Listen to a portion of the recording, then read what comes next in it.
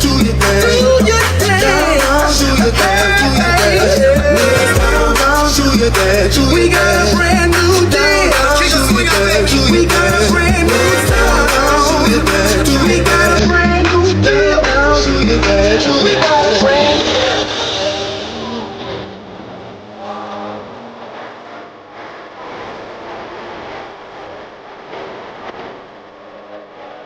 Y'all know what time it is. Let's go.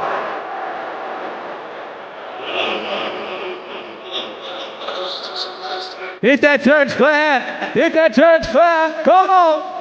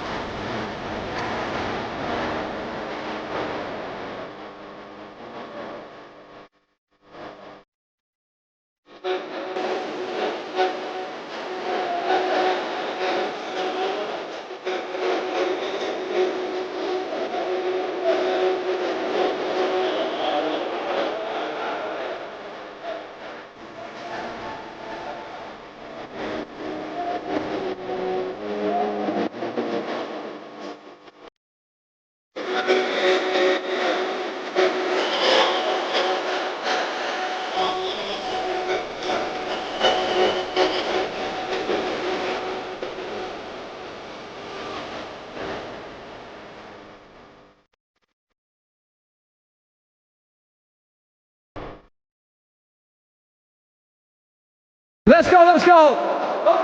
Hey.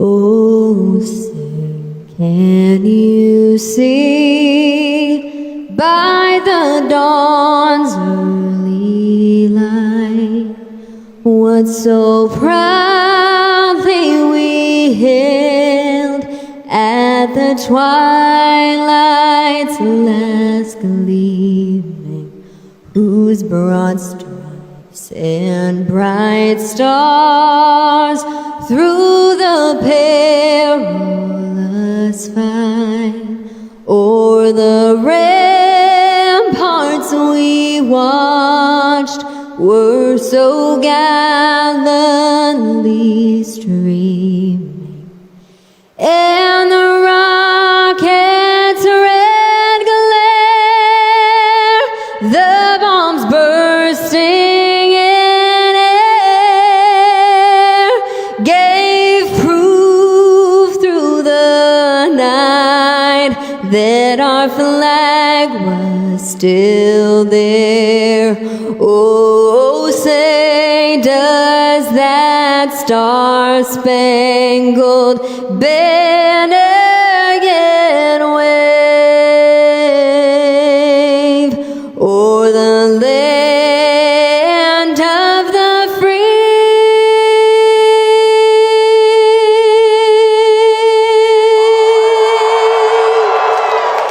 And the home of the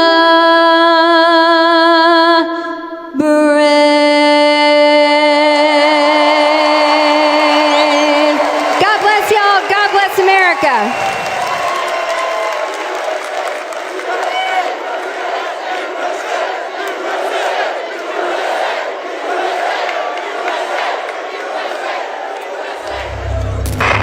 Press and the pundits are predicting a giant red wave.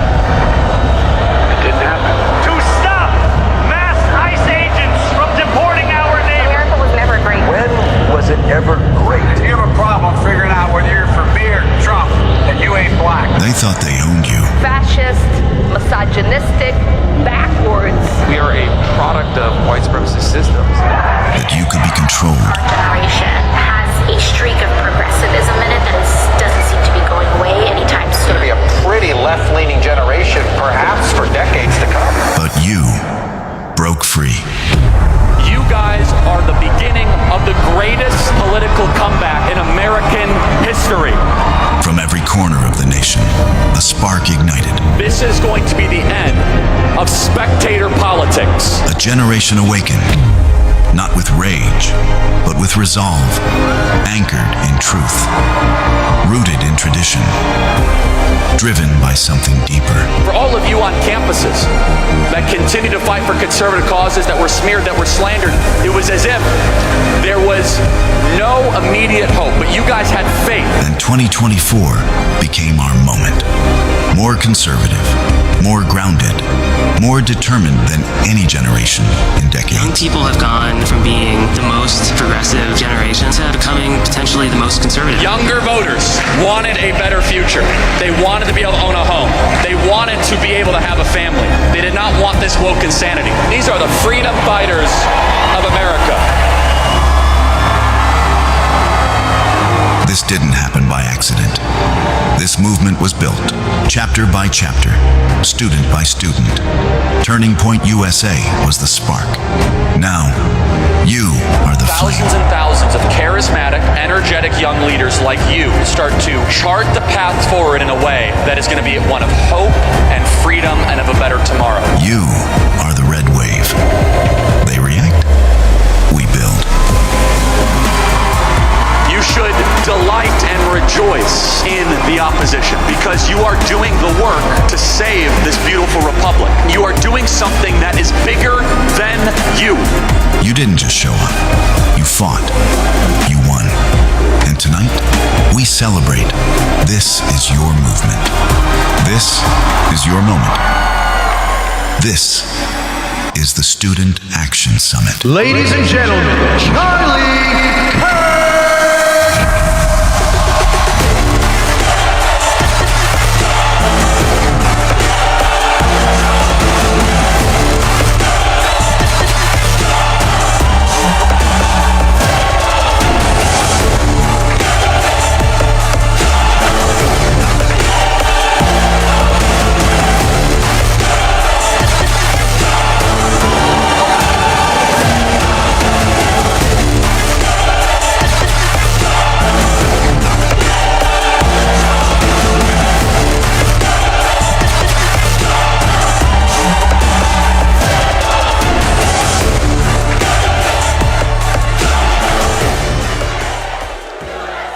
USA.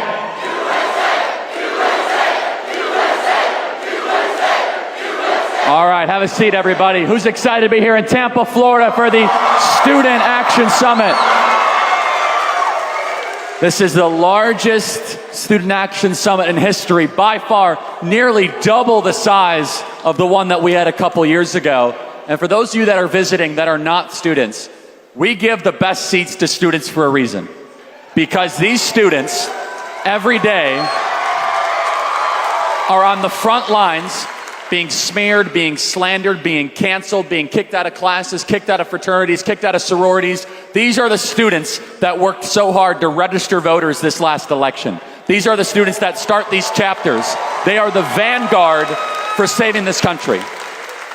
13 years ago, when I first started Turning Point USA and this journey began, if you would have told me 13 years later that we would have someone running for the presidency as a Republican winning the youth vote in major states, I would say, how would that be possible?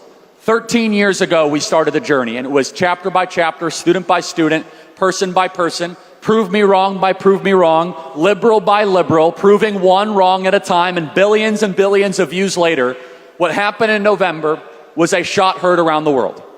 You see, all Kamala Harris needed to do was get younger people to vote at the same margins that Joe Biden got them to vote back in 2020. Did you know that baby boomers moved 3 points more Democrat back in November? Haha. But younger voters moved 22 points to the right in November. The youth delivered the White House to Donald Trump. The next generation rose up in record numbers, and I started to see it at the Prove Me Wrongs across America. We would just start with a couple hundred students, and all of a sudden like 1,000 students would come. And all of a sudden they'd be wearing red hats as far as the eye could see. I said, there's something profound happening in this country. There's something that is deep, that is larger than what the media is covering. And we turned that red MAGA hat from a symbol that everybody was afraid to wear back in 2016. Where now in 2024, we turned that into a symbol of hope, into a symbol of optimism, of patriotism, and taking back our country. Back in November, when we rose up, younger voters saw President Trump as a lifeline. President Donald Trump represented for them a way to try to get everybody's attention that things were not all right for this generation. You see, I spend a lot of time talking to the next generation. We just did an entire Prove Me Wrong with many of you out in the hall. I did over 100 hours of campus debates this last semester, 200 hours in 1 year, over 65 campuses that I visit. And a through line is repeated, whether they're Republican or Democrat or conservative or liberal. There is an angst, there's an uneasiness, there is a worry, there is a concern. And they say in no uncertain terms, Charlie, I'm trying to get my leader's attention. I can't afford a home. I can't afford basic necessities. If I ask a girl out on a date and I get one word wrong, she could report me for sexual harassment. I am surrounded by this political correctness, or if I don't get the pronouns correct of the trans activist next to me in class, it could be the end of my career. My town, my city is flooded by illegal aliens. Charlie, when will my leaders start fighting for me and my generation? I hear every single day from you in this audience, the students, Charlie, why is it that we spend hundreds of billions of dollars on wars abroad, but our own generation has to go endlessly in debt to pay our medical bills and suffer under credit card debt? Why is it that why you, the next generation, have to compete to buy a home against a Chinese oligarch? Let me be very clear. No foreign national should be allowed to own single-family homes until this generation can have the same homes that their parents had. And this angst and this unease built up, and it culminated in the election of Donald Trump. The youth delivered the White House for President Trump. And understand that now 6-7 months later, we've inherited a disordered economy from Joe Biden. If we do not deliver on economic promises, especially for the next generation, if we do not make you owners of this economy, not just renters of this economy, then you're going to see a lot more Zohran Mamdani's.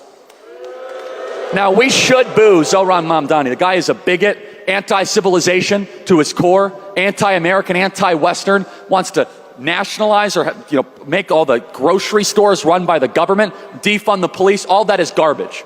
But we fail to understand why he is rising. Yeah, part of it is that people in New York are not like you wonderful people here in Florida. That's partially it. But there's a deeper thing at play. Younger voters are trying to get their leaders' attention. We can't afford anything. Homes are out of reach. I'm tired of renting all the time, and I have zero equity to my name. If we do not solve the economic disorder that is facing this generation, from the debts, the deficits, student loan debt, cost of living, then Mamdani will just be the beginning of what you're going to see in communities across the country. So what is the solution? Well, the solution is what President Trump is trying to do every single day, and we need more of it. We need double and tripling down on it. Starting with those of you that are looking for a job, you should not have to compete against a foreigner for your job. American college graduates should come first. And that starts with President Donald Trump, and this will affect everybody in this room, regardless of age. It is time for the largest deportation effort this country has ever seen. If you are here illegally, you are deported from the United States of America. Period. No amnesty. Repeat after me. No amnesty. Period. End of story. We will not put up with any exceptions, any carve-outs, any loopholes, any exceptions, any asterisks, any iotas. I don't care if it's 10 years or 15 years. We voted for mass deportations. We did not vote for mass amnesty. And we expect our leaders to deliver it and bring back our country to a place of citizenship and Americans being put first. Number two, very important. It is more than past time for our elected leaders to understand that they're going to have to put the economics of the next generation into their calculus. This is something that Mamdani does, but he does it so sloppily. He says, if you're bitter and you don't like the country, vote for me and I'm going to give you a bunch of free stuff. Everybody, endless tax cuts just for the wealthy. That's fine. I like tax cuts. It's good. My radio show does really well. Podcast does well. But I'll tell you right now, you are going to see a massive breakdown of the political order. If people don't own stuff, our politics are about to get a lot more radical. But let's go a step further. We need to celebrate, embrace, platform, and sometimes, if necessary, subsidize getting married and having children. We are not having enough children in this country. This is a national crisis. I don't want to hear about, racism is a threat to America. It's a bunch of horse pucky. Oh, environmentalism, climate change. Do you know what a threat to our country is? We're not having enough babies. Now, my wife and I, we are doing our part. We have 2 young children, and we'll see what else the Lord has in store. But I was fascinated today by talking to our amazing young patriots as part of Turning Point USA. I was so moved, and they say, Charlie, I want to get married, I want to have kids. It's hard to find other people that share my values. By the way, for everyone watching online, if you want to find your future husband or wife, that's why you should be here in Tampa, Florida, because there's a lot of eligible bachelor and bachelorettes here. A lot. But we must prioritize it. We should tell our young ladies that if you want to go be the CEO of a shoe company, that's fine. But do you know what's really going to matter 30 years from now? What's going to matter is whether or not you have the love of your life and you have decided to raise children. It doesn't matter how many trips to Thailand you make. It doesn't matter how many nights out at the club. What matters is what lasts. And what matters is things that are hard. What strikes me about this generation is the most conservative generation that we have seen in well over 50 years. And the numbers show it. This is the greatest generational realignment since Woodstock. We have never seen a generation move so quickly and so fast. And you guys are making all the liberals confused. They thought you were going to be the most liberal generation. But part of the reasons why this happened is those of you that are here in this audience and the millions of people that voted for President Trump and that are part of our movement, you were lied to so repeatedly. Wear the mask, take the vaccine, no prom, no graduation, school closures. America's a racist country. You experienced the worst of the American left. And your politics now is a rejection of all of that garbage. No more political correctness. And you know what's amazing?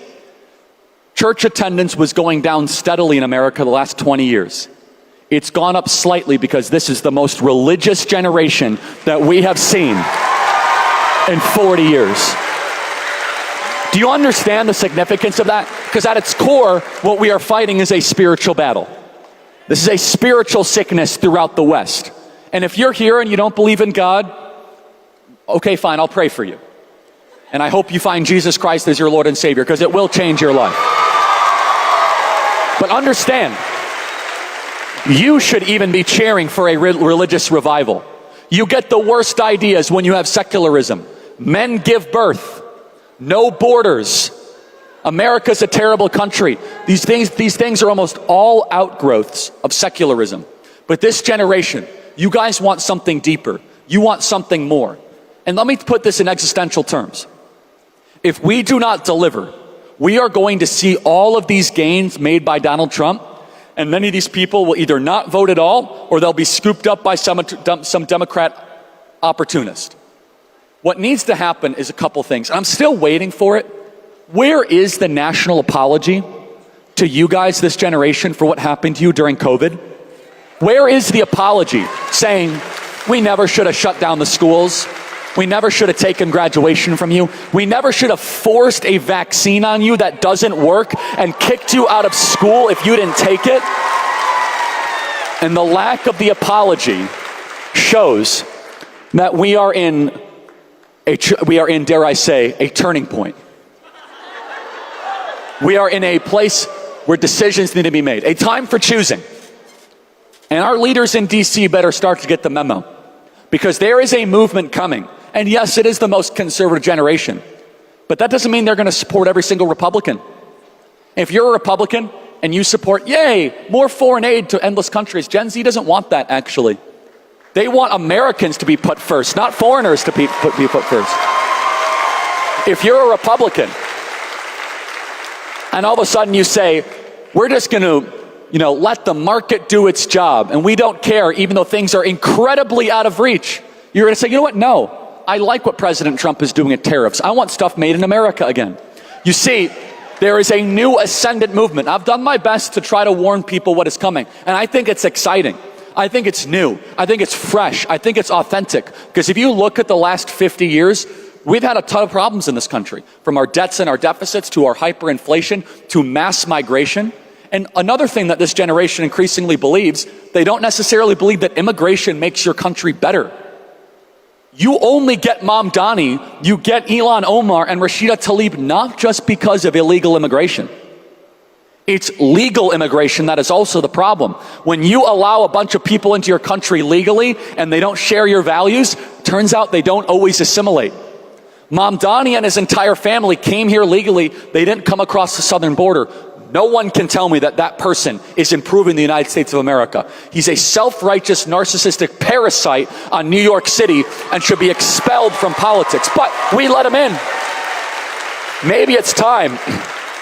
Maybe it is time for us to reconsider almost all of our political orthodoxies. Do immigrants really make our country better? Some do. Some of our amazing Cuban immigrants here that I see in the audience, you've assimilated, you make America better. But if you come from Somalia and you refuse to learn our language, adopt to our customs, and assimilate, I'm sorry, America is closed to the third world until further notice. We are not a dumping ground for the rest of the planet.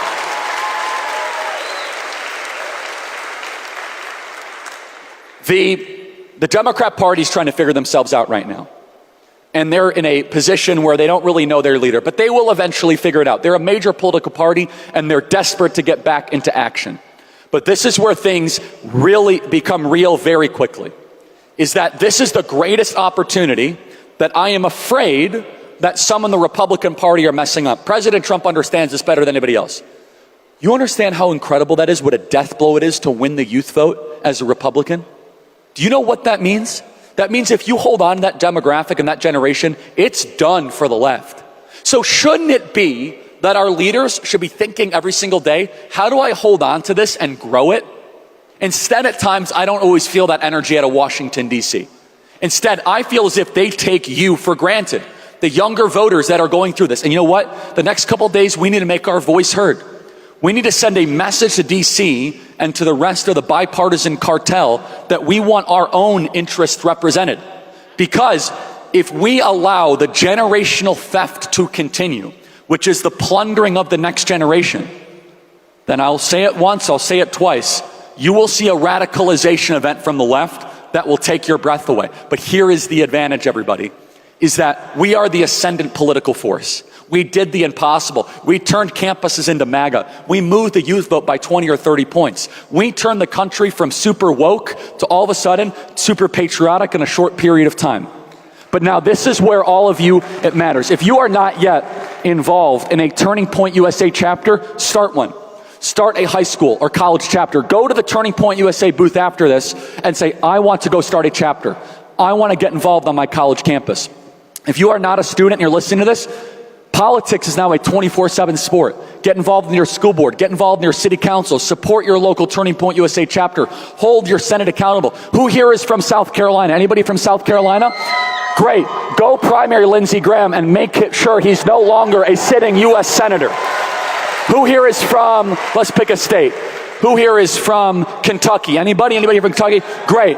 I'm behind Nate Morris. I think he'd be a great person to replace Mitch McConnell. We need to make sure that the Mitch McConnell era ends in Kentucky and does not continue to spread. Everybody, this movement is a grassroots movement at its core. And it's a question the next couple of days. And you're going to hear from a wide variety of speakers. You're going to hear from Tucker Carlson tonight. You're going to hear from Donald Trump Jr. You're going to hear from Megyn Kelly. You're going to hear from Pete Hegseth. You're going to hear from Kristi Noem. And it is time for us to chart a vision. President Donald Trump took the entire country on his shoulders and was millimeters away from having his brains blown out. Oh, and by the way, we're going to remember it this weekend. This weekend is July 13th, where President Trump was this close from losing his life. But everybody, what a tragedy it would be if by divine intervention God saved the country and we decided to just cast it aside.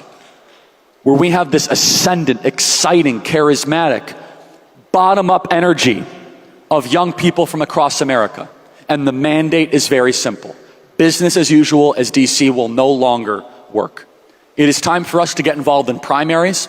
It's time for us to make our voice heard. It's time for us to take over the Republican Party in a conservative image.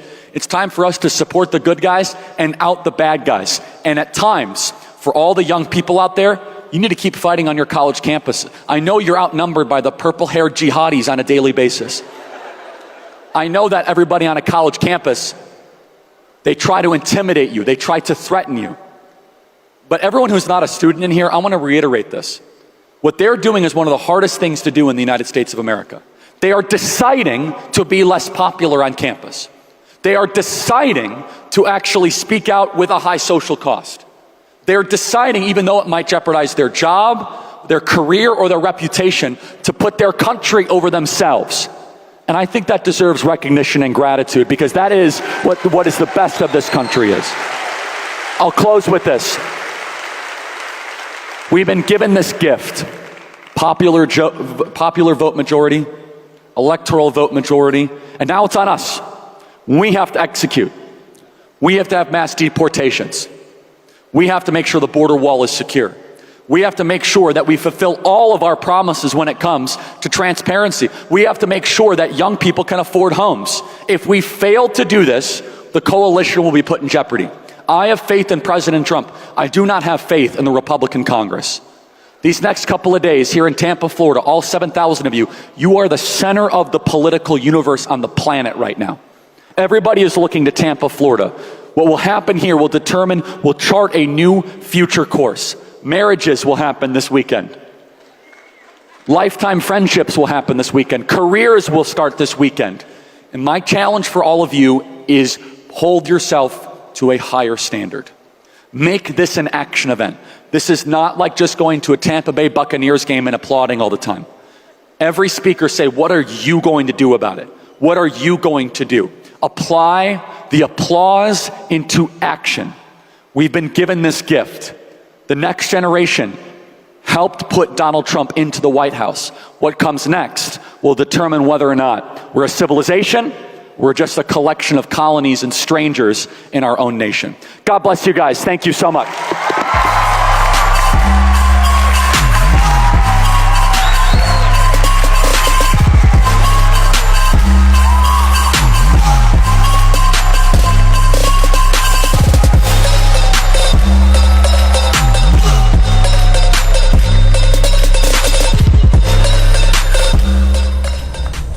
We need to be able to have the confidence, the backbone, to say this thing is true and this thing is false, and moreover, we need to be able to say this thing is good and this thing is bad. We must not be afraid to speak our minds, to state our clear and informed opinions about the world as we see it. All you have is your voice. Speak the truth amidst a culture of lies. Courage is a virtue. Stand firm, take heart, and keep the faith. We will not roll over. Thank you very much.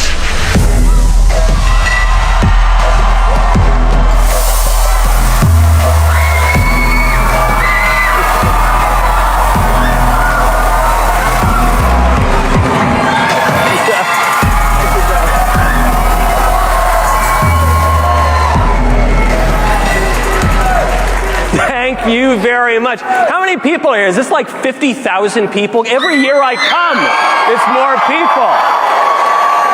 Every year I come, it's more people, it's more pyrotechnics. I'm going to come down in a trapeze next year. This is very impressive. Look at all these bright, young, beautiful faces. Thank you for having me. Always a pleasure to be here at SAS. Want to thank Charlie, as always, for the invitation. Truly a pleasure. Though, I must say, some years are more pleasurable than others. Do you feel this? It feels as though we've turned a corner. Conservatives right now run every branch of government.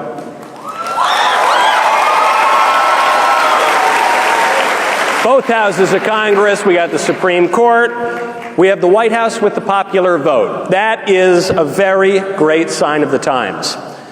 But at a deeper level, something has shifted. At the deepest level, actually. For decades now, we have been lamenting the decline in American religious identity. 5 months ago, Pew Research reported that is finally leveling off. The momentum is shifting. Christ is King. There we go.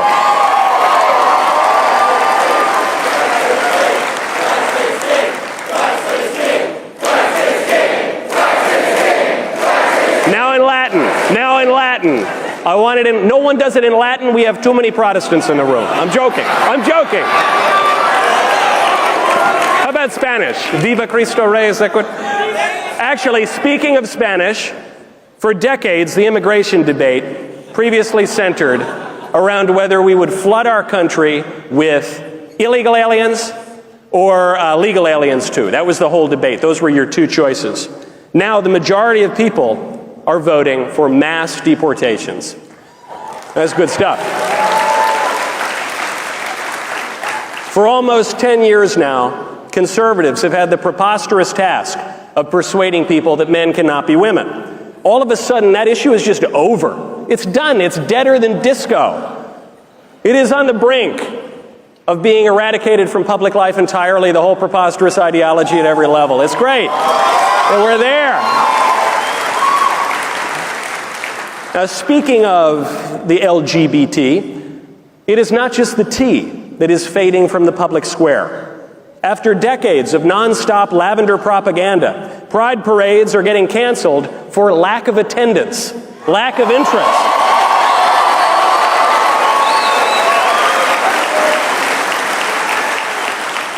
JoJo Siwa is no longer a lesbian.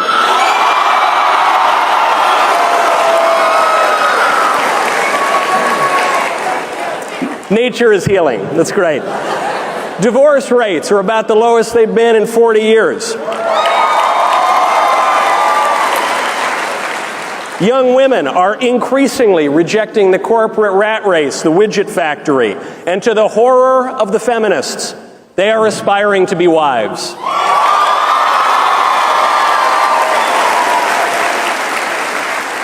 It's kind of funny. since there's this change in pace, this radical change in ideology, has actually caused us to come up with a new term. Have you heard the term? Do you know the term I'm talking about? Trad wife. Do we have, look at all the aspiring trad wives. This is great. Now, trad wife is kind of a funny term because a trad wife is a woman who gets married, has kids, and maybe bakes bread once in a while. In the old days, that was called a wife, but now we have a new term for it. That's fine. It's been so long since normal behavior has been considered normal that we now have to distinguish it with a special term, like it's some new discovery. It's a rediscovery. For decades, conservatives were allergic to the phrase, the common good. We thought it sounded leftist or something, which is ironic because the left hates the good. The common good, the uncommon good, all kinds of good. The left hates it. But we ceded the term to them anyway. We were too cowardly to make substantive claims about what is good and what is bad. We retreated to the same hapless subjectivism that we accused the left of promoting. Now, all of a sudden, this long-standing fetish for procedural norms has all but disappeared. And we are once again, finally, talking about substantive goods. The egghead abstractions are out. The political philosophy of the day is that we want more good and less bad. That's my political philosophy, at least. The real kicker is that for decades, the justification for all that impotent ideology was that we wanted to be liberals. We said this. You don't really hear this so much anymore. But for decades, the right would accuse the left of being insufficiently liberal. We'd accuse them of betraying liberalism, as if liberalism were a good thing. Can you imagine that? We would say things like, I am a conservative because I'm a liberal. I'm a conservative because I'm a conservative. I don't know about you. I'm not a liberal. I'm not an old kind of liberal. I'm not a new kind of liberal. I'm not any kind of liberal. I think liberalism is bad, actually. I think people deserve an alternative to liberalism. I think people voted for an alternative to liberalism last November.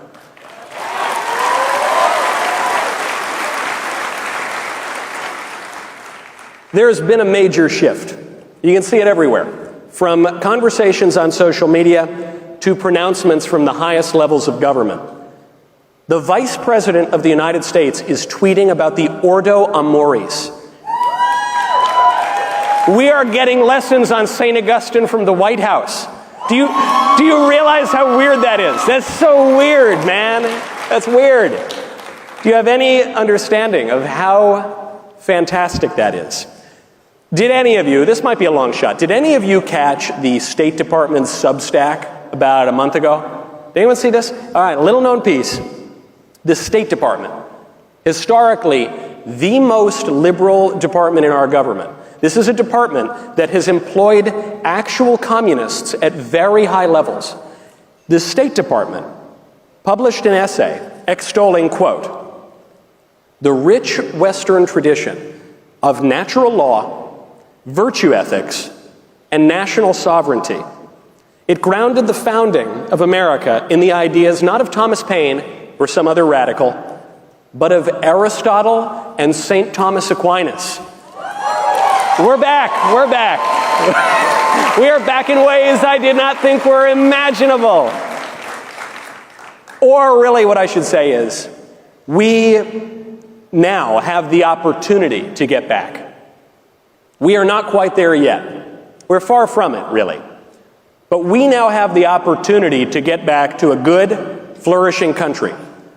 For decades, we believed and said and did lots of obviously wrong things. We said criminals were actually victims, and then we let them out of prison. We said foreigners were Americans, and we gave them privileges that we do not afford to American citizens. We tried to redefine marriage, the fundamental political institution, the most basic human relationship. We tried to blow it up and turn it into something else. We even had the temerity to try to erase God. A country founded as a model of Christian charity on an appeal to heaven, on the premise that God gives us rights and God is our trust. We tried to banish God from our politics.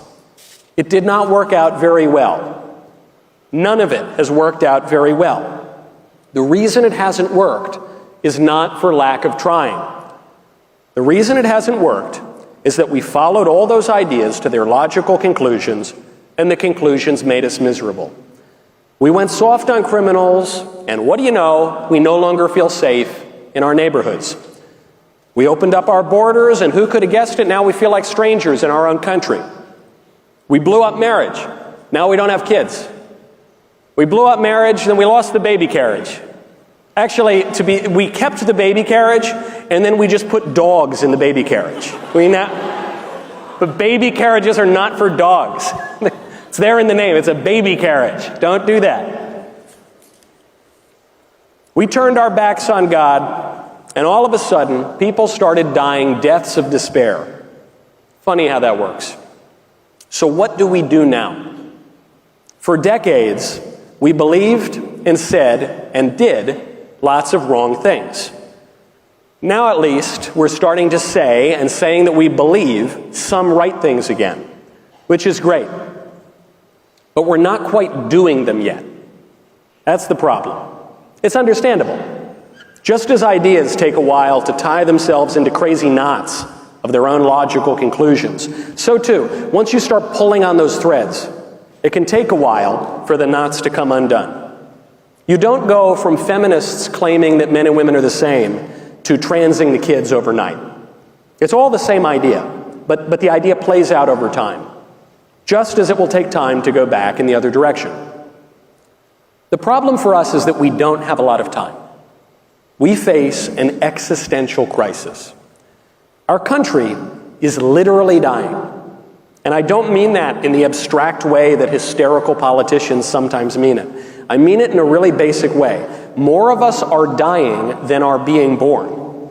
We have not had an above replacement birth rate in half a century. We've tried to hide the problem with desperate policies like mass migration, and those half-cocked solutions have only made the problem worse. Now we are running out of time to fix it, which means now that we have the opportunity to get back to the way things are supposed to be, we actually have to do things. I am glad that women are promoting the trad life on TikTok. I really am. I like it. I'm not on TikTok, but I'm glad. That's wonderful. But trad wives aren't on TikTok. That's not where they live. They don't. They're not. Going to TikTok to be a trad wife is like moving to Skid Row to get over your heroin addiction. It's not going to work. I am glad that people are saying that we should have more kids. But you know what's more important than talking about having more kids? Do you know? Yeah, having more kids. That's the more important thing. You're right. And it's harder to do that, by the way. It's actually easier and more fun to do it. The first part of it to do it is easy. But the raising them, the having, the paying for them, that's a little bit harder. But it's infinitely more important, and we have to do it. I'm really glad that the fashionable atheism of the fedora tippers on Reddit has become a punchline. That's great. I'm glad that the Zoomers are posting Crusader memes and doing internet apologetics. I love it. I look at a lot of it. But you know what's more important than all of those performances? Going silently to church and praying every day and availing yourself of the sacraments.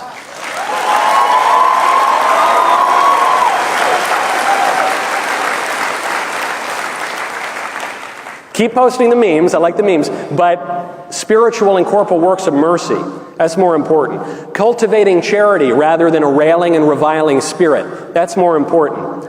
Those things don't get you as many likes, but they matter. They are what we need to do to get us where we need to go. We are living in an extraordinary time.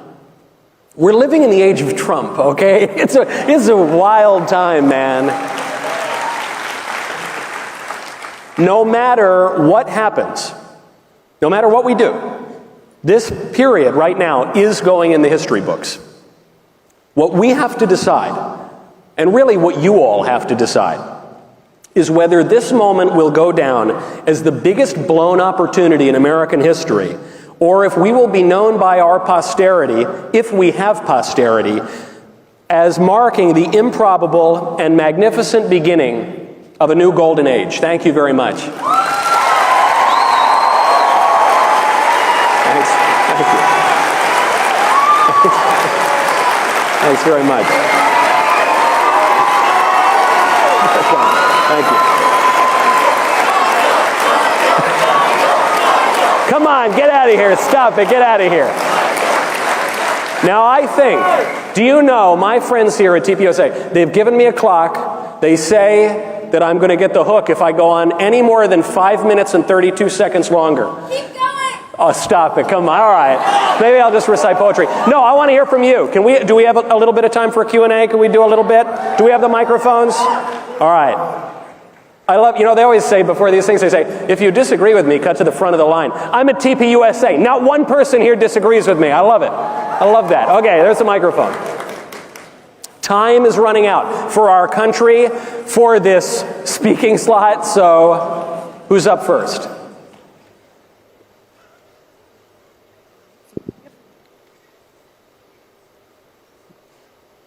Hello? Hi. Huge fan, Michael. Watch the show every day. I wanted to ask why so many Catholics are liberal. I'm Catholic. I have Catholic friends. I try to be as traditional as possible. It's difficult for me to get to the nearest TLM, so I usually go Novus Ordo. But because I'm from Miami, many of my friends and family are Hispanic and by default culturally Catholic. Yeah. I wanted to know your perspective. How could some of my friends have drawn incorrect conclusions and basically become libs? I blame Joe Biden and Nancy Pelosi, really. No, I'm joking. It was a problem before them. I blame them for a lot, but not that. It's because Catholicism is a sticky identity.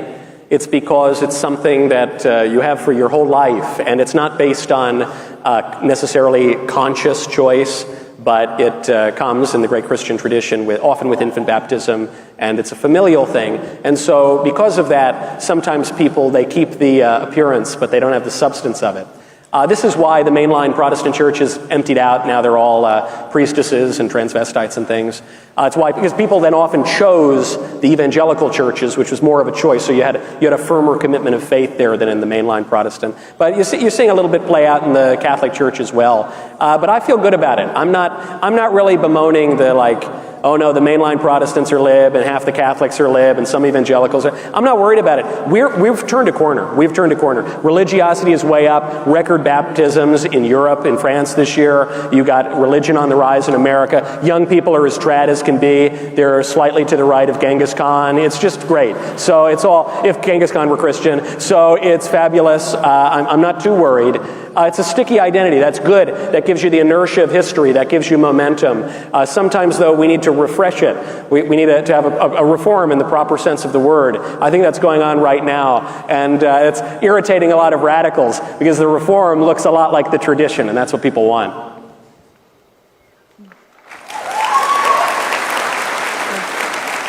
Hi, Michael. This is Joshua again.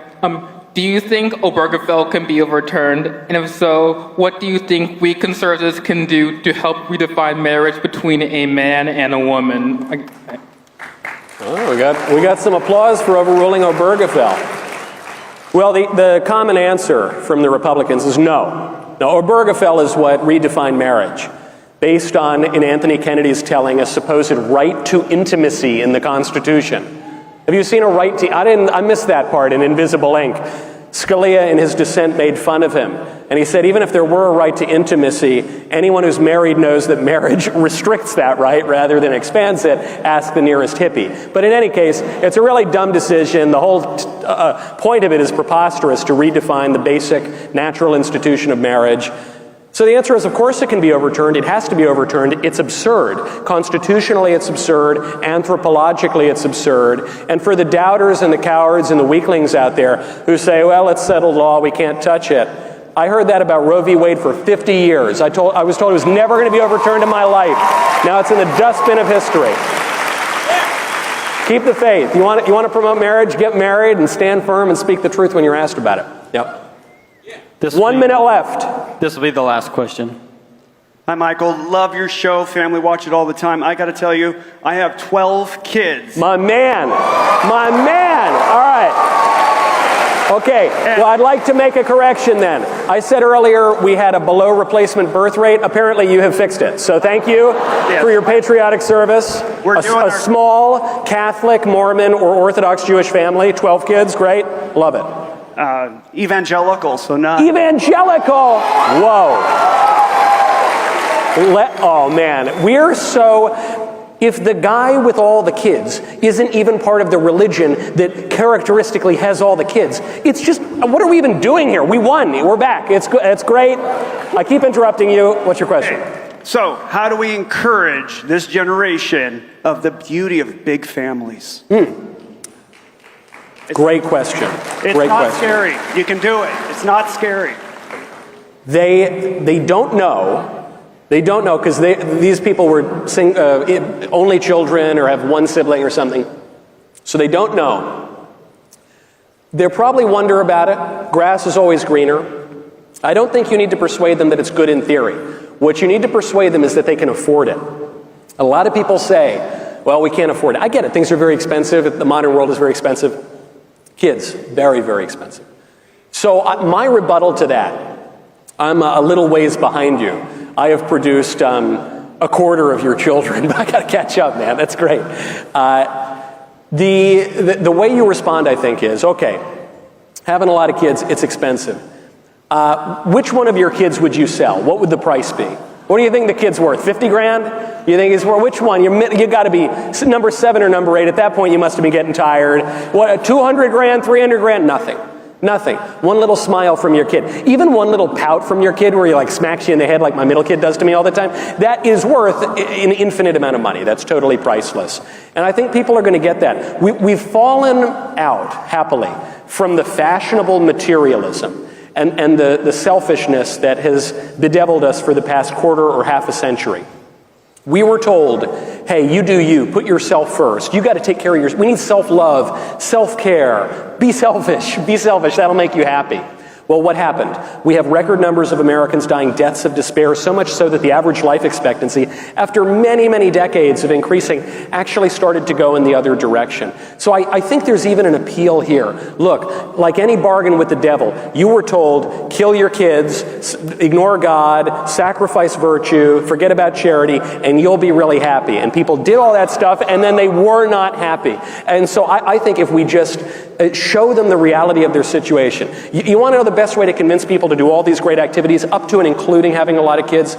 Show them a mirror to the modern world and say, there is another option. We can choose that other option now. You are going to be leading the way in choosing that other option. Thank you so much. Thank you for having all your kids. Thank you, kids, for being here. God bless you. See you next time. Thank you. Thank you. Thank you.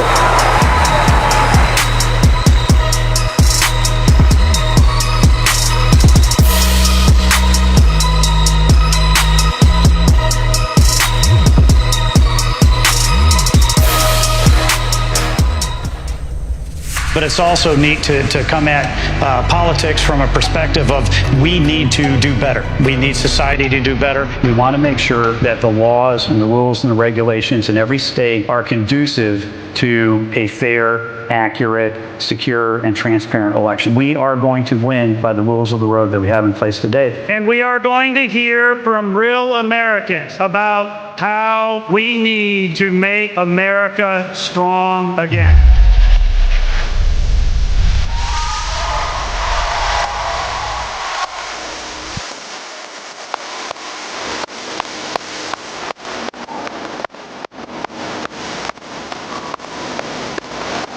Well, God bless America. And God bless Florida. I got to tell you, I got off that plane today I was in the car heading over here to Turning Point. I got on my phone, I texted my wife and said, man, it smells like freedom. And it is great to be here with a lot of people who help make sure that we are going to be a free and a strong country for a long time to come. You know, elections have consequences. You think about where we were 4 years ago.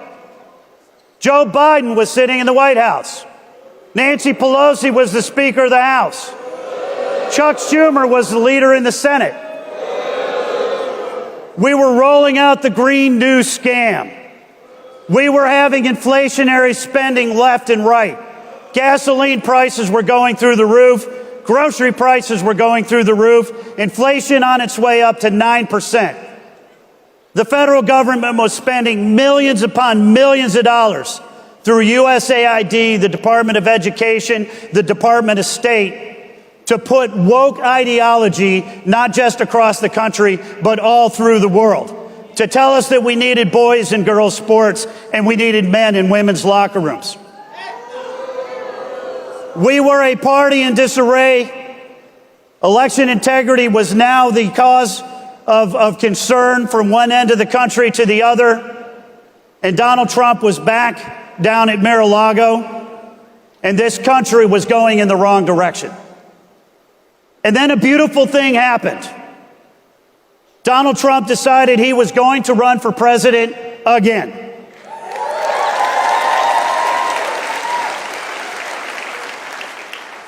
And then we went through the 24 election cycle. We saw the greatest political comeback in American history.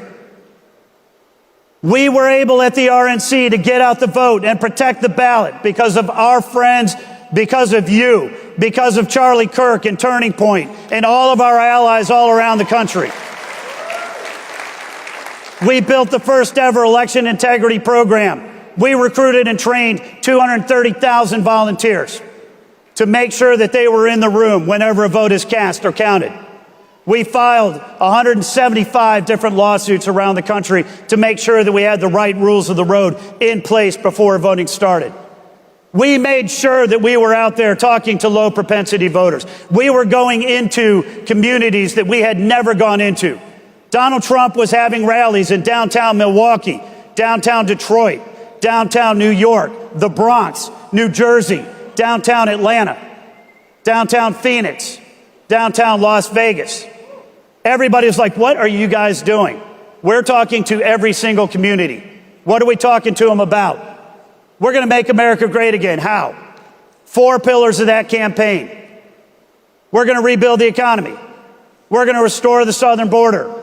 We're going to keep our kids and our communities safe, and we are going to be the strongest nation on the face of the earth.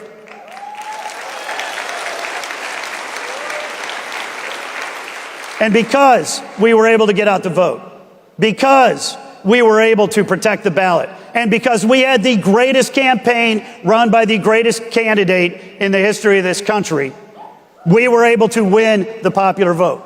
We were able to win all 7 battleground states. We were able to win 312 electoral college votes, and we were able to send the Democrats packing back out into the minority in the House and the Senate and put Donald J. Trump back in the White House. So here we are 4 years later. Not much has happened in the last 6 months, in case you guys missed it. Right? Grocery prices are down. Gasoline prices are down. Inflation is down. The economy is starting to tick. We've seen the southern border absolutely secured.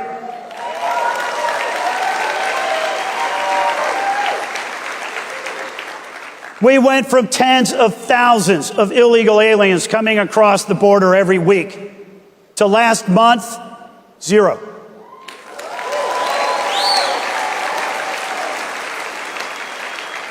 The stream of fentanyl has been shut off. The stream of sexual trade has been shut off. Our border is secure again.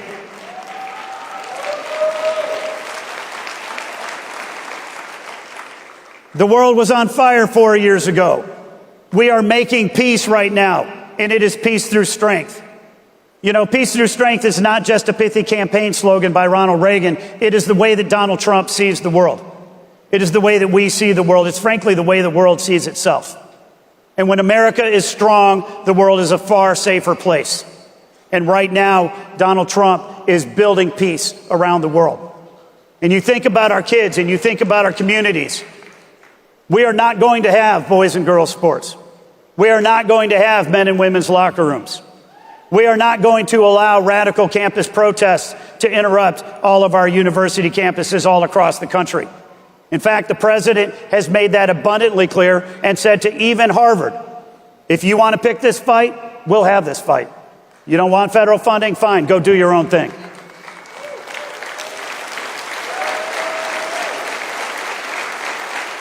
So what we've seen over the last 6 months is promises made and promises kept. But that campaign that we just went through was so unbelievably important. And you think about how we were able to win that race. Because we talk a lot about mandates and we talk a lot about landslides. But the fact is, we won the general election by about 2 million votes, around 1%. We won North Carolina by 3 points. We won Pennsylvania by 2. We won Georgia by 2 points. We won Nevada by 1 point. Michigan by 0.8 of a point. Wisconsin, 26,000 votes, 0.6 of a point. It's not a landslide in every respect. And our agenda is absolutely not complete. We have a lot more work to do. Now, I've got to give Congress a lot of credit for passing the one big, beautiful bill. When you think about that legislation, it means that we're going to have no tax on tips. We're going to have no tax on overtime. We're going to have no tax on Social Security. We've extended the Trump tax cuts permanently. We also have national security provisions in that bill. We have energy security provisions in that bill. We have border security provisions in that bill. It's an amazing bill, and thank God Congress got it done. But we're not finished yet. We have a lot more work to do, and that gets us to where we are today. Because we can't just sit back and say, hey, we're here.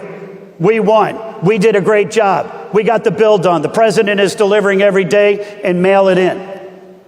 The Democrats are absolutely unhinged. They are doubling down on the failed agenda that they ran on last time. Every single one of their leaders, Jasmine Crockett, AOC, Bernie Sanders, Kamala Harris, Tim Walz, Zoran Mamdani. People say that the Democratic Party is leaderless. There's your leaders.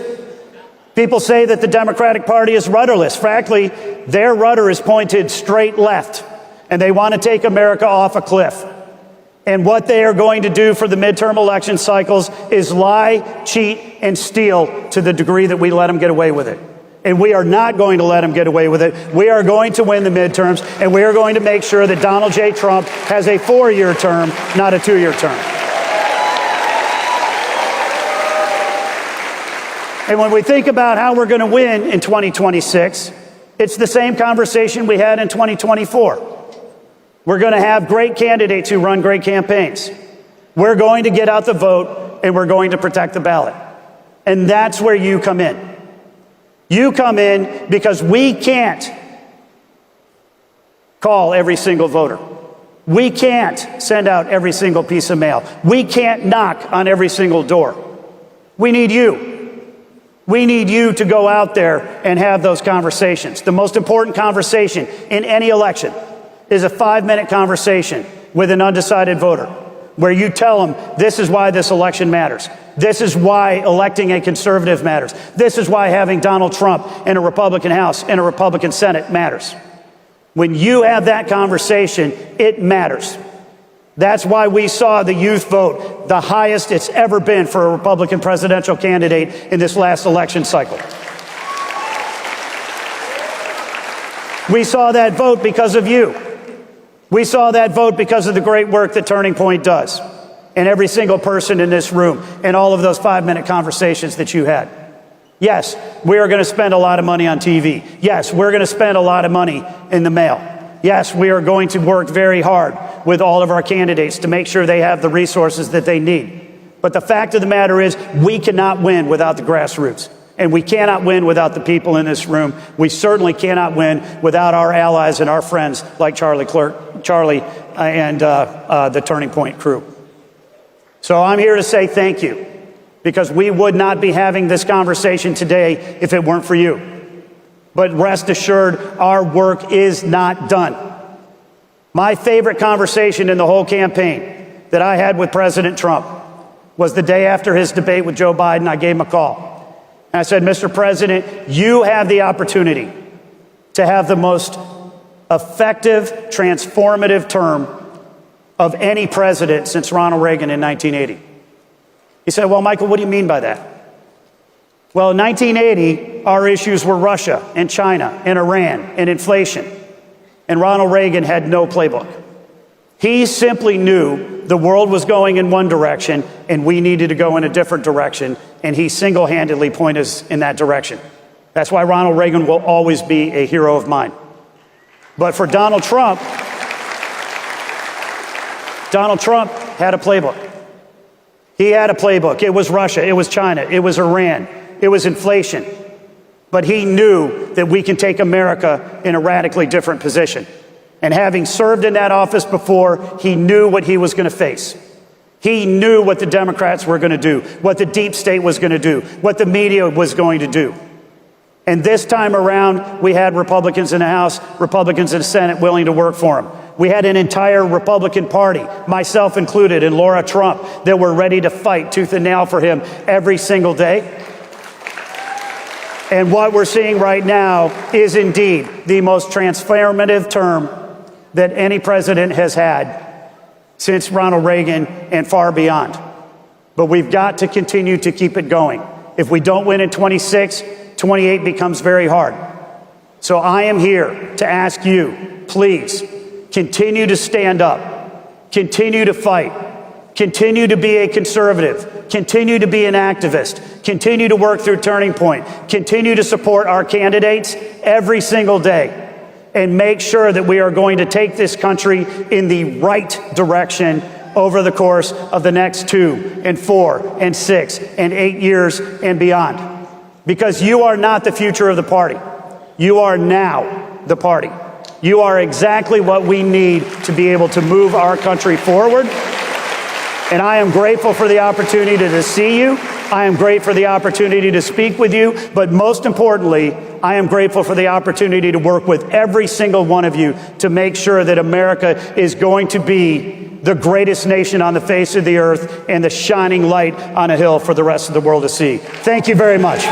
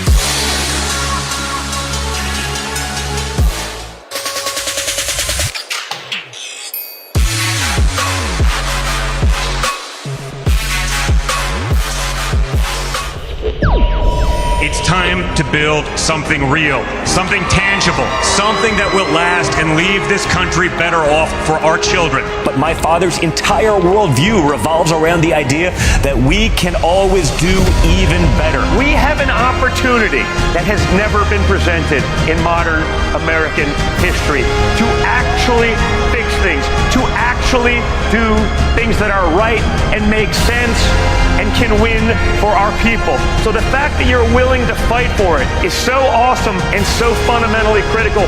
That's what America was founded on. That's what it's all about. Ladies and gentlemen, Donald Trump Jr.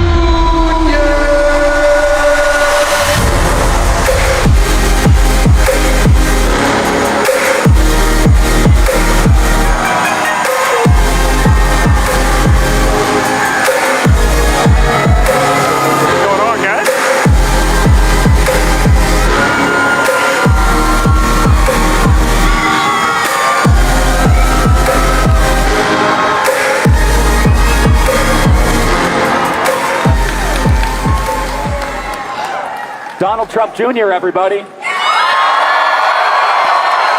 What's going on, guys? Man, Charlie, I remember when we were starting these out, and it was like that. You know, it was like this. It was like your average first 3 rows. It was like your average political meeting where there was like 12 people in a room, and this is awesome. And there were no young people. And now we have thousands and thousands of young people from all across the country. No, it's amazing. And thank you guys for doing all of it. I know it's summer vacation, and it doesn't seem like there's ever a vacation anymore. It's always nuts out there, but it's amazing to see you guys as involved as you are, watching what's going on, being vocal, having that next generation in there is so fundamentally important. So I just love seeing you guys out there. So thank you for all of that. It really makes a big difference, and it was obviously huge last November. Yeah, and the theme of what we're talking about is fulfilling the mandate, especially for the younger voters in this audience. Last week, the One Big Beautiful Bill was finally passed and signed into law. And one of the components of the One Big Beautiful Bill, the most important, is fully funding ICE, fully funding the deportation effort. What would your perspective be? Your father has said no amnesty under any circumstances whatsoever. Talk about the need for mass deportations and how we will not put up with any amnesty whatsoever. Listen, it's so fundamentally critical. I mean, it was really the number one issue we all campaigned on. We see what it did to so much of America, what it did to so many communities, and honestly, what it did to so many of the low-income communities in this country where people were just sweeping those jobs, and ultimately everyone's potential American dream was getting wiped away. And so the Big Beautiful Bill, the funding of the wall, the funding of ICE is so fundamentally important to actually getting these things done, right? We saw what we could do about just the border itself. But now you have 20 million people probably. I imagine they don't even know. Just getting in there, they're getting all the benefits. You know, the benefits that you guys pay for yourselves, that your parents probably paid for all of you guys. They get that with no contribution to the system. And that was by design under the Biden administration. So to have the funding to start the mass deportations, but more importantly, the parts of the bill that literally cut off all of the freebies that were just draining our coffers, but more importantly, were a calling card to the rest of the world. Be like, come here, we'll give you everything.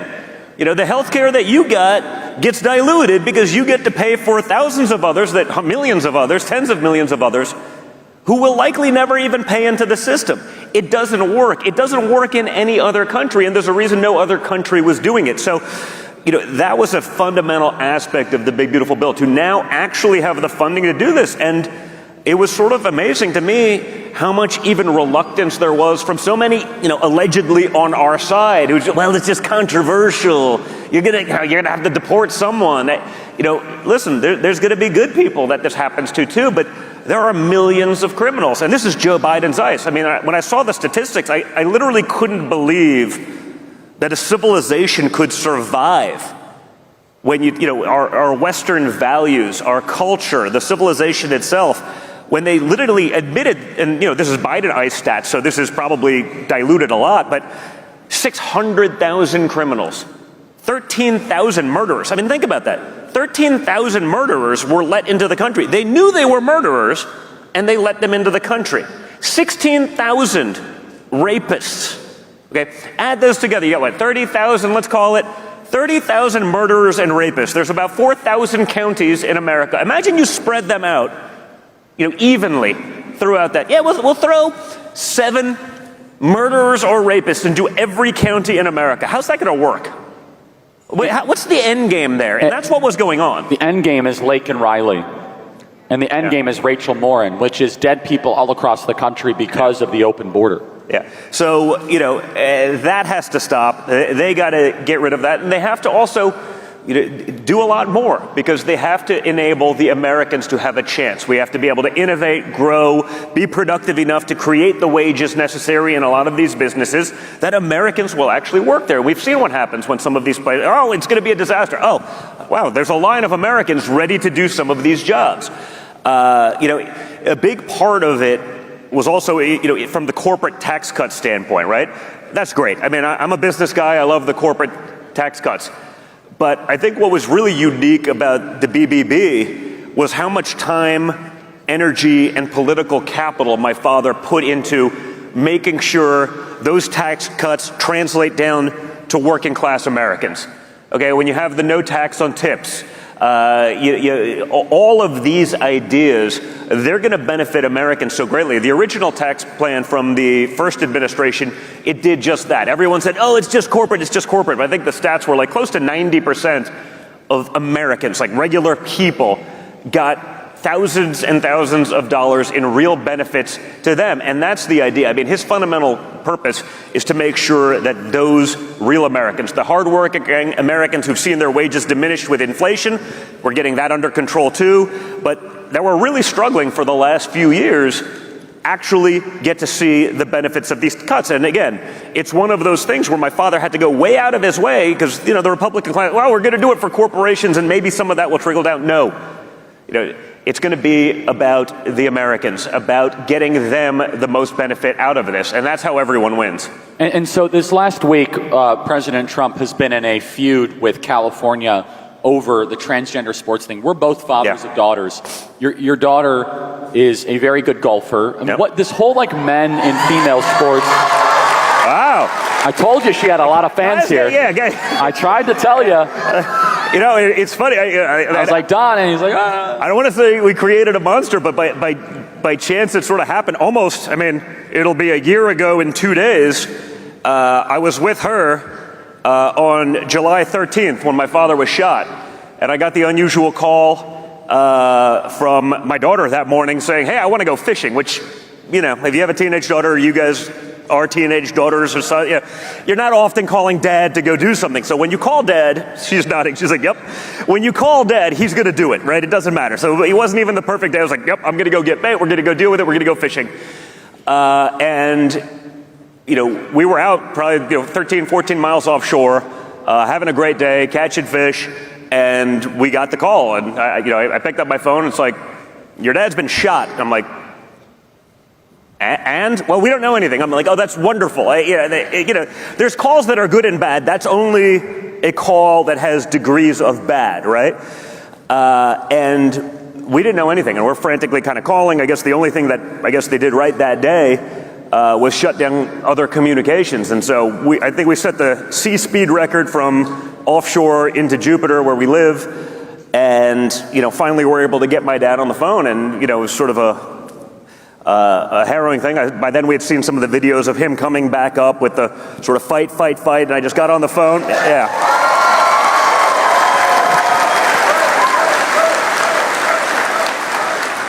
Yeah, I'm not usually at a loss for words, but that was one of those where I was like, I got nothing, but I was like, that's the most badass thing I've ever seen. I was like, I'm not sure if it's like tactically the most intelligent thing I've ever seen either.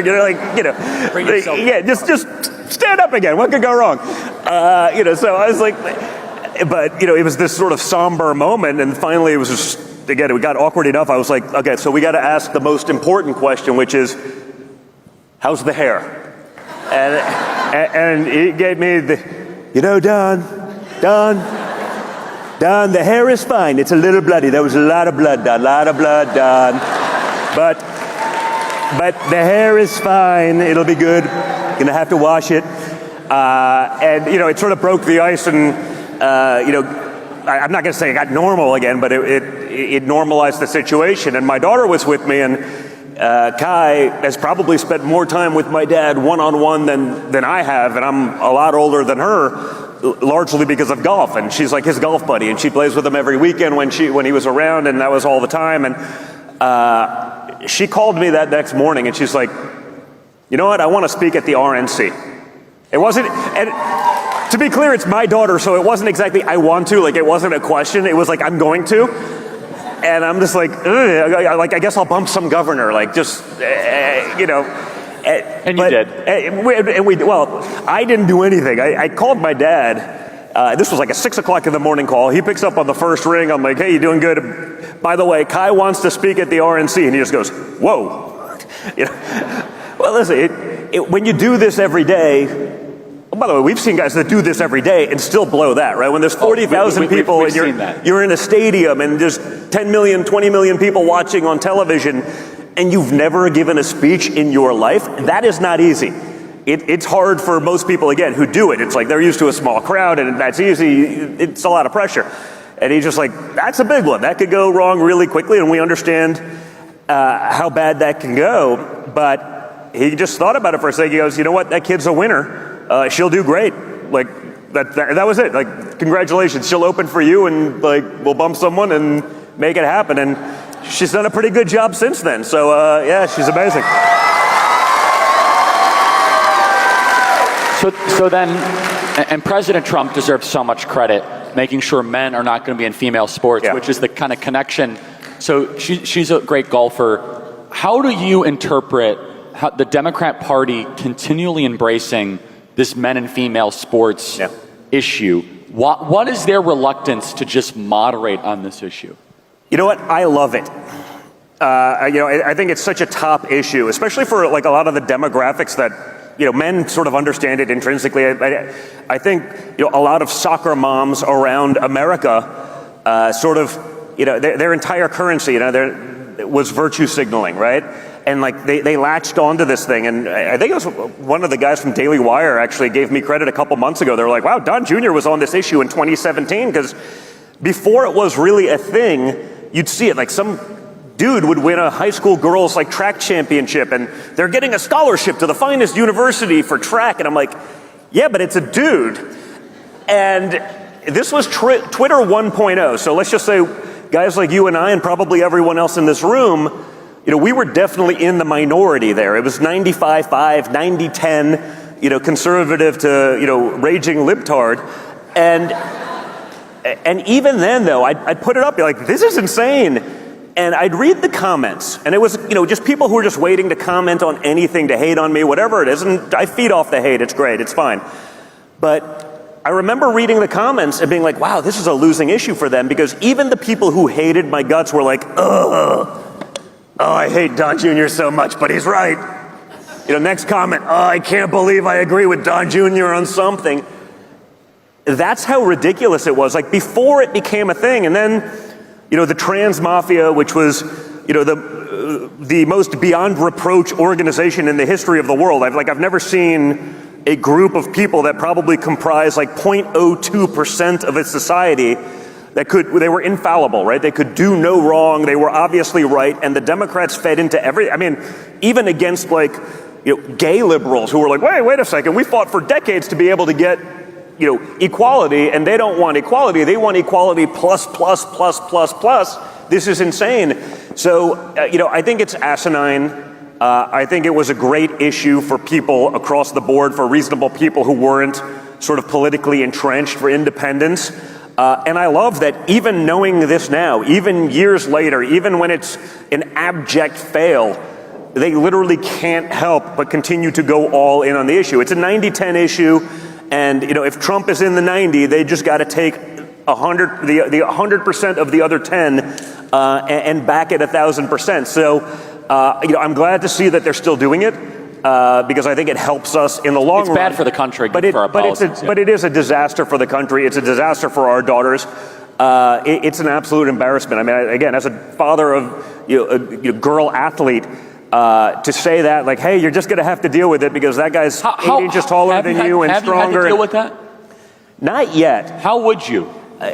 I'd be vocal. I'd be. And what's your advice loud. for parents that have to deal? I mean, I think dads need to start rising up and saying, we're not going to put up with this stuff. I mean, what is this? No, hey. Because I know you. I don't think you would put up with this. No, come on, not even like. And this will get me into trouble. But like, you have to call it out. Yeah, enough of the nonsense. Like there's no political capital in destroying your child's future. To be woke, to be able to get the applause, from that crowd who hates your guts anyway. And so, I think it's so fundamentally important that we all have to become unafraid to speak up on these kinds of issues. And when you do, you realize there's actually a lot of us. It's the vast majority. But again, for years, we've been put into these corners. There was a time where if you said these things, you'd be canceled. You'd be thrown off social media. You'd be thrown out of the PTA meeting. You couldn't do that. So we have to stand strong for this. I've gone through enough of the child athlete sports thing. I have 5 kids.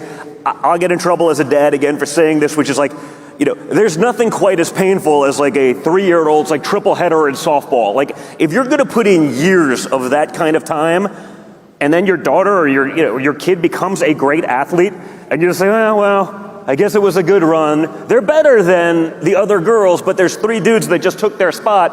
I guess we're just going to take it. That's not going to work. That's the way society fails. So in closing here, Don, because I know that, and thank you for being generous with your time. You got a packed schedule.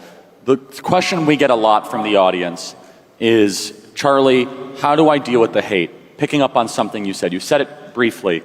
You said, the hate fuels me. I love the hate. Yeah. Because if you look at these amazing students, and do you notice, Don, we give the best tickets to our students? They should. Right? These are the warriors right here. And so when they say, Charlie, how do I deal with the hate at my high school? How do I deal with the hate at my college? You are uniquely positioned to be able to answer that because you've been hauled in front of Congress. You've been investigated. You've had a decade of hate. I think you have the second most death threats in the country next to your father. Yeah. How do you deal with that? And what's your advice to the patriots of all ages that don't know how to deal with that kind of hate?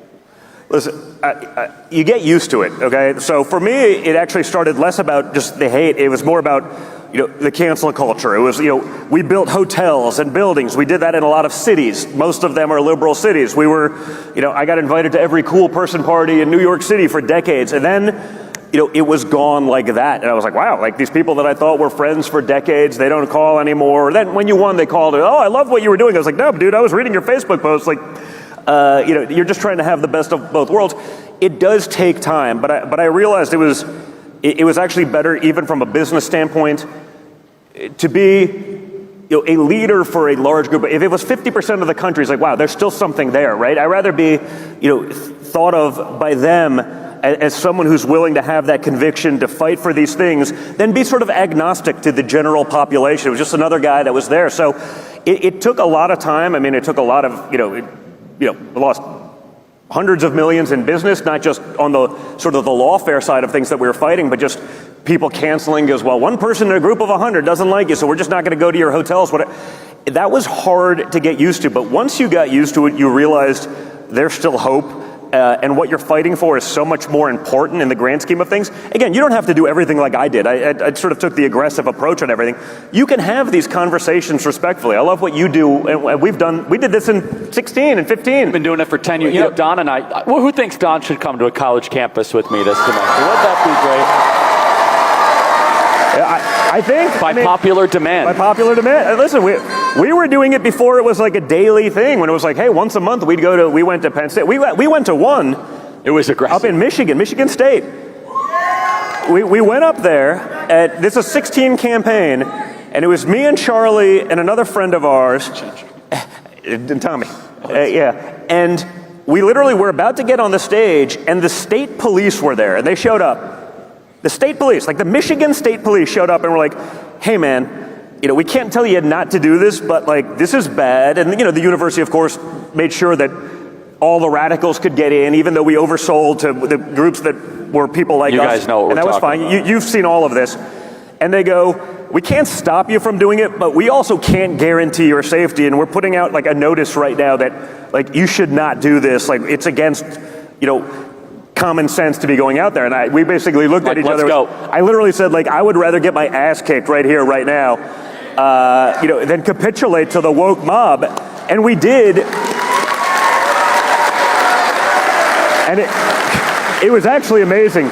We were backstage, we were about to go on, and like, what was it? It was like the offensive line of the football team showed up, like, it's like, we love you guys, we're just here if anything goes wrong, don't you worry. Like, I mean, these guys were like our unhired, unannounced, like, security detail. I'm looking at this guy, I'm not a small guy, I'm 6'1", 195, and I was like looking at this guy, I was like, I don't want to meet that guy if he's on the other side, but like, we went out, and the energy in the room, there was a tension, and our guys sort of hit these guys with facts and reality, and just sort of shut them down. And so, what Charlie does when he goes there, he doesn't lose his cool, he keeps his temper, he talks about facts, and you realize their arguments fall apart so quickly because they don't actually have anything other than sort of the high-level soundbite that they're talking about.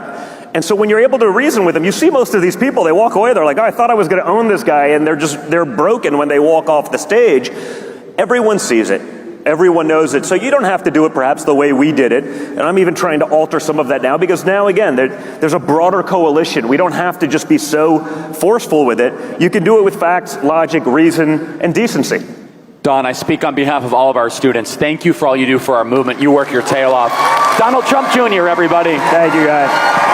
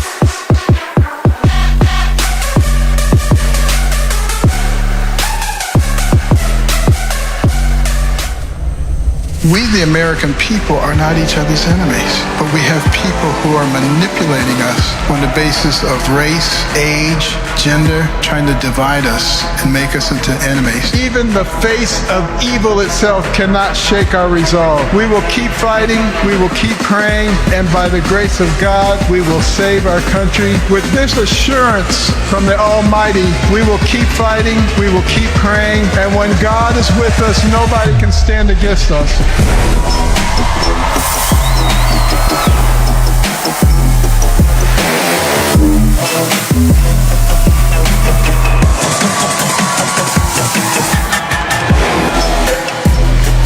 Hello, everyone.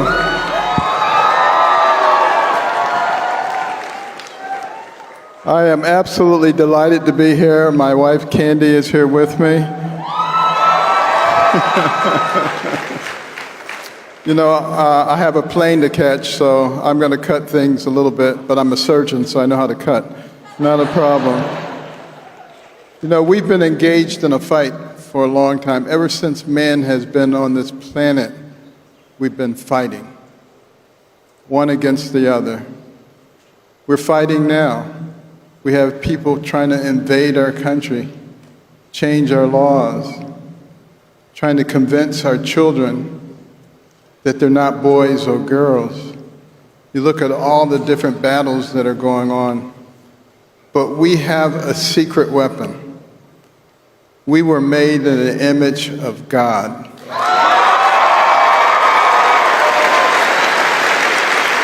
That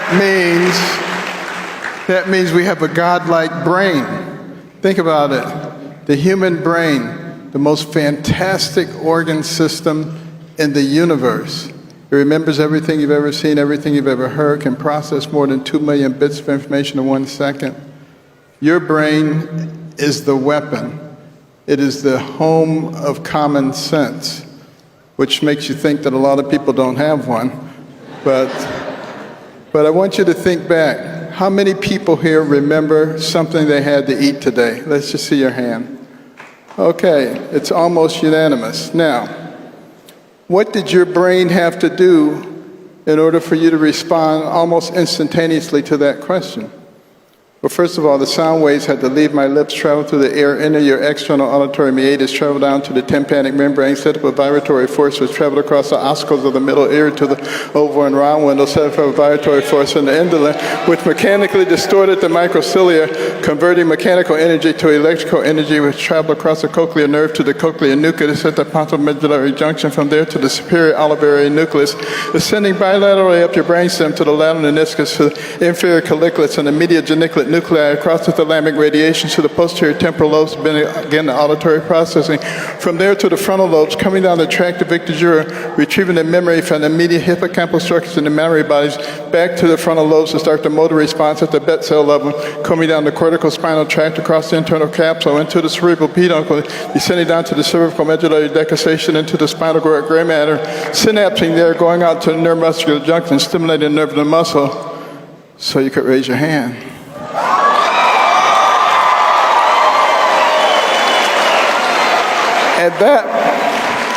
And that's the simplified version of what your brain had to do, and you barely even had to think about it. Now, can you imagine what our brains are capable of when we actually put our minds to something?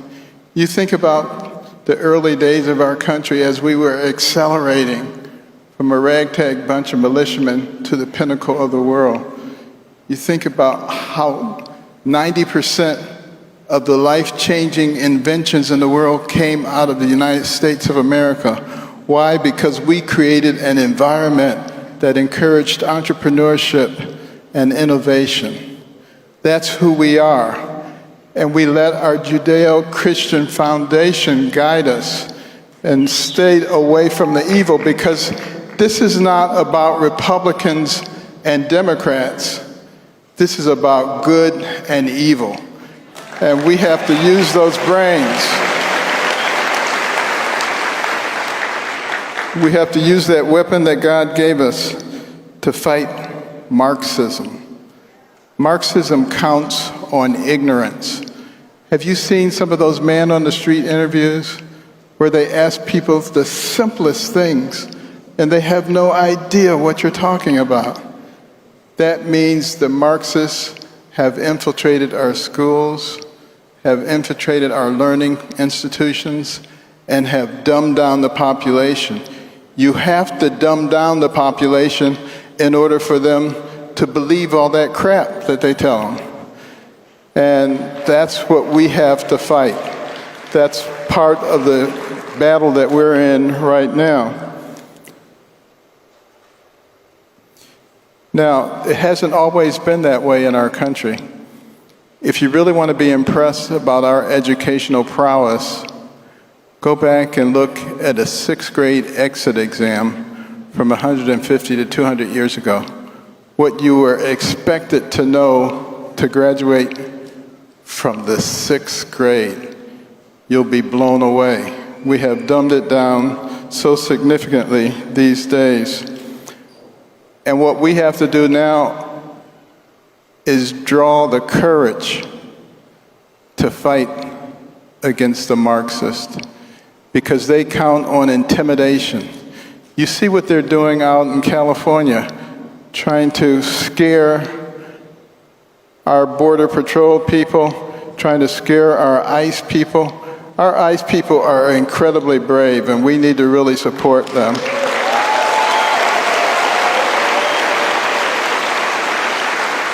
But they would intimidate all of us. They would have all of us standing in the corner afraid to say anything. And we must recognize that we have to be the bold ones. You know, fear is the thing that changes our lives. I remember as a youngster, I was afraid of dogs.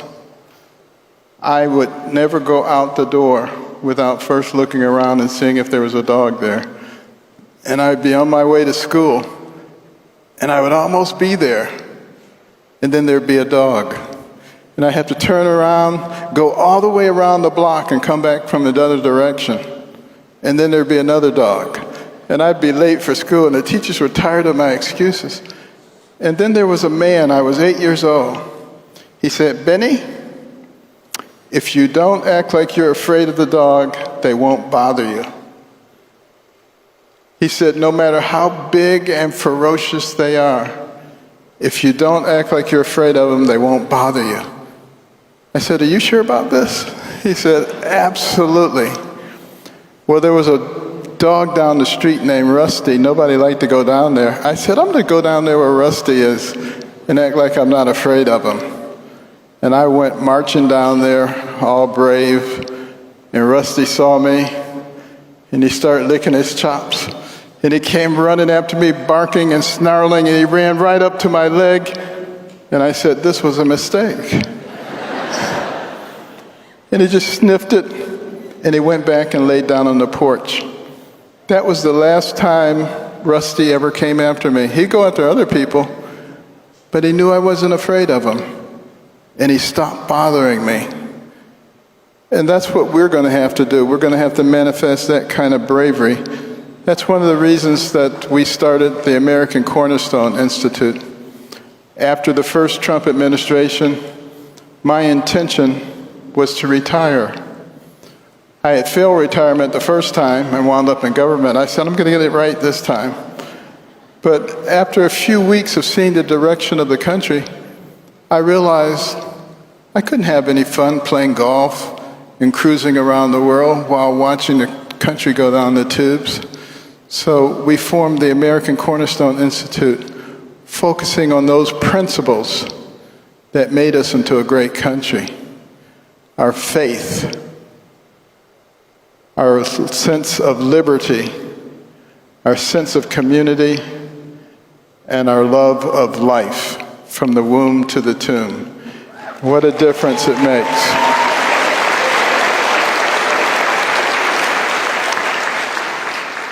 And the courage is the thing that really guided me throughout my whole medical career. I remember I was a resident at Johns Hopkins, and that was before they turned radical. And I was on call that night. All the attendings were away. We were having a national neurosurgical meeting, except for one that was left behind to take care of emergencies. And a young man was brought in. He had been beaten with a baseball bat. He was unconscious, his brain was swelling, he was going to die. The only thing that could save him was a radical operation in which you took out part of the frontal lobe and part of the temporal lobe to create space in the skull. I had seen that operation before, I'd never done one, but it didn't matter. I was a resident, I couldn't take him to the operating room by myself anyway. So I called for the attending, couldn't reach him. The nurses called for the attending, couldn't reach him. The paging operators called for him, couldn't reach him. The young man was dying. I had to decide, what am I going to do? Am I going to risk my career and take him to the operating room and do an operation I'd never done by myself before and break all the rules? Or should I do the safe thing and just intubate him and put him in the ICU on high doses of steroid and let nature take its course? And what I did is something that really has guided my whole life, not just my medical career. I prayed and I asked God to give me the wisdom to know what to do.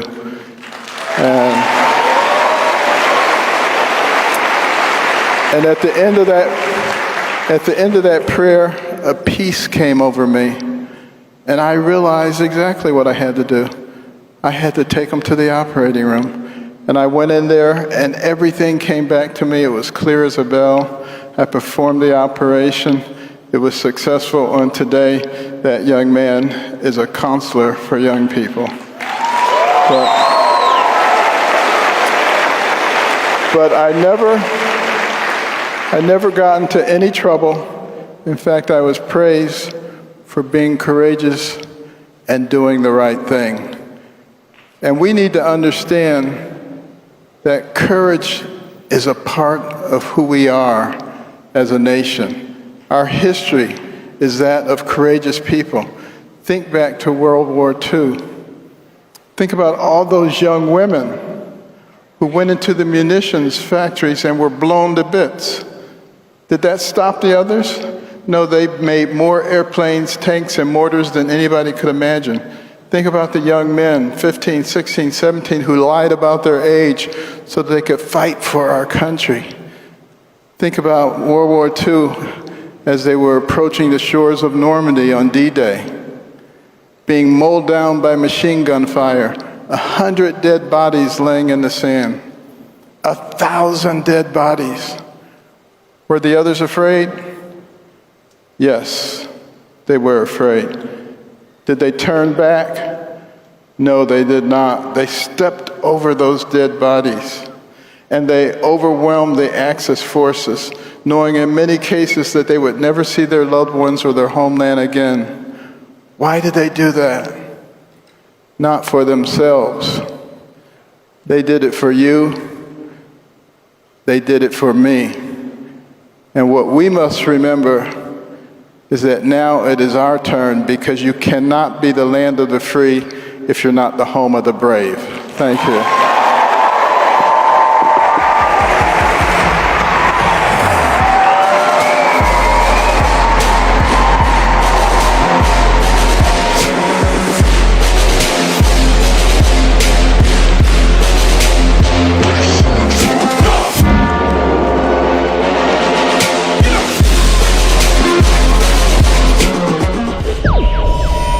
Capitol Hill, working with President Trump, we are going to deliver and save the greatest nation man has ever known. I've been there in every city in this country fighting hard to win this election. But the thing I know is that we're not going to win future elections without you. Transgenderism for teenagers is gotta stop. They say they're pro-choice, but not if you want a choice over what your kids are taught.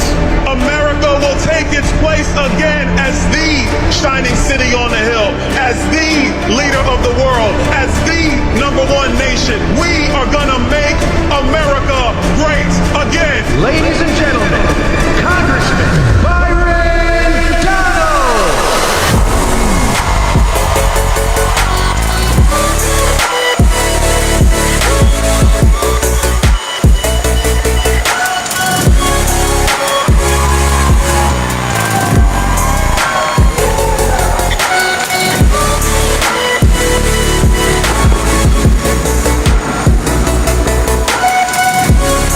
Student Action Summit, what is going on?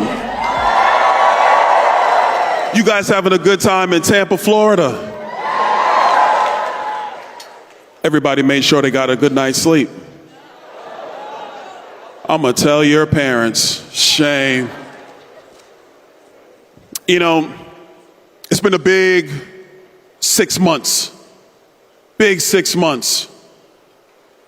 Donald Trump has taken Washington by storm. The Republicans on Capitol Hill, we actually passed one big beautiful bill.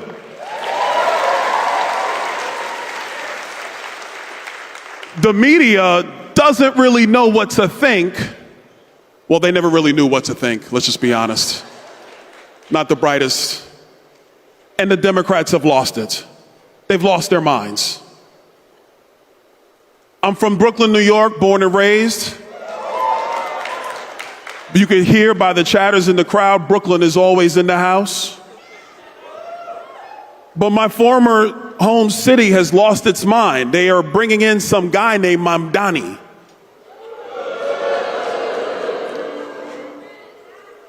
I mean, you can boo the man because the ideas are crazy. This guy wants to bring back government supermarkets. I say bring back because the government used to be in the food distribution business. For anybody who's old enough, they will tell you that if you were poor, like I was, in New York City, like I was, you would stand in lines to get cheese, peanut butter, and a bunch of other things. The government would give the stuff out. I've stood in those lines as a young kid. That's just the history. That's the truth. The government's so bad at it, they got out of that business and just gave people these things called food stamps. We now call them SNAP benefits. And that's what they gave people to go to the supermarket and buy it for themselves.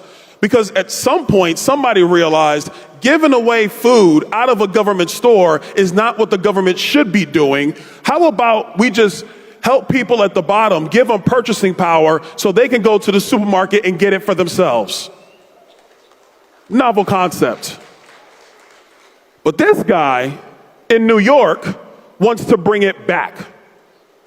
He somehow thinks that he is smarter than all economics, that all of human history, and thinks he can actually deliver for the people of New York City. So as a guy who's running for governor in the great state of Florida,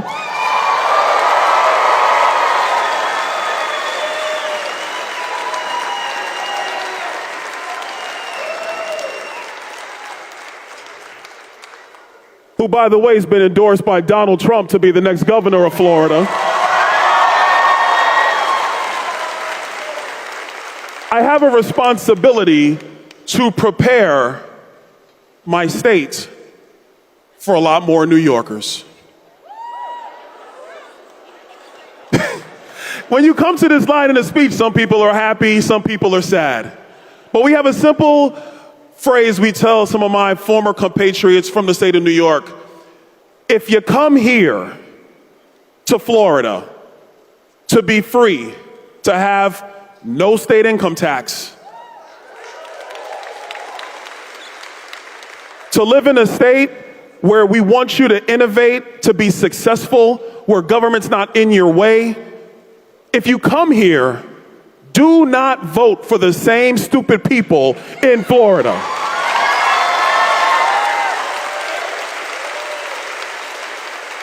Don't vote for the same stupid people.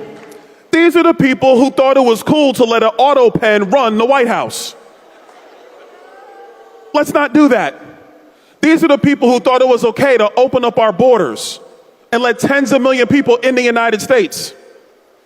These are the people, and this is one of their bright ideas that actually didn't get adopted. These are the people who thought it was okay for the Treasury Department to spy in every one of your bank accounts if you spent more than $800 in a calendar year. That's how crazy the Democrats have gotten. This stuff is sick and it's nuts. These are the people who believe in a central bank digital currency. These are the people who believe that just by raising more taxes and spending more money, that somehow we will all be prosperous.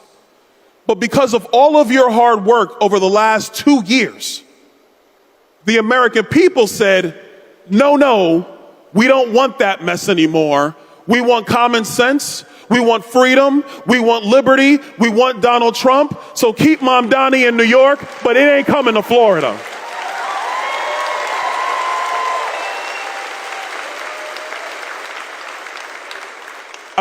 Can I tell y'all a story? So last year in the presidential campaign trail, I was all over the country campaigning for President Trump. I was everywhere. It was wild. Honestly, it was a surreal time because, you know, I'm from inner city Brooklyn. I moved to Florida almost 30 years ago at the age of 17. I went to college in Tallahassee, FAMU in Florida State. Go Knowles. Those are my guys right there. It's my guys. Although I'm running for governor, I love all of our universities. I love them all. We have the best university system in the entire country. It's a beautiful, beautiful system. So as a guy who came here with nothing, I never thought in my wildest dreams I would be a surrogate for a candidate for president of the United States. And because I'm from New York, I really never thought I would be a surrogate for Donald Trump. It's like a New York thing, you know? Something I never really thought was ever going to happen. But it's happening, and we're going all over the country. And my team would schedule events, and I would go into different arenas, you know, different symposiums, conferences, everywhere, talking about the president's agenda, what we were going to do to make America great again. And one of my colleagues, you know her, she was supposed to debate me a couple times. the president refers to her as Crockett. And so Crockett was supposed to debate me. And a funny thing happened. Her schedule would always change. I would be ready to go. My team would say, all right, sir, she's coming in, you're going to debate about this stuff. And it would change. And miraculously, she couldn't do it. I think I remember one time we were in Philadelphia and we were supposed to do a debate for NPR. And all of a sudden, her schedule changed. And the reason why the schedule kept changing is because we understood very quickly that when you try to debate somebody who knows the facts, has the substance, brings common sense, and has a better argument, it's better for your schedule just to change. It might be better for you to just find something else to do. You see, we live in a country where it is your voice that is what truly matters. Not a lot of us who are on stage or even do TV interviews or on social media. It is your voice. And the way we expand that voice is that we need hardworking people from all walks of life who decide that they're going to give a little bit of time to this experiment called America. Just a little bit of time. That's what so many of you in this crowd and so many others who couldn't join us this weekend here in Tampa, this is the hard work you did last year. And look, I get it. As somebody who's knocked doors, trust me, I've knocked doors. I've knocked doors in the heat. I've knocked doors looking like this. Can you imagine knocking doors in a suit in July in Florida? He's shaking his head. He's like, nah, man. Nah, we're not doing it. But you got to look good, baby. You got to dress for the job. You got to show up at the door and be like, I'm here for you. And so I've knocked doors, done it. I've been on the phone, did it. I help people find what list they were going to look through to call, been there. I know the hard work all of you have done. And that is how you extend that branch. That's how you reach the people of our country. It's door to door, call to call, person to person. We will find candidates, we will bring candidates who will uphold the principles of conservatism, the principles of liberty, who fight for America, who are always going to stand on the right side of history. But if that candidate doesn't have you, well, that's a tree that just falls in the forest with no one around. That tree doesn't make a sound. And so I will tell you, political activism is critical for the future. I get it, man. We're riding high. Listen, Donald Trump is on a win streak. We've never seen anything like this. We've never seen anything like this. I mean, it's just win after win after win. People are excited. Like, I'll be honest. When I said I'm in and I was going to back the president, I backed him because I knew he could step in day one and turn this country around. I knew it. In part because, yes, he had been there. And he knew all the stuff from Trump 1. And coming into Trump 2, it was going to be very, very different. And they are moving at light speed. But I'll be honest with you, I didn't even think it would be moving this fast. It shocked me. But that is because the president has surrounded himself with like-minded individuals who are committed to the agenda, and they're committed to you, the American people.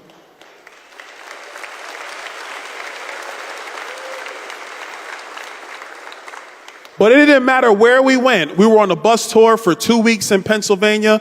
It didn't matter. If we were in Pennsylvania working hard, it had to be people in the crowd who were going to be there standing with us. To you young people at the Student Action Summit, let me tell you this. We might be winning today. Florida is red today.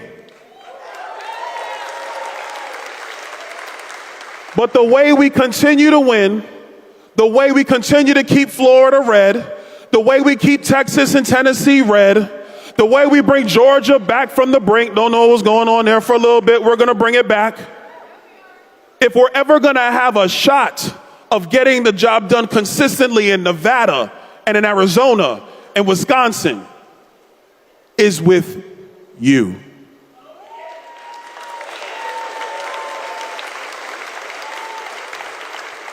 You're talking to a guy who 15 years ago nobody ever heard of. I walked into a Tea Party meeting and they were like, who's this guy? But at least he wants to learn about the Constitution.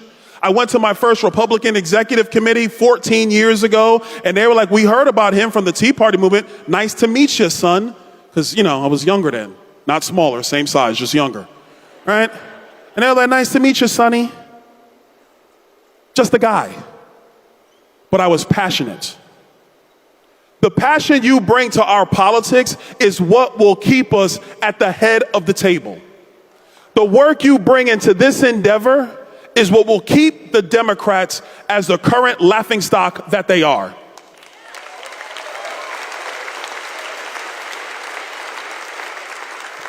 I mean, I don't know. Has anybody seen like the Democrat approval rating lately? It's like 20%. I mean, that's bad. It's good for us, sir. You're right. It's good for us. Bad for them. But when you have bad policies, what do you expect? When you have bad policies and run worse people, this is what you get.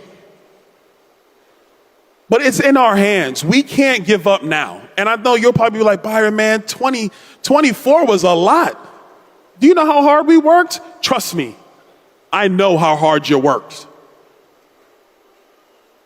But constitutionalism, representative democracy, does not function without an active and motivated people.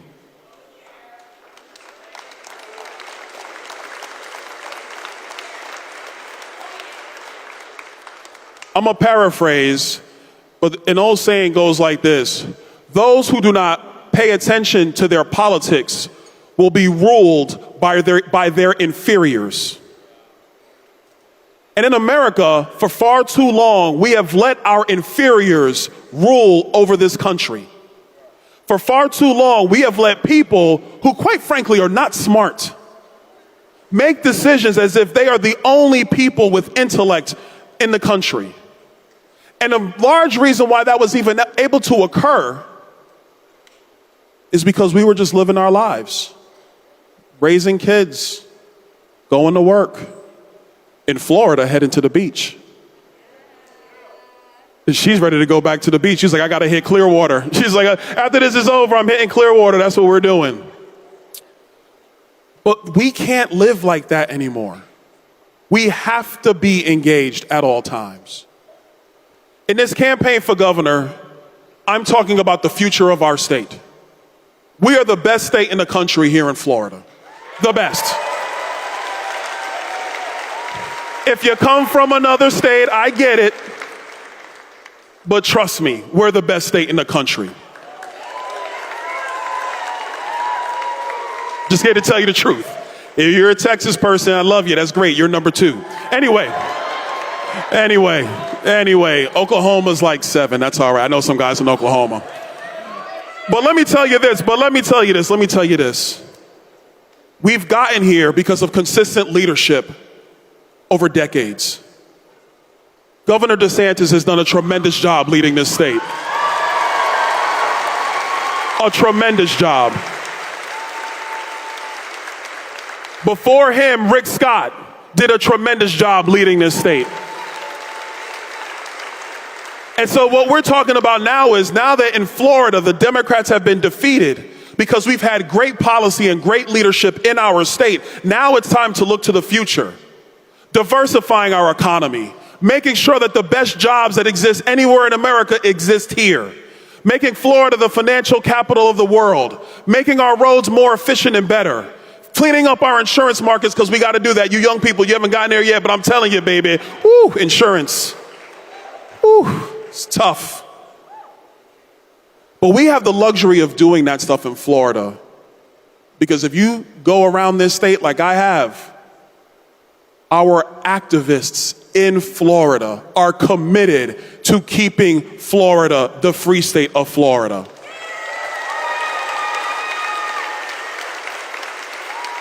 They're committed. I know so many of them from my time in the grassroots.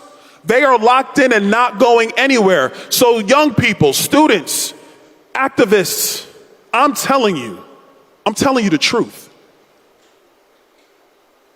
There is no movement, there is no party that can stop young people active for the right principles, the principles of liberty and freedom for the future of America.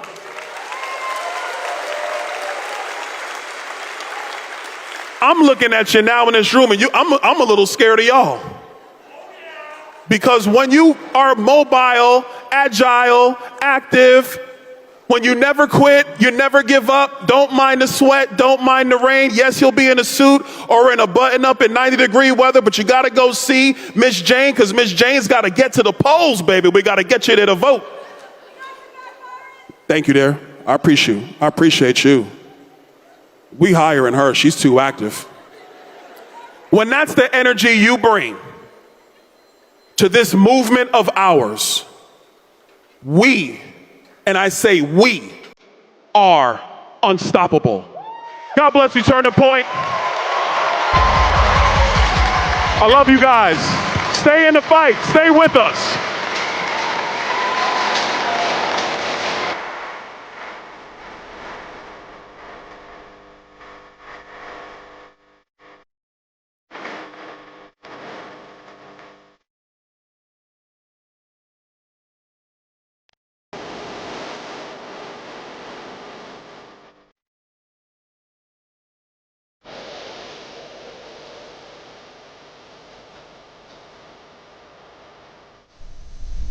As a parent, I should be able to pick and choose how the education system is going to serve my student best. We have to bring the free market into the education system. What values are going to be taught to them in the 7 or 8 hours a day that they are away from them in schools? Wasteful programs that are doing nothing but promote divisiveness and all their DEI and CRT nonsense. We want to protect home education. Take the mantle, do what you need to do for your children, and don't apologize for it.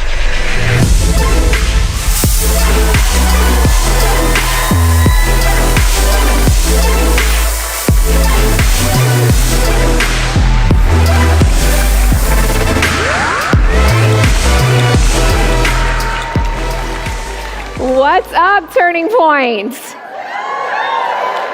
You like that, right? How Byron warmed it up for me this time? Listen, welcome to Tampa, Florida, my hometown. I grew up not too far from here, and really in not great circumstances, to be honest with you. But thank God, education gave me the opportunity to really climb my way out of poverty. And I'm so thankful for that. And it's part of the reason that my husband and I have been so passionate about promoting school choice and education freedom in both of our careers and in both of our public service. But I'm not here to talk to you about that today. Not so much, anyway. I want to talk to you about you, this generation that I'm looking at in this room. You know, we have children, we have 3 sons, and 2 of them are your age, and some of you might be our third son's age, 21, 17, and 14. And so we think a lot about this generation and the future that America holds for all of you. But I want you to know that you are not the future of this country. You are not the future of this country. You are the present. You are the reason why Donald J. Trump is president of the United States. You are the turning point generation. I like that, right? But you are also the generation that saw gender ideology permeate your schools and normalize in those public school classrooms. You were the ones who saw your teachers keep secrets from parents and allowed schools that allowed girls to have men invade their private spaces and their sports. You're the generation that was shut out of your schools while teachers' union leaders went on vacation and had private parties. You're the generation that missed out on activities because your parents wouldn't let you get the jab. Well, at least you were if you were my kids. But you are also the America First generation, right? You are the school choice generation, especially if you live here in Florida, where over 50% of our students in Florida are attending a school chosen by their parents, not where they are zoned. You are the skilled trades generation. In the big, beautiful bill that, thanks to Donald Trump, the Workforce Pell Grant, the first of its kind, is going to allow you all and your generation to not use Pell Grants on four-year universities, especially those woke ones, but to get into the skilled trades, to fill those manufacturing jobs that Donald J. Trump is bringing back to America. That is you. And I embrace the fact that you are also the AI generation and the VR generation and the XR generation and the crypto generation. We need to embrace, and thank goodness Donald J. Trump has embraced these technologies and has recognized that you are going to need them in order to make sure America leads the world in innovation and technology and business and crypto and blockchain going forward. You are that generation. You're also the generation that is going to benefit most from the golden age of America that Donald J. Trump is ushering in with his policies and his reforms. Thanks to him, you're going to see the end of DEI and CRT and ridiculous quotas. We're already seeing it happen. You know, I was an executive in finance before I left my career of 20 years to dedicate my life to public service. But I didn't need any quotas. I just needed an opportunity. I needed an opportunity to show what I could do as a woman in business. I didn't want anybody to look at my gender. I wanted them to look at my work. And you're going to see the end of those ridiculous quotas in business. You've seen the fake news defeated, but I think you're going to see them completely destroyed because you are the new media generation. You are the ones, you're the media now, right? As Donald Trump has said. And you are going to usher in not the information age that we talk about today, because of the internet, that's nothing compared to the information that you are going to have access to in your lifetime. And not just have access to information, but be able to disseminate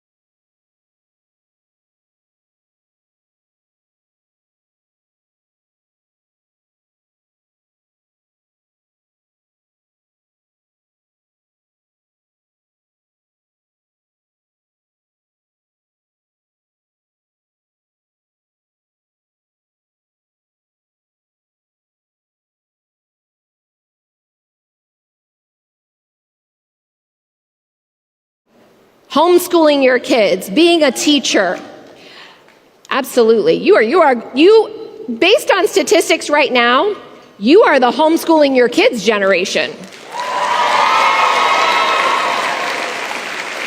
Listen, homeschooling is the fastest growing form of education in this country.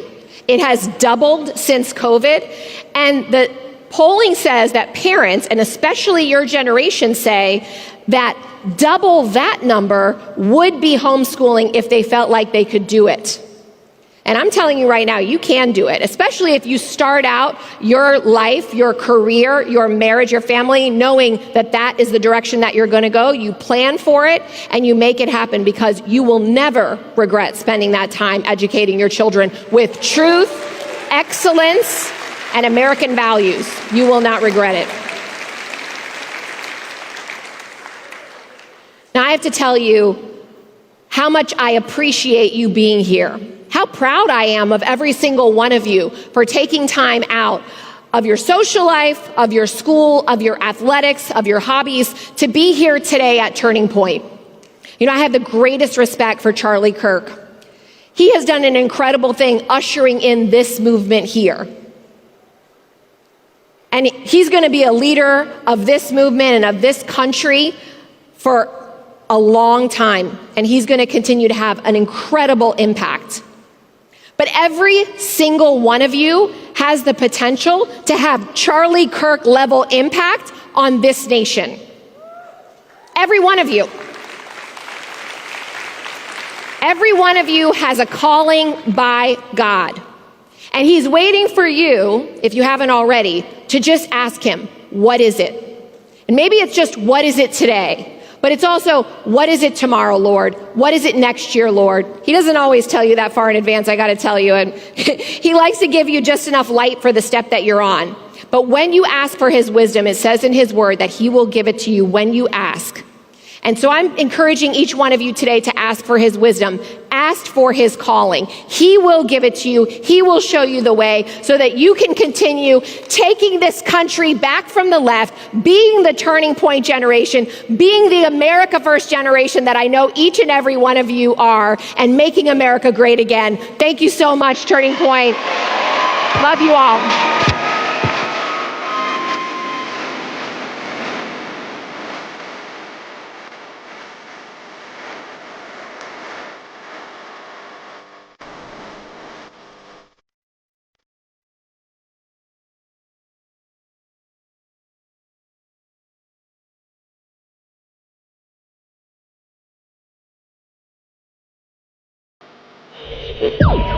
Border security equals national security, and we're going to get 100% operational control of our southern border. They want to focus on lethality and warfighting and get all the woke, political prerogative, politically correct, social justice, political stuff out of the military. There's probably no more honorable thing that you could do than go help start a school or be a teacher at a classical Christian school. Generational suffering comes from a corruption of leadership. That's the curse that happens generationally. What all of you are doing are creating a movement to break that curse. Ladies and gentlemen, Secretary Hegseth.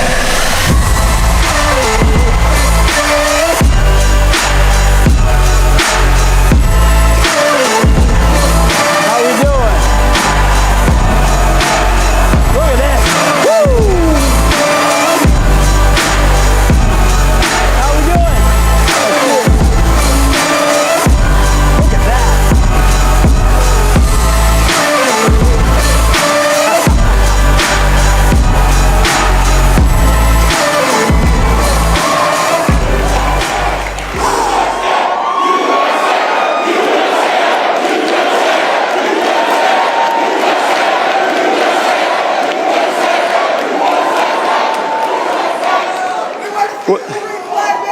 Well, let me tell you something.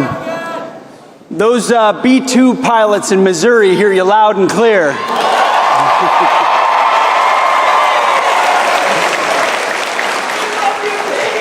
Hey, what an honor it is to be here. I am so grateful. I want to thank Charlie Kirk and Turning Point USA. I didn't just show up here now. I've been here year after year because I believe so deeply in the mission of what you all represent.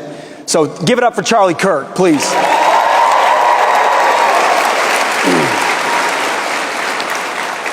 Obviously, this job, my day job, is the greatest professional honor I've had in my life. The opportunity to lead and serve our warriors. It's incredible. But let me start by saying, and a little bit of a message to all of you, because I'm looking out at the future of America. I think I might be looking out at some future warriors out here. And we'll get to that in a moment. I hope some of you do choose that path to raise your right hand to defend the Constitution and defend the nation, because we're going to need it. But at the same time, as I focus on, getting our military back on track and doing that job and serving the greatest commander-in-chief our country has had, we also have to remind ourselves priorities, that ultimately we serve God first. And that's the first question I ask myself every day. Am I honoring God with my actions? Am I putting him first? And I think no matter how big your job is or how big your challenges are you seeking him in the word and in prayer? That's how the day needs to start, because everything else goes sideways when it doesn't. And then number 2 is serving your family, remembering what it's all about. My wife and daughter are here somewhere in the fog, but our 6 other kids, one of which is 15 and other of which are 14, they could and should be in this audience, and they will be soon. How am I serving them? How am I directing them and giving them the perspective that all of you have about their Lord and Savior and about this country and about the threats we face and their duty to do something about it? That's my job as a father and as a husband. So yes, we're fighting for our country. But God and family come first, and I hope you remember that in all of your great pursuits, in everything that you focus on in your own life. I have had the incredible opportunity, and I wish everyone here get a chance to be in the Oval Office, and you see him because he's the most transparent president we've ever had. But to watch President Trump, whether it's the Oval Office or the Situation Room or in foreign countries, he does so much, but ultimately his willingness to put America first, apply common sense, and execute peace through strength is the core of what I get a chance to see every day. And you don't get peace without the strength part. And that's my department, the strength department. And so I actually think we lead at the Defense Department, or maybe soon to be the Department of War, for all the right reasons. We lead the biggest peace department in the world. Our job is to be strong and ready and lethal so that you never have to use us. And if you use us, our capabilities are so overwhelming, our threat so looming, that we're able to conclude that mission swiftly and violently to the interests of the United States, or not have to use us at all. So the peace is preserved and deterrence sticks. And I'll never forget President Trump, when he chose me for this job, the first thing he said to me, he said, Pete, you're going to have to be tough. I can't even say the word, because it's a young crowd, 15, 16, tough as you know what. Tough as you know what. And I said, yes, sir. And boy, was he right. But the next thing he said to me was, Pete, I need you to restore the warrior ethos. I need you to get the military back to basics. We were distracted. Absolutely.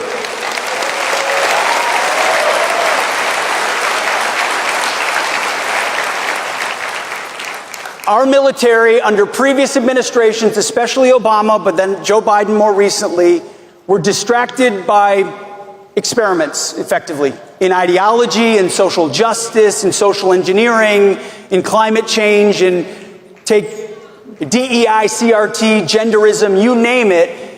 Influences were pushed into our formations in ways that made doing our job that much more complicated and difficult. So from day one, we have declared that DEI is dead at DOD.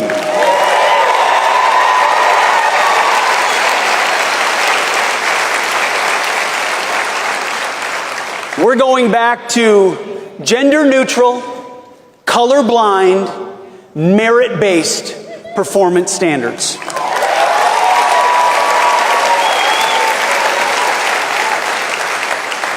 We do readiness, we do accountability, we do warfighting, we do lethality, we don't do social experiments, we don't do politics. I don't care in my formations, I have my political views and you have yours. But I don't care in my formation if you're a Republican or a Democrat. Do you love the country? Have you sworn oath to defend the Constitution? And how good are you at your job? And my job is for you to be prepared in that mission. That's it. It's a back to basics moment, and we've seen the response from young Americans like this crowd has been historic. Recruiting months and months ahead of where it's been under the previous administration. By the way, under the previous administration, they lowered the recruiting goals so they could look like they were filling the ranks, but they actually couldn't even meet the lowered recruiting goals. And this administration, with higher recruiting goals, we're beating them 4 to 5 months ahead of time because the American people want to serve.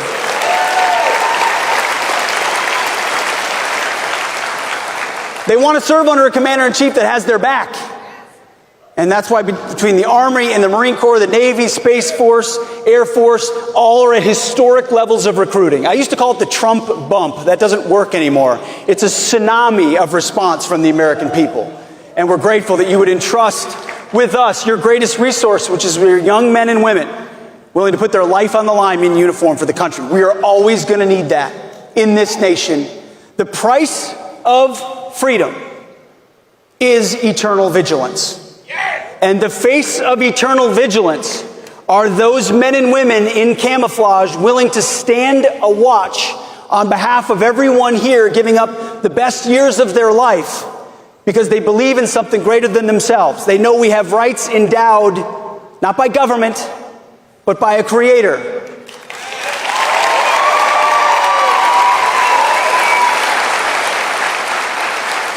You see, our warriors understand we're about to celebrate America 250, which is incredible. But our warriors understand you never get 1776 without 1775, when the first Americans picked up their rifle and said, "This I will defend." Ideas are important. They're critically important if you look at the difference between this administration and the previous.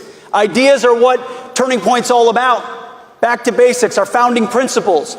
But if you're not able to defend those principles, you give them away, either to foreign enemies or domestic ideologies that have a very different view of our country. And so at the DOD, we're back to basics, to the Constitution. We don't do politics. We do warfighting on behalf of the American people to keep everybody safe. Sound good?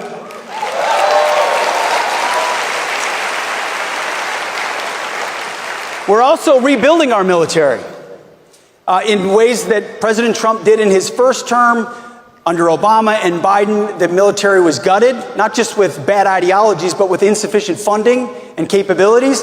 President Trump's changed that. The One Big Beautiful Bill gave $150 billion in additional spending to DOD. We have the first $1 trillion defense budget.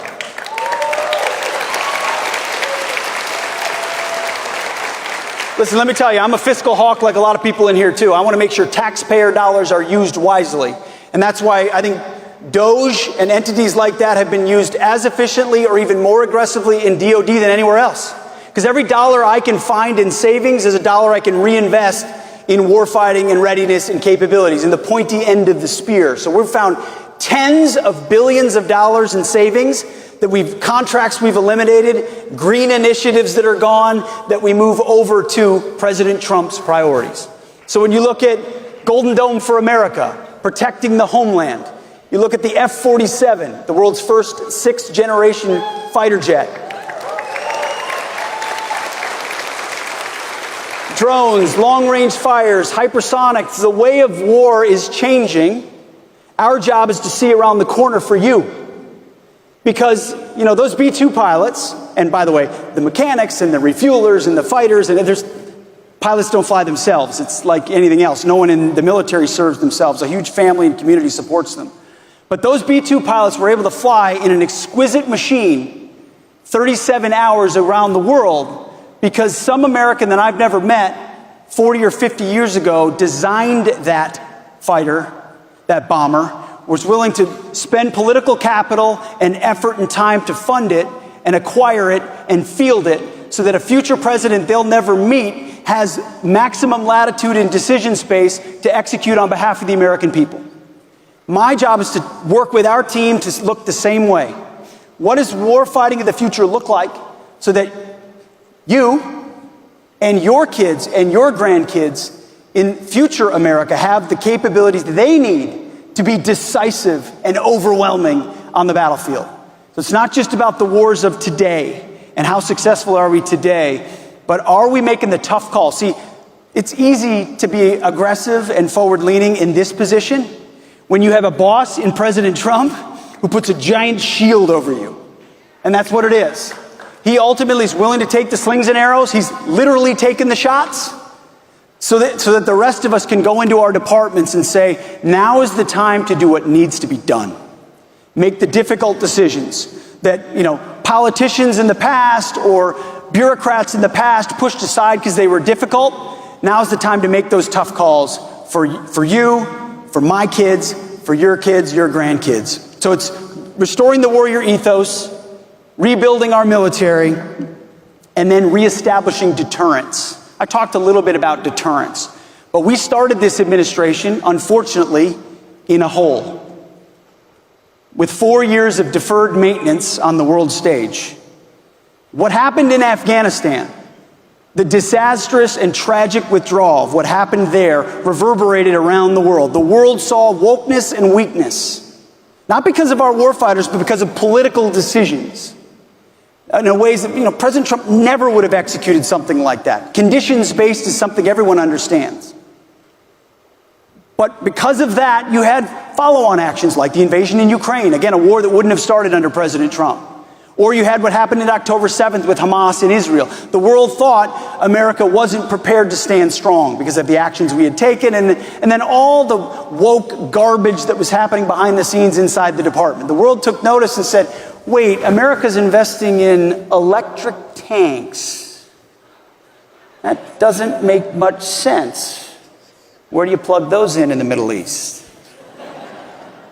There's climate they just didn't see a serious administration or serious leadership. So deterrence eroded, which means other actors filled the void. President Trump showed up and said, peace through strength is back through American leadership. Not through adventurism or interventionism or nation building. None of that. But through a clear-eyed, realistic view of the world that when we are strong and our objectives are clear and our enemies know where we stand and our allies know that they stand with them, the world is a more peaceful and secure place, which benefits all of us here at home. And by the way, guess where that starts? That starts at home. That starts with our southern border. That starts with ending the invasion of 21 million illegals. That starts with recognizing the military, the Defense Department plays a role in that. My generation spent 2 decades in Iraq and Afghanistan and elsewhere defending other people's borders. It's about time we defend our own.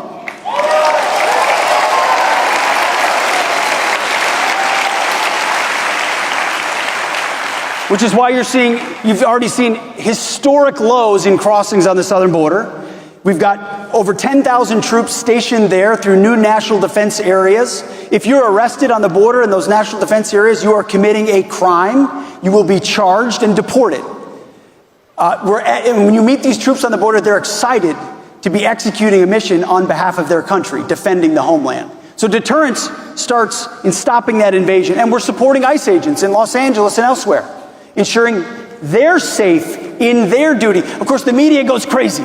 Oh my goodness, the Defense Department is deploying troops. No. ICE should have the ability to do its job in any city of America without being attacked.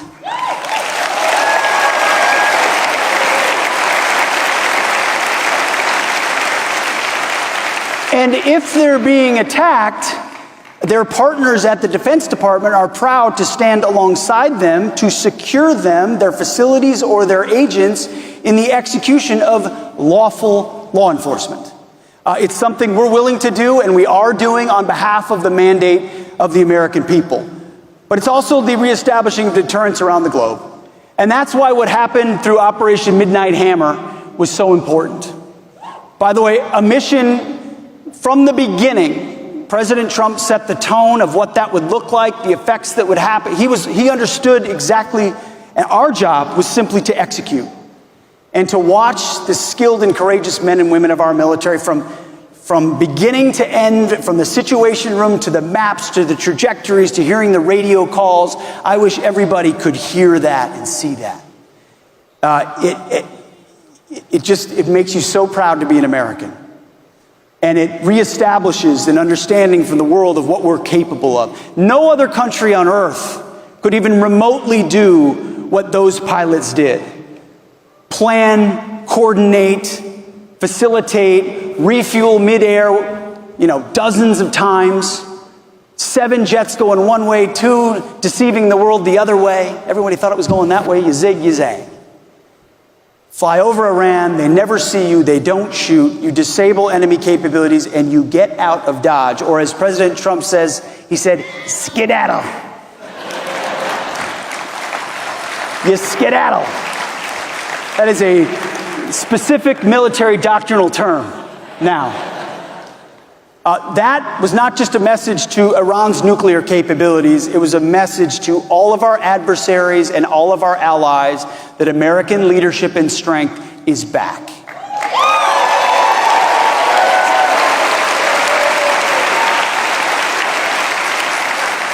We've also sent the message to the world through what President Trump has done in Europe and through NATO that the era of freeloading off America is also over.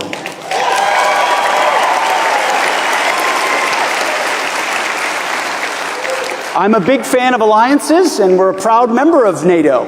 But an alliance can't just be about flags and conferences. It needs to be about formations and capabilities. Military alliances only work when you have actual hard power to bring to bear. And only because of President Trump is Europe stepping up and spending now what was inconceivable. Many of these countries were spending 1% on defense just in his first term. But because of President Trump's leadership, they're committed now to spending 5% of GDP on defense, which means they lead the way and we don't have to do it for them.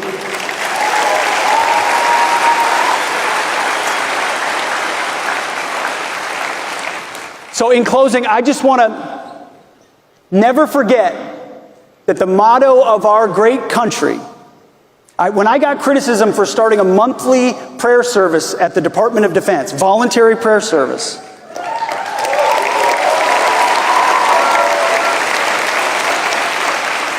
I reminded our friends in the media, the motto of our country is, "In God we trust."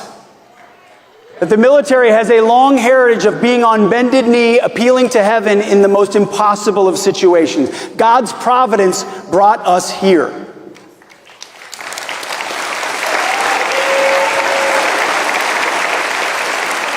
Our founders understood that. So I want to commend you for being in these seats, for having the leadership that you have in your high schools, in your colleges, in your communities, for having the courage of your convictions to stand up and lead based on your principles. That is leadership. That is putting America first. That is showing strength, and I commend you for that. But I also hope, on behalf of a new and improved Department of Defense, that you will also take a look at serving your country, that you will consider the incredible lineage. Let me tell you something. I've never met someone who served, it's very few and far between, who regrets the day that they raised their right hand to defend their nation. and say and try to test themselves to see whether they can stand up to the legacy of previous generations. Now, it's my job and it's President Trump's job to make sure we use those troops properly, that they're properly trained, that they have a clear mission, a limited objective that everyone understands, and they've got the best equipment in the world, which President Trump is providing. But what we really need are the best young Americans. So thank you for being here. God bless our warriors, and God bless the United States of America. Thank you. Appreciate you. Thank you. Thank you. Hi, Gwenny. Thank you.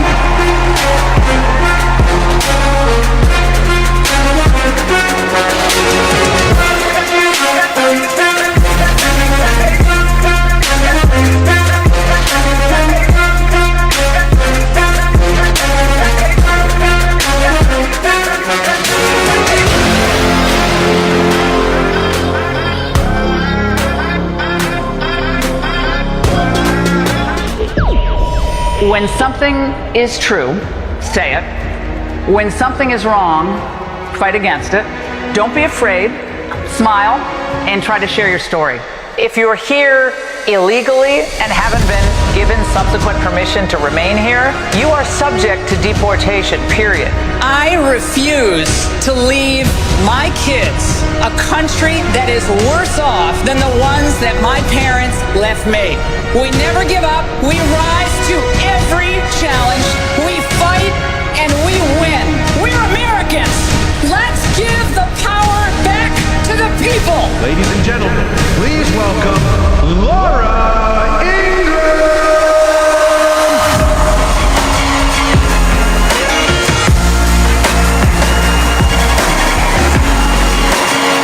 Oh, you guys.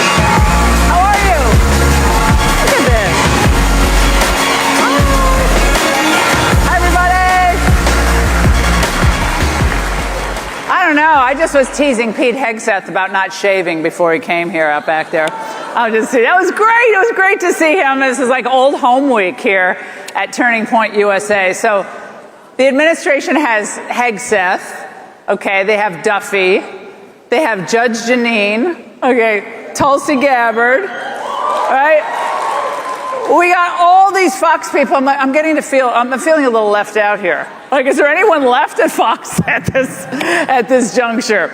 I was thinking about so many things on my way down here today, but I was really thinking of how great is it that we have like 30-year-old technology, which, you know, we showed when we dropped those bombs in Iran, those bunker busters just did the work against what's dangerous and what's evil. How amazing is we have that? And I thought to myself, yeah, but we already have a weapon against things that are dangerous and evil. He's called Charlie Kirk. I mean, talk about a bunker buster. I mean, Kirk has been doing this for years and years and years. And look at this. This is like the greatest party going on here. And I hope everybody's ready to have a lot of fun this weekend, because you have an incredible lineup of patriots. You're patriots, but the people speaking are all doing their part. And it's just such an awesome experience to be here for just a part of it. I was also thinking about something else, especially when I saw Pete. Obviously, Pete, we got Marco Rubio, we have Scott Bessent, we have J.D. Vance. I'm not doing a straw poll. I didn't mean to do it that way. As a straw poll, it sounded like it. But they had Tony Blinken, Lloyd Austin, and Kamala Harris, okay? Do you remember poor old Tony Blinken, that first time he was sitting across from the Chinese? I think he was in Alaska. It was the first big meeting he had with the Chinese. He had to get an extra set of Depends, because the Chinese were like looking at him and saying, no, that's not how it's going to go for us at all, Tony. He was dying. And then poor old Lloyd Austin, God bless him, he was missing for 2 weeks and no one even knew. Remember, he was like getting treatment in the hospital. God bless him, but the Biden administration didn't even know he was gone. Can you imagine if President Trump just suddenly Marco Rubio just wasn't around for 2 weeks, that would never happen. Because Donald Trump actually believes that when you're here to do a job, you got to do the darn job. All right? It's called responsibility. And the responsibility is to the American people.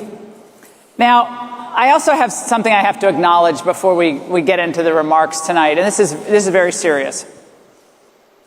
I want to acknowledge that we're all standing and sitting on stolen land.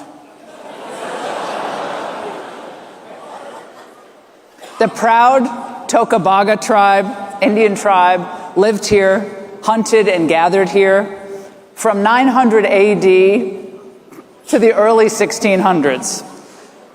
So, tonight we should all be ashamed of ourselves, and each of us, I want you to dig deep, each of us needs to make a donation to Elizabeth Warren.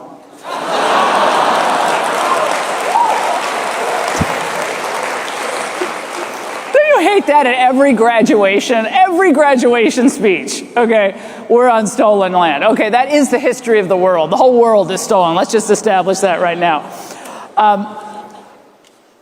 This is such an amazing time to be alive in this country. And we get caught up in the day-to-day fights and the questions and the things that are still not resolved, and I understand that. But I really do not think that we take the time that we should take to truly acknowledge how much in 6 months Donald Trump has accomplished. Okay? Just 6 months. It's incredible. And it's not just Donald Trump. I should say, it's not just Donald Trump. It's everybody who's working for him and all of you. And the 77 million Americans who bucked the experts and, gave a middle finger to the lawfare and said, no, we actually believe in America, we're going to fight for America, and we're going to elect someone who we know will stand and battle for us. And they turned out, in record numbers, to say, no, you won't do this again. Think about what he's done just at the Supreme Court. His nominees, most recently, of course, he retains the authority, which we all knew he had, to cut government waste, cut government expenses that shouldn't even be forked over. So he's one big. Rubio now gets to lay off 1,300 State Department employees who should not have ever been working in the State Department. This is awesome. Now, I know what you're worried about. It's Friday. You're in a good mood. So you're thinking, well, where will all the liberals work? Where will they go? What will they do? And I understand your concern, and I get the fact that you're very upset about this tonight. But I understand there may be some job openings at a few cannabis farms in California. Just saying. And by the way, I just covered this tonight on the Ingraham angle, but another great thing about actually doing this novel thing called enforcing immigration law is that we learn about what the Democrats really are all about. We learn about what they're hiding and why. So we learn just how badly these illegal immigrant youth, minors, are exploited after they're trafficked into the United States. We learn that Gavin Newsom and Karen Bass and Jimmy Gomez, congressman there, and all of these other congressmen, Nancy Pelosi, because she always cares about the children. She's always invoking the children. We now know that not only do they not care about the children, they are completely fine and complicit in subsidizing the cartels that are getting paid by the slave wages that are made in these farms. Because guess what? A lot of this money goes back to the cartels to pay the debt that these young migrant youth owe the cartels. So by allowing these agri scams to continue and these food processing plant scams to continue, guess what the Democrats are allowing for? The exploitation of children. The use of children to keep this corrupt scam of low wages and the new indentured servant class going. So they're not worried that we have kids as young as 14 years of age working 13, 14 hours a day at a cannabis farm or at a pork processing plant. They don't care about those children. They only care about the children when they can use the children to make political points. You're separating families. Because last time I checked, criminals were separated from their families every day of the week, every hour of the day, every second of the day in this country and in the Western world. But you're separating children. We care about the children. No, they do not. Donald Trump today actually talked about the children, not just the children who were tragically lost in one of the most horrific natural disasters our country has seen, which is these floodings in Texas. Not only does his heart break for them, but what we see and what we now know beyond a doubt is that Donald Trump cares more about protecting these kids than the liberals ever will. Ever will.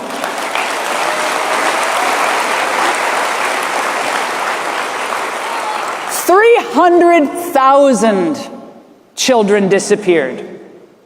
Disappeared. What do I mean by that? Well, when they come across the border, unaccompanied minors, what happens? They're in federal detention. They can only be there for 72 hours. Then what happens? Most of them show up with just a crumpled piece of paper and a number on it. The federal government doesn't have the time, right? Don't have the time to check these numbers. Who are the people? So these individuals go to criminals, other illegal aliens. One case in Florida that a grand jury here in Florida determined actually went to an individual who did time for child battery. One individual in Texas had 45 children sent to his address. What do you think happened to those kids? Donald Trump's making it his mission to locate these children, find out what happened to them, and make things right. That's the kind of president we have. Now, the good news on the economic front, I especially love this because it's so delicious given all of the predictable drumbeat about tariffs, right? It was like, the tariffs are going to cause inflation. And they didn't care about inflation when Biden was, creating it, but now suddenly they care about inflation. The tariffs are going to cause inflation. Tariffs are going to cause a recession. Tariffs are going to cause a spike in prices. Well, what do we find out this week? This kills the media to report it, by the way. Japanese automakers announce what? They're going to raise prices? No. Japanese automakers announced this week that they are slashing auto prices for imports coming into the United States. Now, why are they doing that? Why are they doing that? They're doing that because the tariffs make them force them to be competitive. They can't pass on the cost to the consumers because we're not going to pay that, right? So they have to cut prices. That's just one of many examples. And then today, late today, it's so great on a Friday, because sometimes Fridays, news cycles aren't so great, but today was great. So Scott Bessent announces, with that kind of wry smile he has, which I love, Scott Bessent announces, well, it turns out that in June of this year, we have a $27 billion surplus in the United States. Surplus. Now, I wonder why that happened. That happened because of the tariffs and the money that the tariffs brought into the United States. Now, let's go back a year when Sleepy Joe was getting ready for that debate and he was all shot up with a B12 or whatever the heck they were giving him, peppy pills that didn't kick in. So remember that last June, what was happening? A $74 billion budget deficit for the month of June. So in 1 year, with this president and this economic team, we've had a $100 billion swing to the green. That is awesome news. And then it keeps getting, this is like that one of the infomercials, it keeps getting better, there's more. Okay, there's more. The Ginsu knife comes in really quickly. All right, on job creation, again, America first works. Anytime someone tells you it doesn't, it does. So for job creation, last year, jobs created in the Biden administration, only 52% went to native-born Americans, okay? 52%. It's ridiculous, right? So much of it was going to illegal immigrants or foreign workers. From January to the end of June, 100% of the new jobs went to native-born Americans. Awesome. Love it. It's so great. All right. And, I know you're sad to hear this, but foreign jobs, 550,000 of those were lost to foreign workers. That's a good thing. Like, those jobs are going to Americans now, so it's all good. This could be the best news, or among the best news. Since the rise of Kami Mamdani, because that's good news. I mean, that is good news.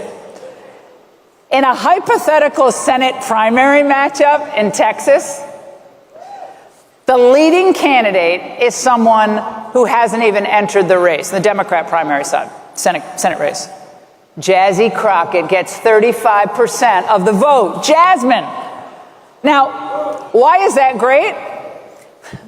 Because it tells us that the Democrat Party is so far left, it's left America.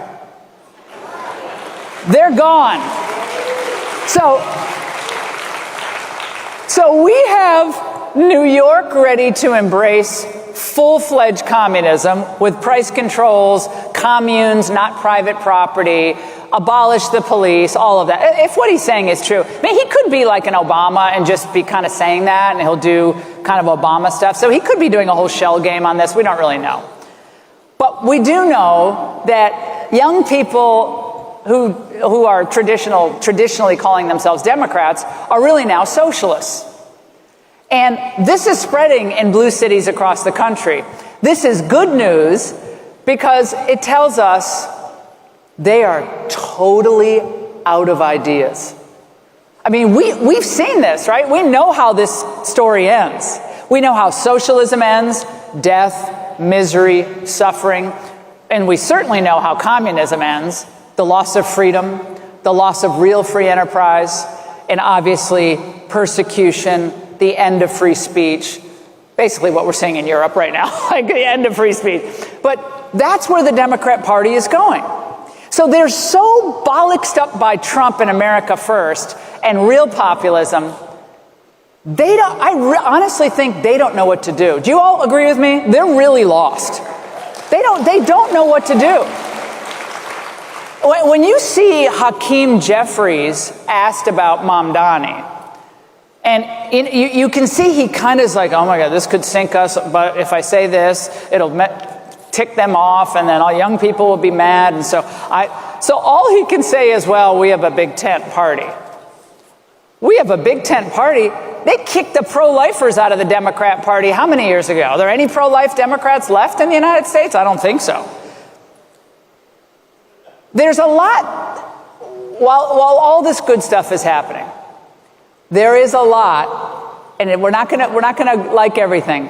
There's a lot that's kind of bubbling under the surface, and I know you know what I'm talking about. So I'm gonna ask a few questions to all of you.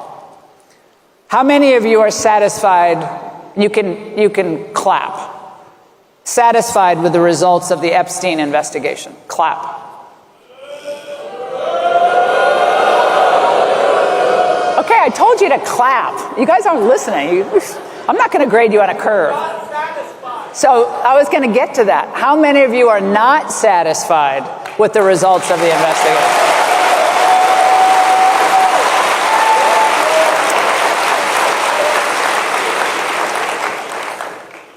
It looks like it's going to be, and now this is like the who's going to be off the island first, right? This is who's going to be voted off the island first. And I don't know what to believe on that.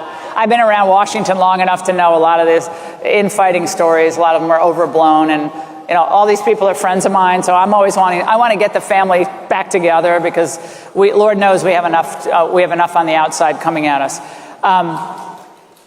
But Pam Bondi and, of course, Dan Bongino, who I adore both of them. I just want to say that for the record. But, there's some family disagreement going on there. But I think the one thing we all have to certainly agree on is that clarity of presentation and clear expectations have to be set. So we need don't exaggerate what you don't got, and don't overpromise and underdeliver. It's probably pretty important that we remember that lesson right now. But if crimes were committed against children, and we know who was committing crimes against children, those people have to rot in jail.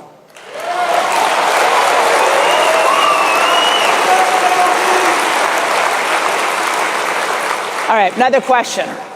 How many of you are happy that we are continuing to send weapons to Ukraine? Start clapping.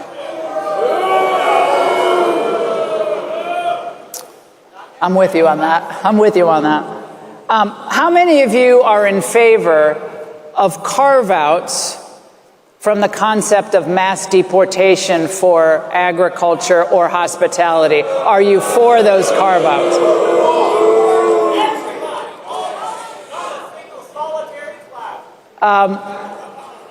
What's shocking about, just let's focus on that for a moment. And if you've watched my show, this is kind of my issue, immigration. But the American people have been very clear on what they want, right? They couldn't have been clearer. But they've been clear on this for decades. Americans do not want illegal immigration in the United States, period, end of story. They don't want it. And, when I grew up, 70s and 60s, I was little, but 1970s really, and, we cut our own lawn. I cut our front lawn with a push mower, emptied the bags, stuff in the woods, We cleaned our own house. It was a small house. We had family farms in Glastonbury, Connecticut. I don't recall that we had any foreign workers at those farms. My brother actually picked tobacco. If you want to know a tough job, try to pick tobacco leaves, which is what we used to have in Glastonbury. But we did all these jobs. I believe one of the most important things President Trump can do to this country, for this country, is ignore the rich donors who want to drive down wages and get everybody back to work. Everybody. Here.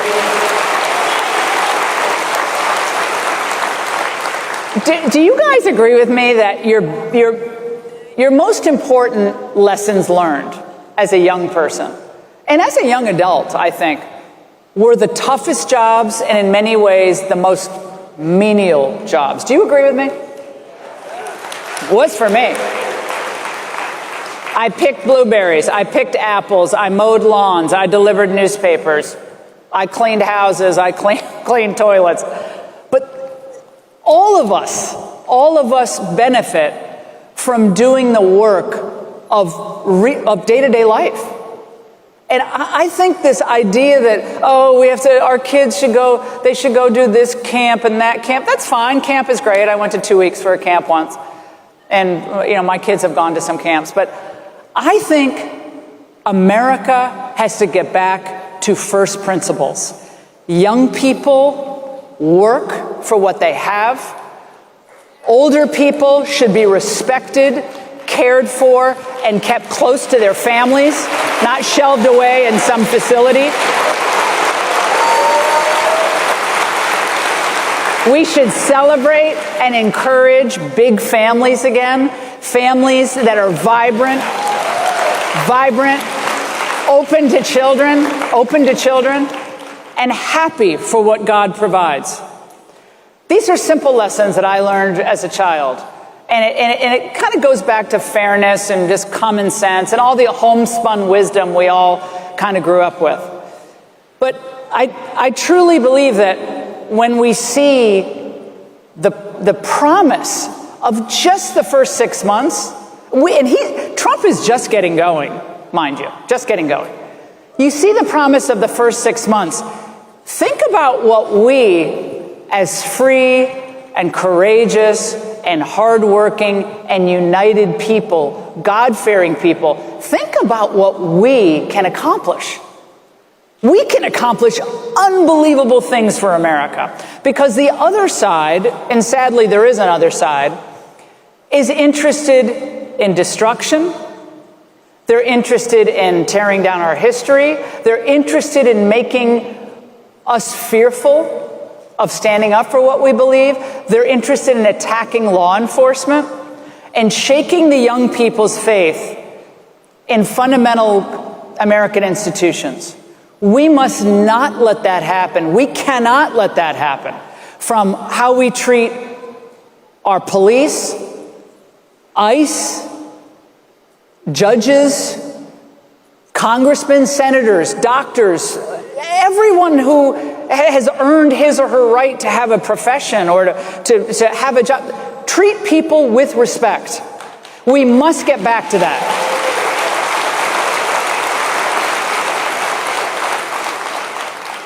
People say that, sometimes it feels like, we're in the end times. And look, if you've traveled lately on a Spirit Airlines flight, you probably agree with me. The end times can be here. Don't you love those fights on the internet? Like, compiling the fights on Spirit Airlines, that is just a full-time profession. But it does seem like sometimes we've just lost our way, right? The way people dress, the way they speak, the way they talk to each other in front of children. What we celebrate as normal. But it's really not. I mean, every generation has to fight and stand up all anew for what is good and what is beautiful and what is correct and what is America, for our history, for the truth, for understanding. I mean, we all have to do it. I mean, it's not like no one gets out of here with an easy go. That's not what the Bible says. The Bible doesn't say, you're going to be born and life is going to be easy. What we believe, and even if you don't believe in the Bible, what we believe is most of life is a struggle. But being the happy warrior that President Reagan, for whom I used to work, actually taught us is really the right way to go. And do you notice how generally really happy Donald Trump is now? You notice? He has a different air about him than he did in his first term.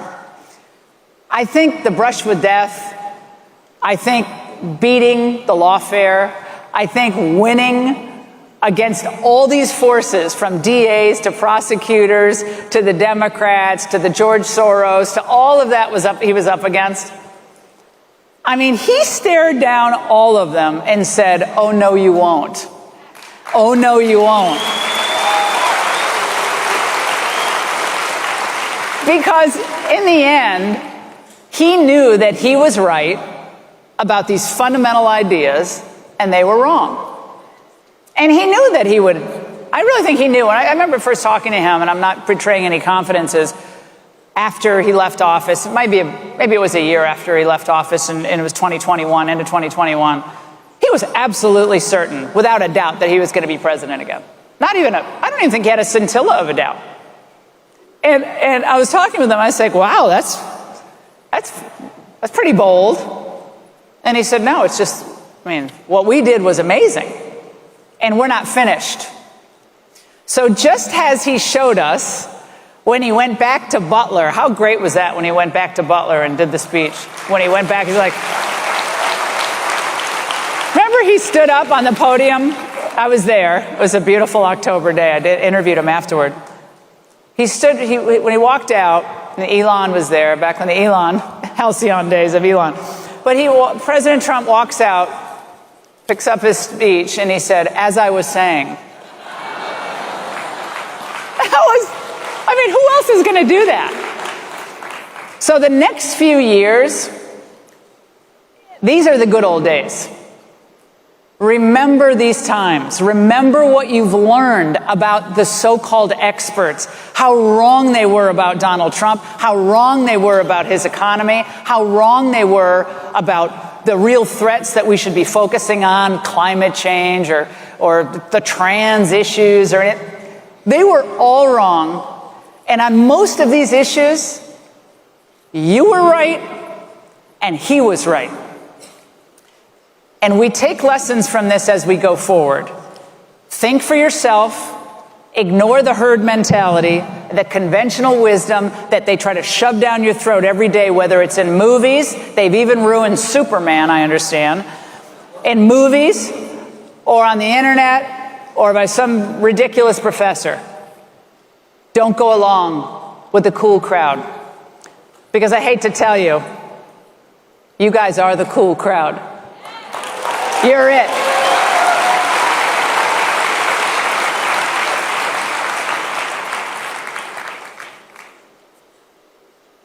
When we look back on 2024, and when historians, and they will write about this, they're not going to have much to say about old Joe Biden, except maybe the beach chair won his last encounter with Biden. They're not going to have much to say, like he dropped out after one debate. I'm talking about 100 years from now. Biden will be forgotten.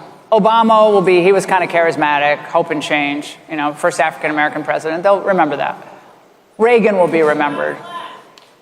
But they are going to remember this moment and this era as the era and the movement that reclaimed America. Remember this. Everybody, thank you so much. Great to see you. Have an amazing time. And thank you for watching. See you guys. Thank you so much. Thank you.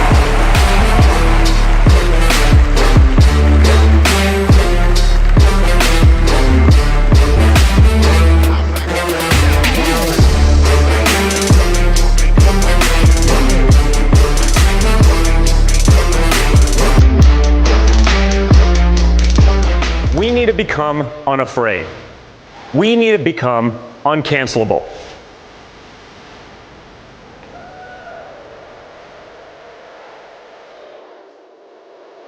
Free speech is not only is it the First Amendment, but it is a human right. Here it says you have freedom to say whatever you want. That protects free speech and the expression of one's opinion. You can't tell me what to say or think. When does your freedom of speech infringe on my right? Well, the answer is never. You're allowed to have opinions that run contrary to the view of your government.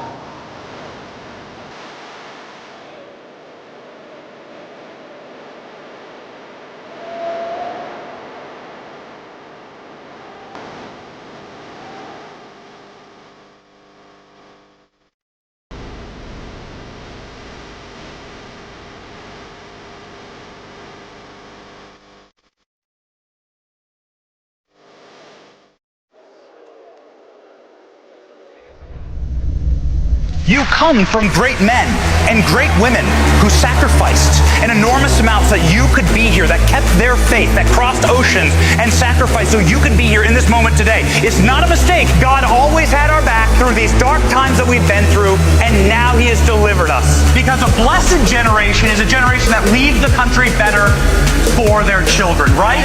So that's what we're going to do together, right? We're going to save this place for our kids.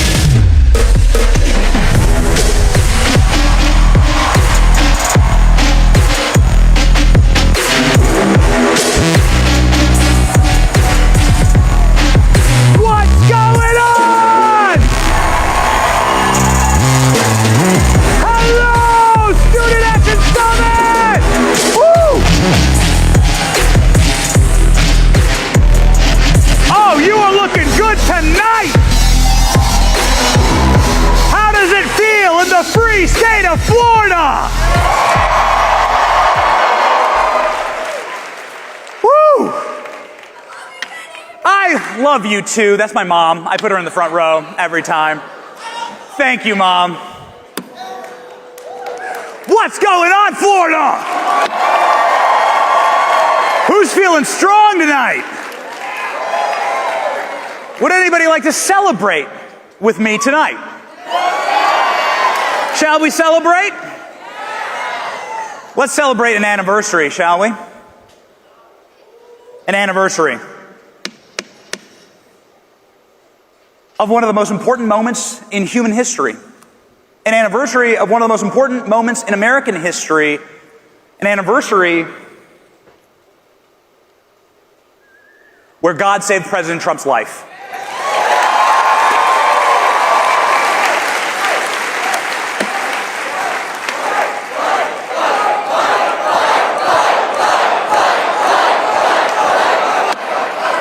This happened this weekend, 1 year ago.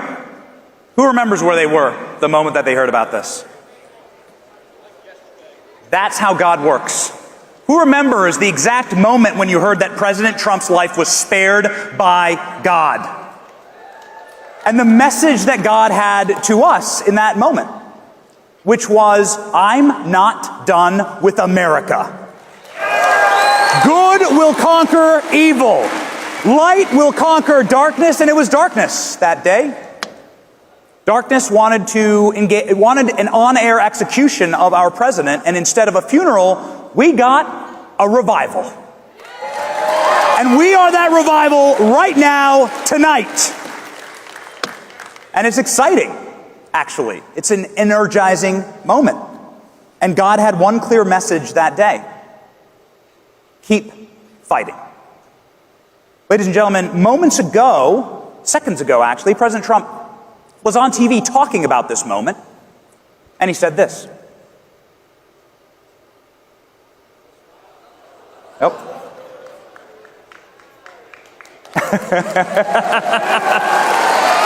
Very special. There we go. Let's try it again. A lot of things have happened since then, including the presidency. So, I have an obligation to do a good job, I feel, because I was really saved. I was really saved by somebody very special.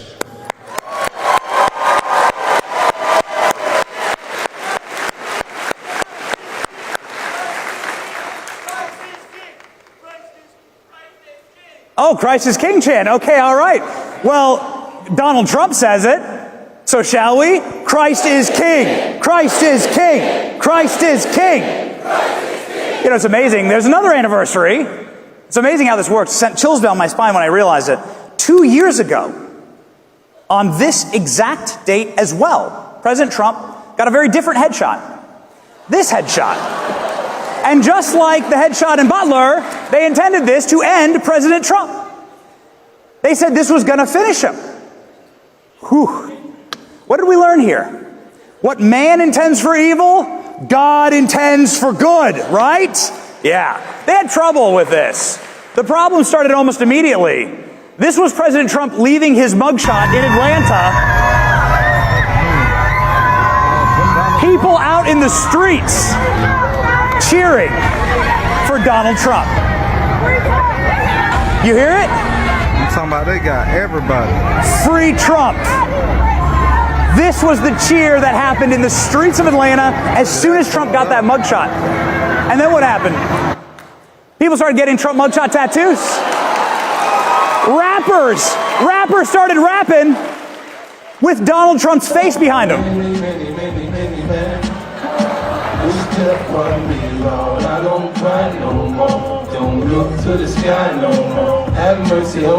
That's 50 Cent. That's our rapper. This is their rapper.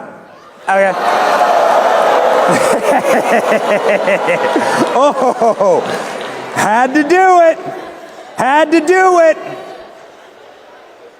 Release the Epstein files, am I right? Yeah. Had to do it. Sorry. Ladies and gentlemen, this is a backfire of biblical proportions. God had other plans. They made murals of President Trump's mugshot.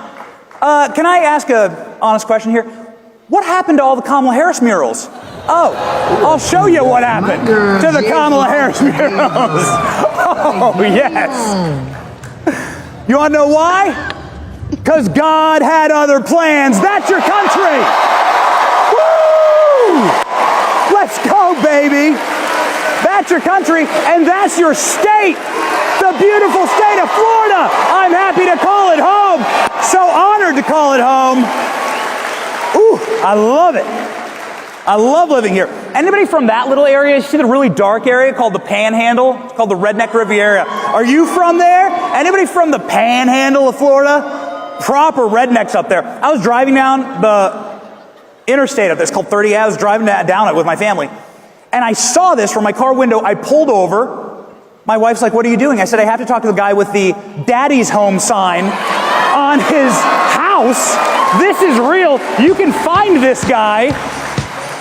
This guy gets fined $100 a day by his city for having daddy's home signs up of Donald Trump. Who's laughing now? Because the General Secretary of NATO called Trump daddy. Come on. And then the White House releases this video. This is an official White House video. It's called Daddy's Home. I just want to get your attention. This is officially released by the White House.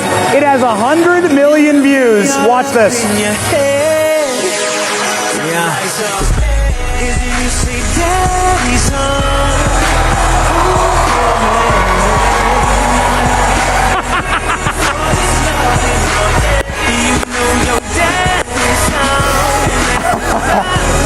All right. Pete Hegseth did great, didn't he? Yes. All right. How you like that, Usher? Okay. Usher endorses Kamala, and then he gets a Daddy's Home video. It's amazing. Amazing how Usher said he wasn't going to endorse in the 2024 election, and then the Diddy trial starts, and everyone starts asking questions, and he's on stage with Kamala endorsing. Amazing how blackmail works. Release the Epstein files. So I went to the state of Florida, and I said, why don't you give me the precinct map? Give me the precinct by precinct map of how the state votes. Look how red the state actually is. Look at this, like such an incredible. Remember when the state was a swing state? We can thank President Trump, by the way, for fixing this state, a resident of this state. And I said, like, what's going, like, I said, okay, this is great. It's all red, including Hillsborough County, where we are right now. That flipped this election cycle. And what's going on here? I said, what is this?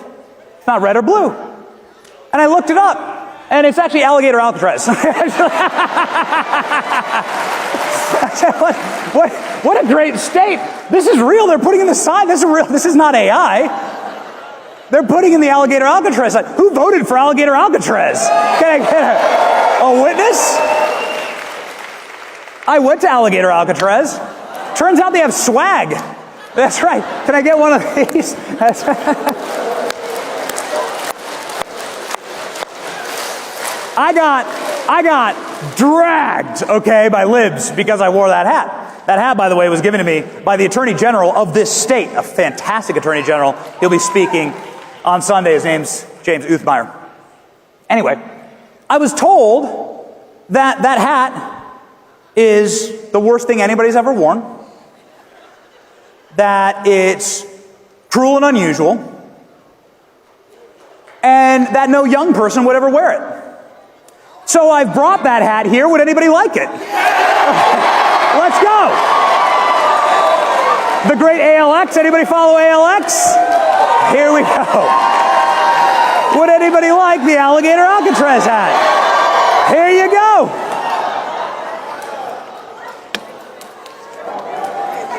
Sorry, libs. We have more coming. Yes, that's right. And if everybody will check under their seats right now, you get an Alligator Alcatraz hat. And I'm sorry, you know, I'll do that next time. It's a great idea. What's the point? What's the point of Alligator? You betrayed us. What's the point of Alligator Alcatraz? The point is deterrence. It's better to not have to go there. It's better to self-deport. In fact, when I was there, the entire point of that location was self-deportation. It's on an airplane runway. So as soon as an inmate comes in, a criminal alien comes in, they're given an offer to go home for free and to self-deport. And frankly, that's been working. And it's been working also on Americans. All of these Americans have self-deported. They're all gone. Raise your hand if you voted for that. Are you getting what you voted for? Democrats think this is like, Democrats have such a big self-own. When we were passing the big beautiful bill last week, Hakeem Jeffries said this on the House floor. By the deportation machine, a deportation machine that will be unleashed on steroids by this one big ugly bill. Who voted for a deportation machine unleashed on steroids? Thank you. Yeah, that's right. They must have missed the mass deportation now signs at the RNC convention. Who voted for this? Zero criminal aliens into our country. Who voted for the Border Patrol to make these videos on social media?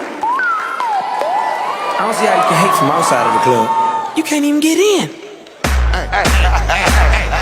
Hey, let's go! Cause I'm feeling like I'm running and I'm feeling like I gotta get away.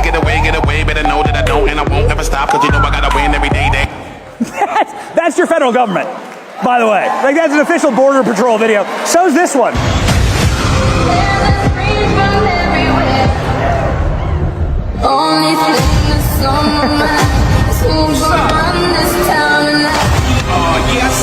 Who voted for doxing fentanyl dealers? For turning fentanyl dealers into anime memes. That's what the White House did. Did anybody vote for that? Who voted for locking up corrupt Democrat judges who are hiding criminal aliens? Who voted for locking up members of Congress who are assaulting ICE agents? I voted for that. Got what I voted for award again. Who voted for your criminal alien trespass on the southern border graph to look like that? Down to 0. And what happened in this area? What was this? What the hell happened here? Oh yeah. It's the guy who called us all garbage. Remember that?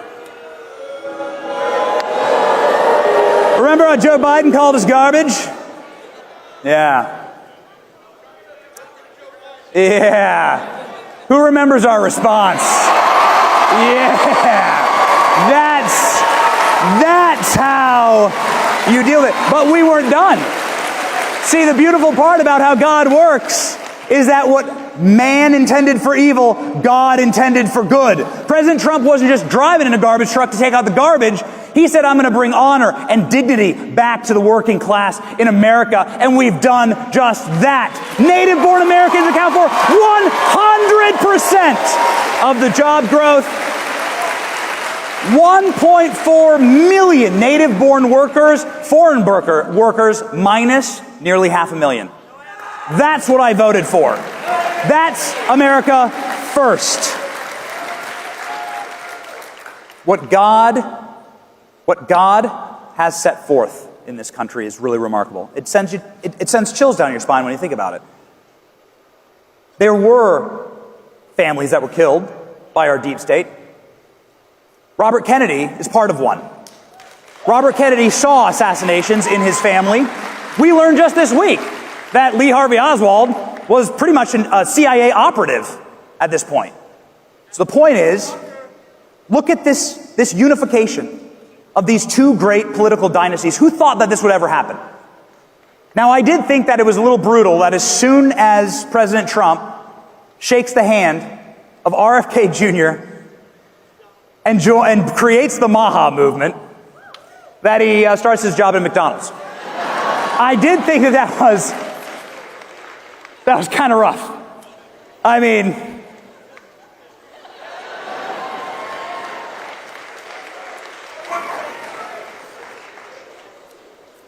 who's proud to have a servant leader as president?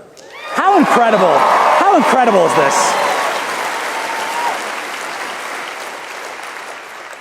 It's arguably, I would say, the most iconic photos ever taken on a campaign trail. And McDonald's will never do the same. Just change your name to Donald's, after all. Like, you just get rid, just fix it, okay? It's so iconic. You can just call it what it is. We're having too much fun. Okay. I like how they trolled RFK, by the way. R.I.P. Elon. We loved it. R.I.P. Elon. We loved it. Nothing but love. But I love how they trolled RFK. Like, as soon as RFK got the job, Trump force-fed him McDonald's.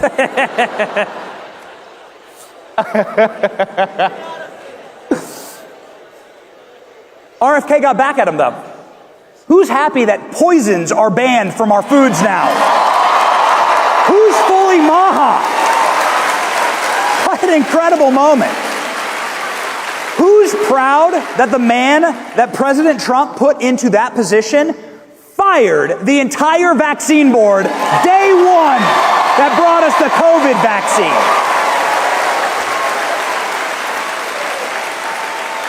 It's a thing of beauty. I could go on and on and on and on about this, about how what man intended for evil, God intended for good. And the boomerang effect is just beautiful.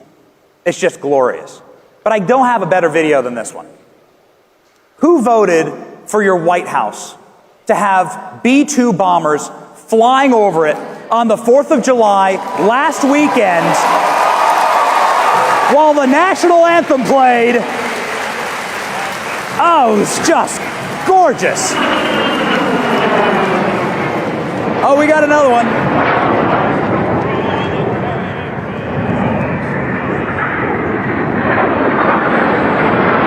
I voted for that. Raise your hand if you voted for that, baby. One other thing I voted for, and it might be a niche issue, might be a small niche issue, but I also voted for Melania doing the Trump dance on the balcony. This is the first time in American history we've seen Melania hit the Trump dance. Let's go, girl. There you go.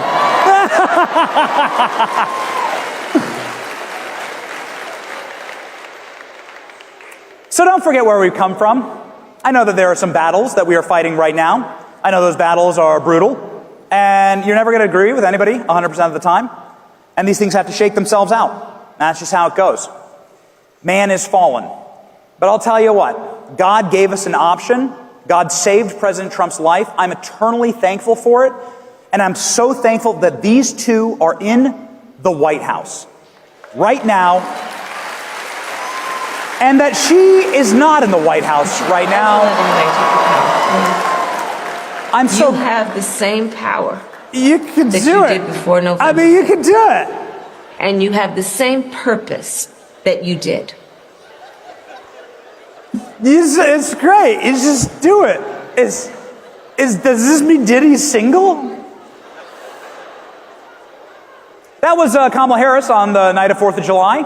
Let's check in on Joe Biden on 4th of July night. Okay. Yeah. He's out. No, I'll take this any day. Am I right? Yes. I'll take it any day. Okay?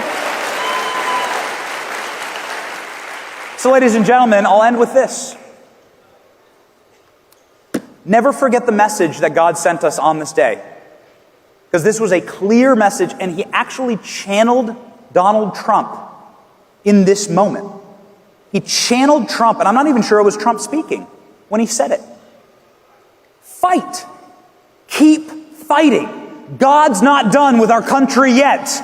All we must do as a Christian nation, as a godly nation, is stand and fight. Will you stand with me and fight? This is the country we're fighting for. This is America first. America first means my American family first. My American children first. Ladies and gentlemen, I cannot encourage you enough. Young men and young women, if you want that motivation to keep fighting, have a family. Am I right? Moms and dads out there, can I get a hallelujah? Have a family. Have children to fight for. Have something where you can dig your heels into this black earth on this beautiful land and say, I will give my children a better country than I found it. That will be my blessing to my children. It is the greatest motivator. I'm telling you, I beg of you. Young kids out there, start families. I have a perfect example for you. Couldn't you welcome my family to the stage? They're all backstage. I have, this is a bit of a risk, but I see that we have a minute left, so why not? Ladies and gentlemen, my family. This is my wife, Nurse Kate. This is Eloise and Juliet. This is Theodore. What's up, buddy? And this is Whitaker. What's up, man? Say hi, wave. It's Eloise's birthday, and for her birthday present, she wanted to tell you something. Is that okay? All right, here we go. I'm gonna be 5 soon. And what's your name? I'm Eloise. Yeah. Do you like Donald Trump? Yeah, I do. Happy birthday, Eloise and Theo. All right. Happy birthday to you.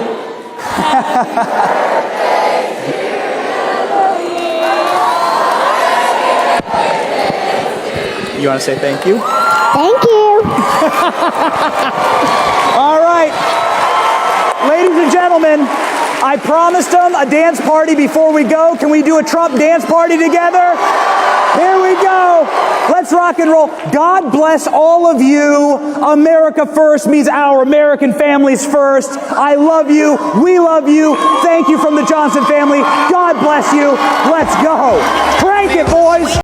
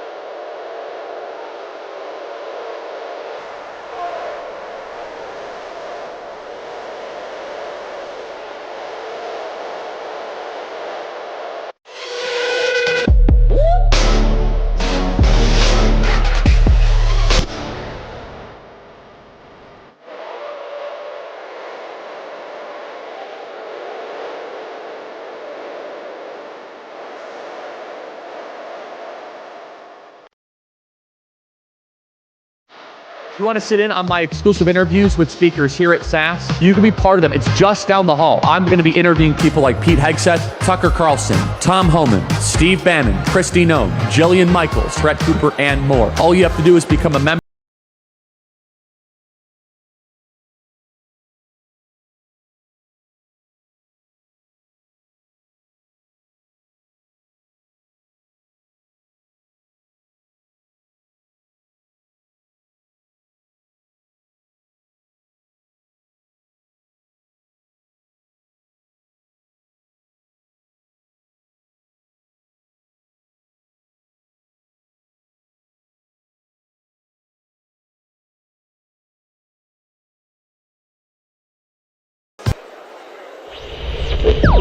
Days of the left bullying and controlling us without much pushback.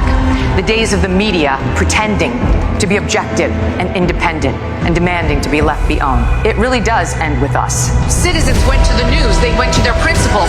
Girls spoke out one by one and got the ball rolling on change. And change is coming. In America, we have the right of free speech. We have the right to offend, to provoke, to annoy, and to stand stand up for what we believe in, even if you find it controversial. We're winning.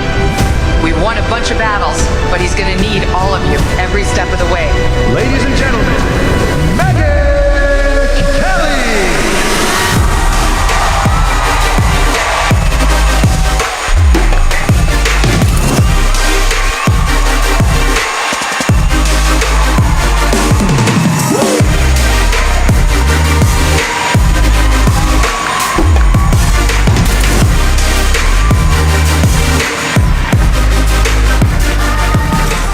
Hello, Tampa.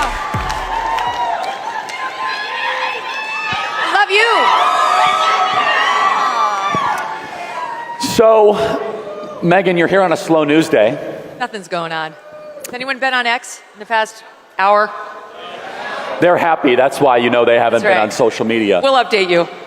Why don't you update them, Megyn? Well, this is the first big scandal, I'd say, of the Trump administration that's on Team Rational. It's not a fake media scandal like the left tries to create for President Trump every other day. It's one of the right's own making, and it's not going well.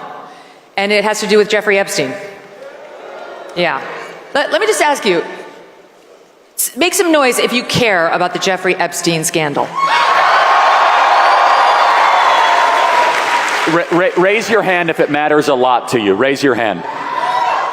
So every hand of 7,000 people. Everybody cares. A lot. I said a lot. Every hand.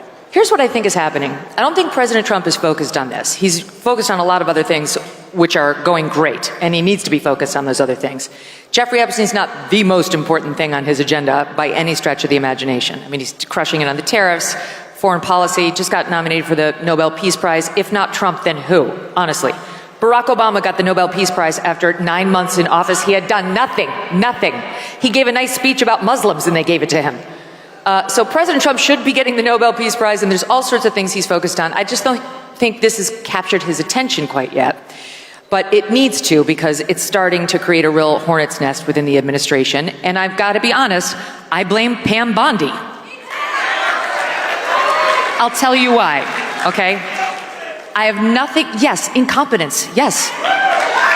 I have nothing against Pam Bondi as a human being. I was fine with her nomination and her confirmation, and she's been loyal to the president, and I get that President Trump needs a loyal attorney general. Look what happened with Sessions the first time. He went away, and then the next thing you know, we had the Mueller investigation, and it was a nightmare. But there are a lot of other people who can be loyal and competent in that job.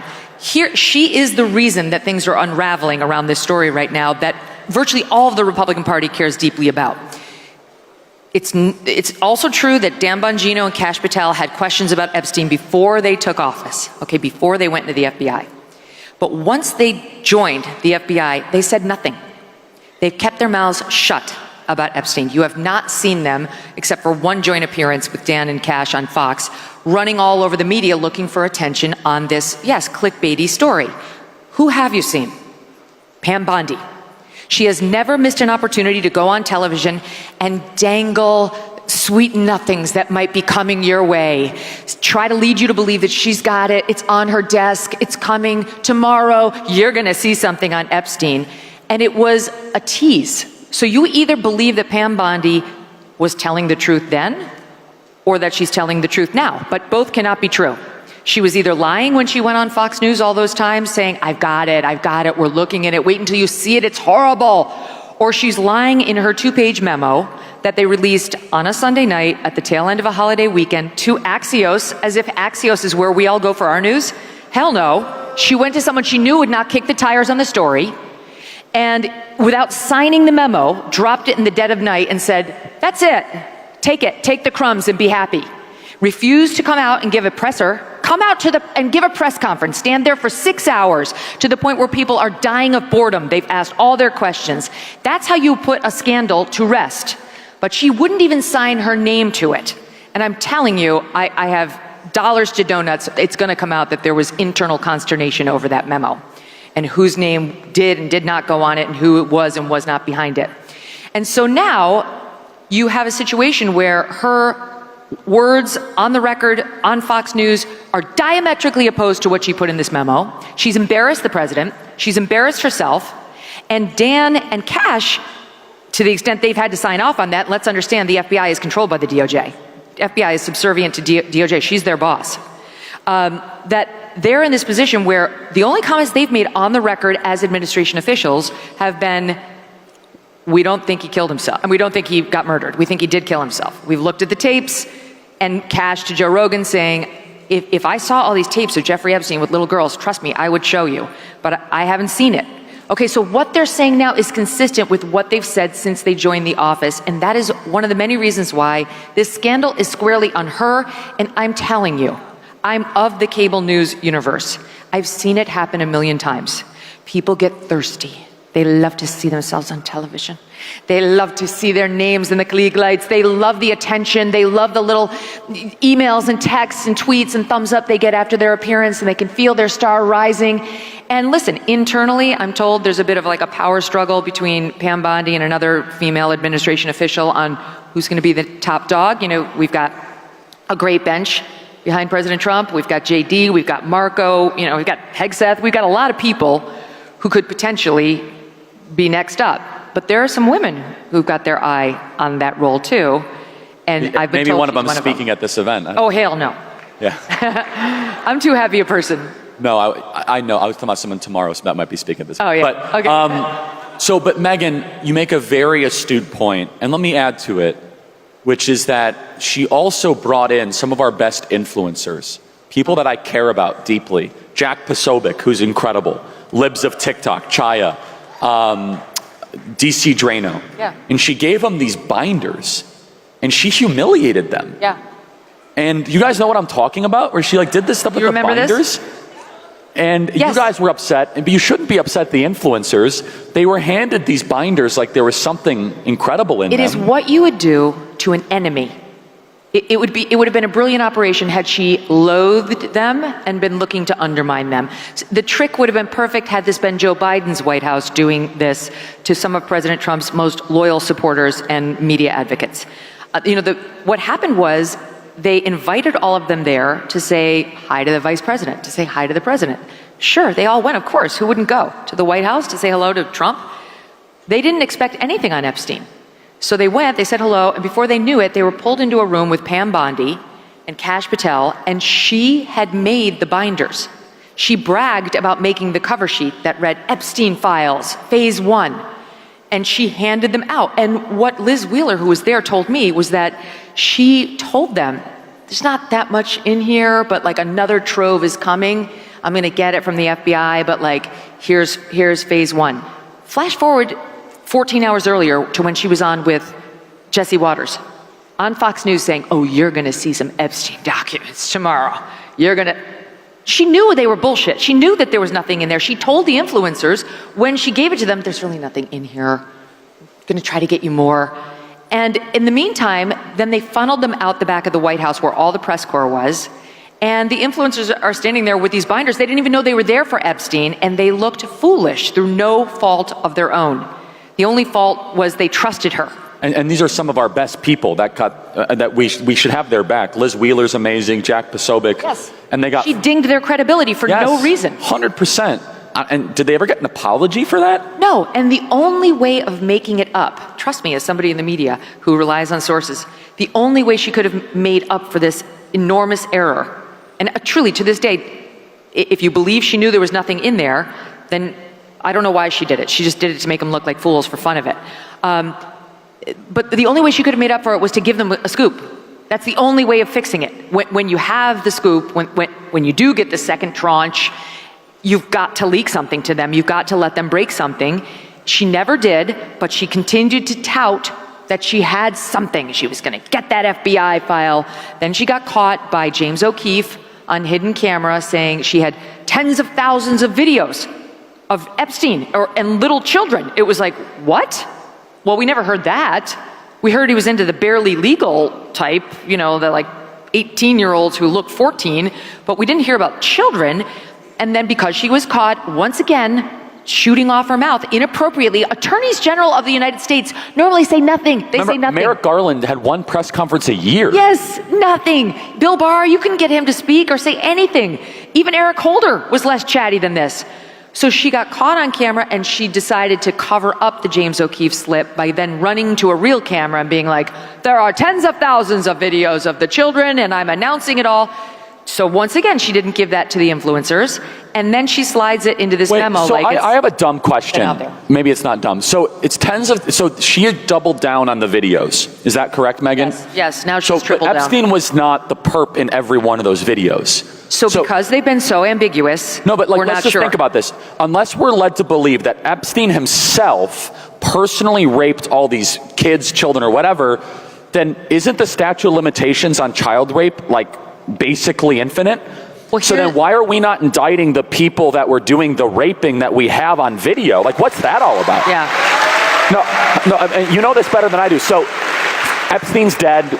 He's met his hopefully eternal fire where he deserves in the pit of hell.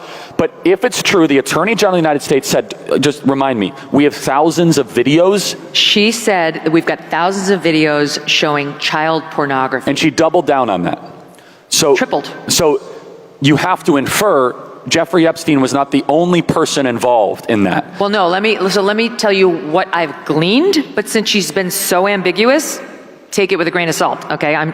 She won't have a presser. She won't give an interview. She won't answer any hard questions. All we get is the unsigned paper memo, 2 pages to Axios, who won't ask any questions. So what I think she's saying is that she's found, allegedly, tens of thousands of screen grabs of child pornography. They call it child sexual abuse material now. It's C-SCAN. And that's what she says they found on his hard drives, like he was into this form of porn, like off the internet. But separately, they say he had at least 1,000 victims, of his. No, okay, but 1,000 victims, unless we are to believe he personally was after every one of those victims, there has to be some other bad guys still alive that are powerful that did something to these children. Why are we not impaneling a special prosecutor to find every single one of these powerful people that went after these kids? Why are we putting up with this? Yeah, I don't know. And I think you'll find out. Am I understanding this correctly? Because I don't even remember. I can't answer that. I don't even know tell Pam us. Bondi said that. I can't even remember all this because it's all over. I got a thing on my desk. I got truckloads of stuff. Yeah, no, we all have busy lives, and President Trump has a busy life, and I don't think he realizes how much she's humiliated the administration. This is a self-inflicted wound. She caused it. Again, I have nothing against Pam Bondi, but if you want to look for the villain in this story, we have found her. She is the person who's she's either lying now or she was lying then. There's no two ways about it. And if you accept what's in the memo, that they don't have the goods on anybody, there's no one who can be indicted, they didn't find a trove of info on other people, then why was she trying to titillate us over a child sexual abuse case for months? She was on the air repeatedly in February, in March, again in May. It's completely inappropriate. You don't play cutesy with child sexual abuse material. So Megyn, I don't mean to interrupt. First of all, you're totally right, but the media, you've been around the space of hyper ambitious women. What is this? Analyze her for us. Well, I think she wants to make a name for herself. What she really wants to be is a star. That's what I think she wants. That's why she runs to the cameras on Fox News. There's no other reason. Look back at the attorneys general. Seriously, do you ever remember knowing an attorney general like this?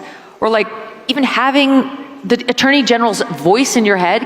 I can barely remember Merrick Garland's weird little nasally voice, but it's in there. But the average person couldn't pick him out of a lineup, because normally attorneys general are somber, serious people who are fairly annoying, but they're schooled in the law. Pam Bondi has one trait, and I think it's why Trump chose her. She's loyal to the president. And I get it, he does need somebody loyal, especially in that position. But he has a wealth of other options. Well, I think Judge Jeanine is amazing. Do we like Judge Jeanine? Everything Yes. else like Judge Jeanine. Judge Jeanine would be brilliant. Harmeet Dillon would be brilliant. So you're calling for Pam Bondi to resign or to go, but can you please tell people the breaking news? According to reports that you have verified, Kash Patel and Dan Bongino will resign if what does not happen? If she doesn't go. So I only have it on Bongino. It's all over X though. No, I know, but let me just tell you what my reporting is. Bongino, it's Bongino or Bondi. He's not saying. Who would you guys prefer, Bongino or Bondi? Okay, 7,000 to 0. They want Dan. Of course, Dan. You know why? Because Dan understands MAGA. Dan's part of the MAGA movement. Dan's been an important piece of it and a mouthpiece for like really important ideas and an advocate and a fierce warrior. He's been in the trenches. I mean, with all due respect to Pam Bondi, she's been in Florida. She represented the president. It's nice, but do you think she really gets MAGA? I don't think so. She wouldn't have behaved this way if she did. And now it's a time for choosing. It's a time for choosing. We're about to lose Dan for sure, and maybe Cash too, if she doesn't go. Now she's got some allies. I mean, I think Susie Wiles is close with her, and Susie Wiles is amazing. And look, there's not that many like powerful women in the administration. Maybe she wants to keep her. She's from Florida. Susie Wiles from Florida. Trump lives in Florida. But this has gone well beyond this. Like, this could actually cost Trump in the midterms. We need to make a smart choice right now. We can't lose any of the MAGA base. And let me just also reiterate this. And by no means did I want our very big student action summit to talk about Epstein, the entire, like, of all the things. I'm not like Epstein obsessed. Some people, their YouTube channel, it's all they talk about. I think that the fact that young people can't afford homes is something we should talk about a lot more than these things endlessly, but this matters a lot. And so from a media standpoint, Megyn, you know the media better than anybody else. You've been in the media, you've been outside the media. What's this Sunday night thing? What is that? So you have a July 4th weekend after the big beautiful bill, and you leak it on a Sunday night? To Axios. What is that? If you want to leak it and you want conservatives to see it, you leak it to the Daily Caller, you leak it to Fox News, you leak it to Daily Wire. You don't leak it to Axios. Our people don't read Axios. If we read Axios, it's under protest just to see what the left is saying. So it was like you saw it appear. It was like, this must be bull. There's no way this is real. There's no way. I can tell you right now, there's zero chance Dan Bongino's leaking to Axios. Zero. And Cash. So, and yet today, as we came here, there's a piece in Axios that reflects very poorly on Dan, alleging Dan only freaked out once he saw in this memo that people weren't responding well to the missing minute of the tapes of Jeffrey Epstein's cell. Do you guys know this piece of the story? And that he went into a meltdown like a little child and then threw a hissy fit. So my point is not to weigh in on the truth or falsity of that. It's false. But it is to point out that's clearly a Bondi leak. Very clearly, that's a Bondi leak. So what's clear to me from this, as a member of the media, is Bondi leaked the memo to Axios, and Bondi's doubling down by trying to get Axios to dump on Dan and trying to make him be the fall guy and or Cash be the fall guy, and she will not face the cameras. If she means what she says, fine, come out and defend it. To Dan's credit, he went on Fox a couple of weeks ago, and he got beaten up pretty good for this, and said, I think Epstein killed himself. And the base went nuts. The base doesn't believe that. But he's like, if you got other proof, show it to me. Well, if he faced the cameras and did it, she hasn't. I'm open to it. If that's true, why don't you just tell us the prisoners' names who are on the same cell block as Jeffrey Epstein? There's a lot. No, that's BS. I'm sorry. The President of the United States figured out whether we have HIPAA for federal prisoners. Tell us who the other prisoners were if no one had access to it, because all of a sudden if we find out some of these prisoners had suspicious intel ties, what I'm getting at is at some point we want answers at some point. Yeah, answer the questions. That's it. I don't want to talk about this as long as we have, and like we had this amazing summit and we've spent all these resources in planning. But Charlie, wait, let me just make the case for talking about it, because it's funny because you look back at the past, Dan and Cash talked about Epstein all the time when they were in my business. So that's the point, is that hasn't been a shtick of mine. Mine either. I've talked about it when it's bubbled up. Right? Same. But I am a lawyer by training, and I can smell BS when it's being shoveled to me. And it's very obvious to me right now that we've got spinners trying to mess with us in Washington on a story that is important, and here's why. Yes, obviously, child sexual abuse matters. And if we have some ring of pedophiles running around, outside of Hollywood, we need to know. But here's why it does matter. It's worthy of discussing at a place like this. It's about transparency. One of the main reasons that we voted Trump in was because we wanted real answers on real stories, and we didn't want to be BS'd anymore with a bunch of nonsense from our government that treated us like a bunch of stooges. Right? Thank you. And I believe Trump is still loyal to that mission. And maybe the people who are behind that memo are loyal to that mission too, but this ain't it. That would require, especially on a story they know the base has been led down with a trail of breadcrumbs to believe something else for years. This is a story, the only way to end it, if that's your goal, is you stand in front of those cameras and you take every single question your biggest critics have for you. So let's go through a battle plan. Let's say you're senior advisor to the president. what is the 1, 2, 3 sequencing? Press conference, you would get rid of Bondi. What else to get us back on track towards transparency? I think the DOJ should immediately move to unseal all the Epstein documents in the Southern District of New York. Everything. And Everything except child sexual assault material. I think every file should be released to the public the same way as the JFK files. Let the American people decide. Put them out there, because if there's nothing in there, then we can see there's nothing in there. Now listen, people who are truly conspiratorial, who will just never believe anything other than Jeffrey was murdered and there's a ring of pedophiles, they won't be satisfied, and that's fine. You're entitled to believe that. That's fine. You're entitled to your own beliefs. However, some percentage of skeptics will at least give them credit for opening the files. And we could have a situation where they open the files and Dan and Cash stand there and say, I don't know what was taken out of here before we got here. You know, it's possible that those files are rather disappointing and they're not to blame. I don't know. Or it's possible, I just got to say this for the record, it's also possible that Jeffrey Epstein was an absolutely disgusting predator who loved just the barely legal types and did take advantage of them and didn't actually farm a bunch of girls out to a bunch of men. It's possible. And I'll say this on it. I know somebody very close to the case, who I trust implicitly, and that person has told me from the beginning that that's what happened. That Epstein was very into the girls who looked like 13, but he knew he had to hire the ones who were like 17, 18 to come in and give him massages that had the so-called happy ending. And that was really his thing. And there are over 1,000 of those. No, I get that, but I think what people want to know is what other powerful people were involved. Yeah, we've heard all the names who went to Epstein Island. Who went to Epstein Islands? Who specifically went on the plane? Who stayed for more than a night? That's what Alan Dershowitz is saying, and he's so right about this. He was dragged through the mud by that Virginia Giuffre. And he won his case. He did not molest Virginia Giuffre. It was a lie, okay? And I've done this in depth, the study of this. His name was suggested to her by somebody who thought she'd sell more books if she named a famous guy, and it was suggested to her, how about Alan, who Jeffrey knew because Alan represented him when he got arrested for transportation of a minor in prostitution. And Alan, he did represent Epstein. That's not great. He represented OJ. Isn't that worse? That's what criminal defense attorneys do. I don't judge it. We need them. We need them to kick the tires on the system. So in any event, that's how he knew Jeffrey. They weren't buddies. He wasn't like Bill Clinton palling around with him everywhere.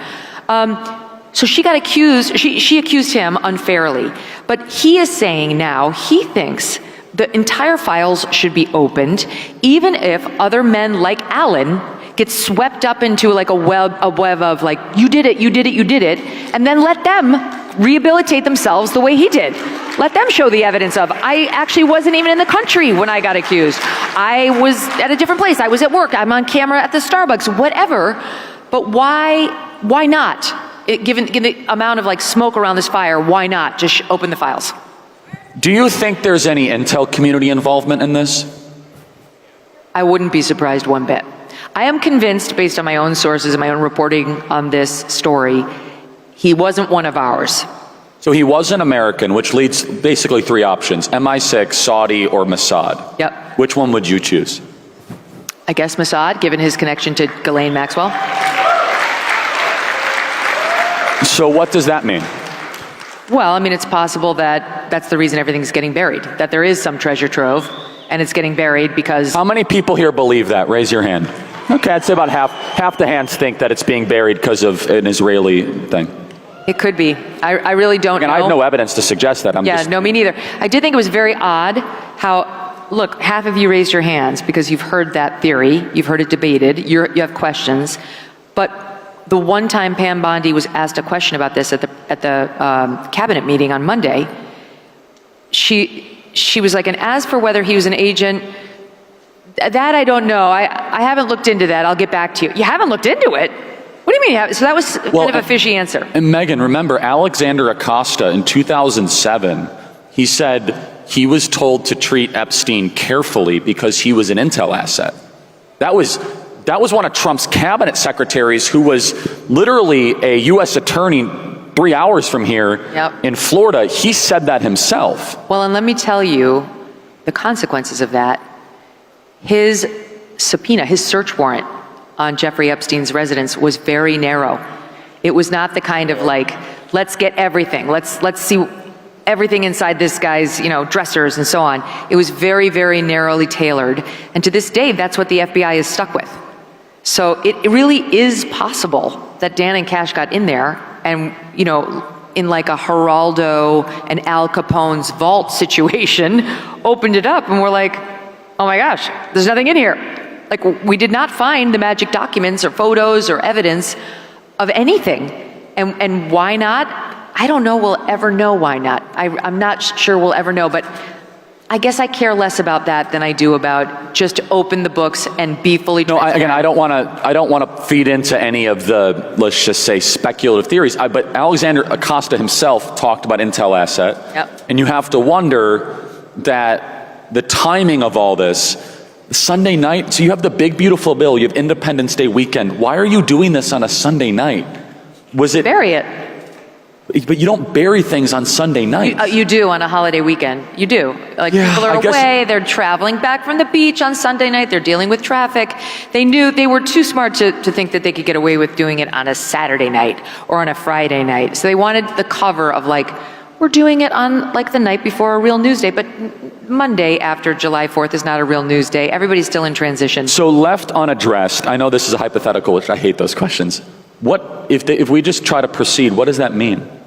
If we just what? Just try to proceed. No, don't address this. If the administration just tries to power through. Her days are numbered. She can't recover from this. She's shot herself in the foot on her own credibility. I just don't think she's going to recover. And I'm sorry to be ungenerous, but I just don't think Pam Bondi is skilled enough to avoid making another mistake very soon. And so that'll probably be the one that gets her. Because President Trump, I understand fully, he doesn't want to offer a scalp in response to this. And I get it. He doesn't want to, and I understand why. Even though it's his own people, he doesn't want to look like he's sold out his people. And he's loyal too. He really is. He's very loyal to the people who are loyal to him, to his credit. But I think he's also extremely smart. And he can read a room better than anybody. And I think once he realizes, thanks to an event like this, et cetera, that this does matter with the base, this is not a nothing burger for them, for all the reasons we've discussed, I think he'll decide she's a goner. It's just a question of what the excuse is, more time with her family, right? And she'll be sayonara.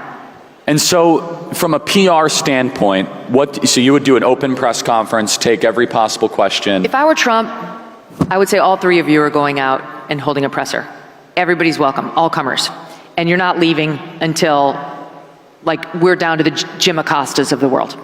You will stay until those kinds of people have gotten to ask questions. Because let me tell you something, another thing that's irritating about the whole way they've handled it is they're embarrassing other good people.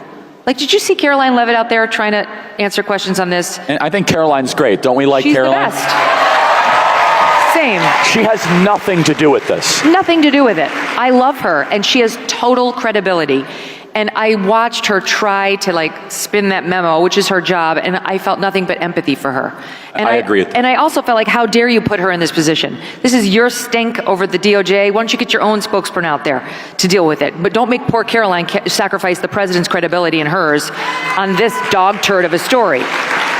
So they do need to wrap it up. It should be wrapped up. And in a perfect world, Trump will say, all three of you get out there, have an open presser, anybody can answer questions, and just answer them all honestly. Short of that, we could get to, today's Friday, we could get to Monday with Dan gone, possibly Cash gone. Again, my reporting says Cash is staying. Others says he'll go if Bongino goes. I think one of them knows we have a country to run, and we really do need one of them there. No, I think we need both. I mean, I'd hate to lose them both. I do too. And let's play this out for a second, though. Let's say Bongino leaves. Well, he's not going to keep his mouth shut. So he's got one of these too. He's got a big one of these. Yeah. And he will come out immediately, and he will tell his side of the story, which will not help the integrity of the administration. No. Right? So if you let Bongino walk, you will have somebody for years that will be bitter towards the administration, and all of us will. He's not going to want to hurt Trump. No, but he'll tell the truth, and we will lose. We will be like, if Bongino can't go and fight and solve this thing, then what are we doing here? I know. Right? If Dan Bongino, who's one of the greatest patriots we have, cannot go and reform the FBI with Kash Patel after we win a popular vote majority, right? Then I will never give up, But I know for millions of people, that will be met with just a sigh of cynicism. But think about it, you know Charlie. what I mean? Yes, 100%. You think about, like you mentioned, Jeanine Pirro would take no prisoners. She's totally confirmable too. She'd be great in this role. Like, it's not like there's no bench behind Pam Bondi. Like, there is a bench. Jeanine could do it. Harmeet could do it. Even Matt Gaetz can't do it. I mean, he could do it, but he's not confirmable. Yeah, he's not confirmable. Matt Gaetz for a special prosecutor, that would be very interesting. Now that would be fun to watch. Matt Gaetz with a government corruption special prosecutor. Anyway, there are other people who could take over that role. And just think about it, because I can see the untenability of Dan and Kash staying effectively working for Pam, right? Like, they're working for her, and she seems feckless, except she seems somewhat petty and personal, given the leaks I'm reading. And she seems way too focused on being a star. It reminds me of Brian Williams of NBC. Remember how it was like, it turned out he was more interested in seeing his mug on television and telling fake stories about what a badass he allegedly was, and like Abbottabad, with SEAL Team 6 practically raiding the compound, than he was in being taken seriously and being a credible news anchor. And I'm sorry to say, I think she suffers from that same disease, and so she has to go. Two final thoughts. Number one, everybody, just so you know, all going late tonight and all tomorrow, we are doing exclusive interviews for the Charlie Kirk Show right near Ballroom C for members only. So if you guys want to see interviews, we're going to be interviewing all the major names. We just had a conversation with Pete Hegseth and Tucker Carlson. We have big ones tomorrow, so it's at Ballroom C. They'll be happening all day. Just look at your agenda. That's right on there if you guys want to attend. Megyn, last question. So there's 7,000 people here, most of which are students. What advice do you have for them fighting on campus, trying to figure out what they want to do with their life? Let's do a non-Epstein end to all of this. Awesome. Be who you are. Don't pretend you're a lefty in order to win any professor's good humor. He's not worth it.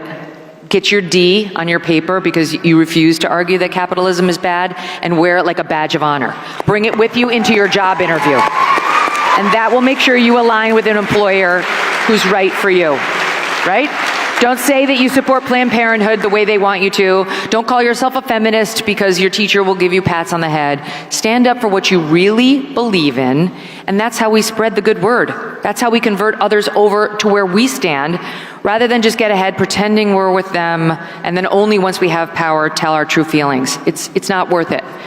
If anybody who came to me with a crappy GPA from one of these elite universities and then showed me all their papers that spoke up for conservatism and America and God, faith, I would hire them in an instant over somebody who emerged with a perfect GPA, who went along to get along. That's not a leader. That's a sheep.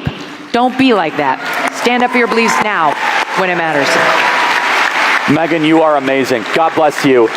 And Turning Point USA thanks you. Thank you so much, Megyn you guys. Kelly. It's great to be with you.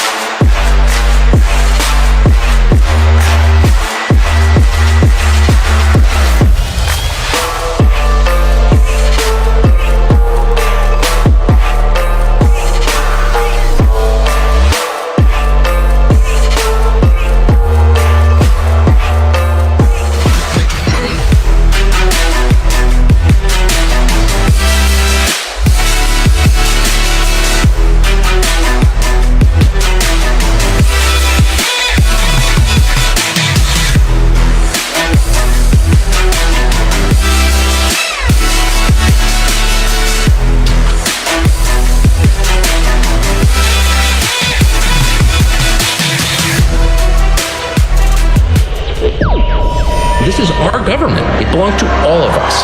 That's what democracy is. They've spent 50 years trying to convince us that masculinity is dangerous, and so we live in a world with very little of it, and the society's become much more violent. The more you tell the truth, the stronger you become. But the era of no debate, shut up and obey, surf is over. Do not accept any attempt to take away your birthright, something that God gave you, and the government's job is to protect, which is your absolute right to say what you think is true, period. And to me, that is liberation. It's the freedom to say what's obviously true as a free man and not a slave. Ladies and gentlemen, Tucker Carlson.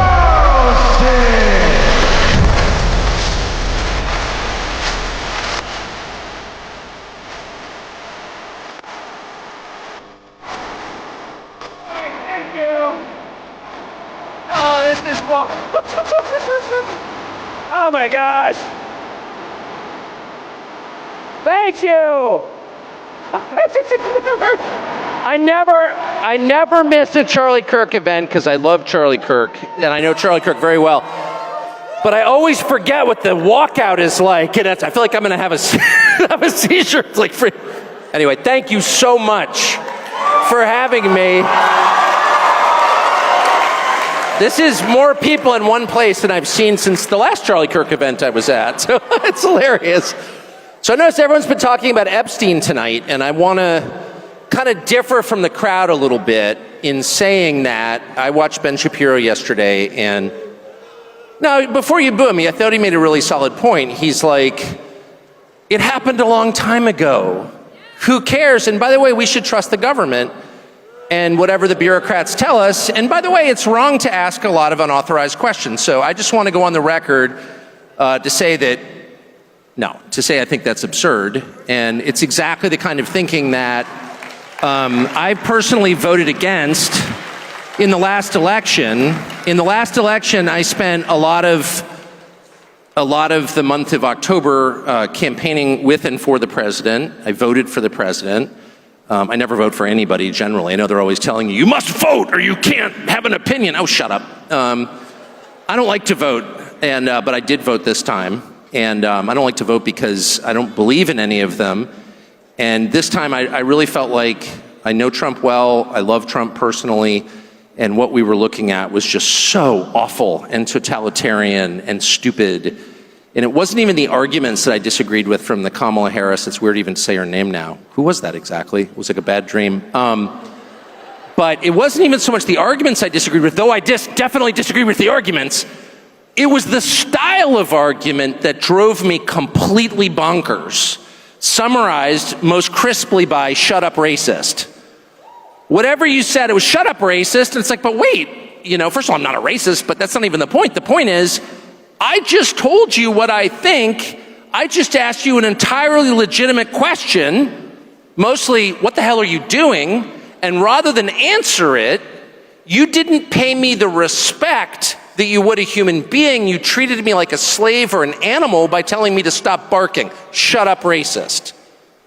And I won't put up with that because I'm not a slave or an animal. I'm an American citizen, an adult man who pays his taxes. So, I ask people questions for a living, and very often I get answers that I don't care for, that I disagree with, that I think are stupid, but at least they're answers. At least the person responding is treating me like a human being with a soul created in the image of the Creator. He's paying me the respect that every human being is due. When you ask a direct question to someone in charge, you are due. That person is morally bound to give you an answer. He's not bound to agree with you, but he's bound to stop and answer your question. And the left never did that. They would dismiss you out of hand. You are not worth listening to. Be quiet. And that's, of course, where the impulse to censorship comes from. It comes from the belief that you don't deserve to speak because you're not fully human. They own you. And that's what I voted against above all. I voted against a million different things that I hated about the last administration. Their insane desire to start pointless wars around the world. Their total unwillingness to protect this country domestically, to protect the people who live here, to protect the territorial integrity of the country, bringing in tens of millions of people illegally, giving them free stuff the second they get here, making a mockery of citizenship. I hated all of that. I hated all of that. But the thing I hated most was their total unwillingness to answer any question about why they were doing what they were doing, because it was just too insulting. And every single time I would just feel like raising the middle finger and screaming obscenities, which is not an adult response, I'll concede, but that's how I felt. And I think that's really at the heart of why the Epstein thing is so distressing. I mean, the guy was some weird sex freak who was abusing girls. We knew that. But the fact that the US government, the one that I voted for, refused to take my question seriously and instead said, case closed, shut up, conspiracy theorist, was too much for me. And I don't think the rest of us should be satisfied with that. And by the way, let me just say really quickly, because I was so mad about it that I think I found out part of what's going on. I think we are going to find out more. And I think the truth, for whatever it's worth, in case you're interested, is that the DOJ didn't release lots of incriminating sex videos with Epstein and his billionaire pals because they don't have them. They don't have them because when the original search warrant was served, 2007, I think, possibly 2006, I think 7, it was basically designed to protect Epstein. The search warrant was written in such a way to make sure that the feds never got their hands on the actually incriminating evidence. It's another way of saying the cover-up has been going on since 2007, almost 20 years. And so the real question is not, was Jeffrey Epstein a weirdo who was abusing girls? Yes, we can answer that. The real question is, why was he doing this, on whose behalf, and where did the money come from? And those are the questions that need to be answered. And I think it's entirely fair to ask them. And it's not adequate to say anyone who asked them is somehow desecrating the memory of little girls who died in Texas. I'm not going to put up with that answer. I don't care who gives that answer. That is not acceptable. And I think the real answer is Jeffrey Epstein was working on behalf of intel services, probably not American.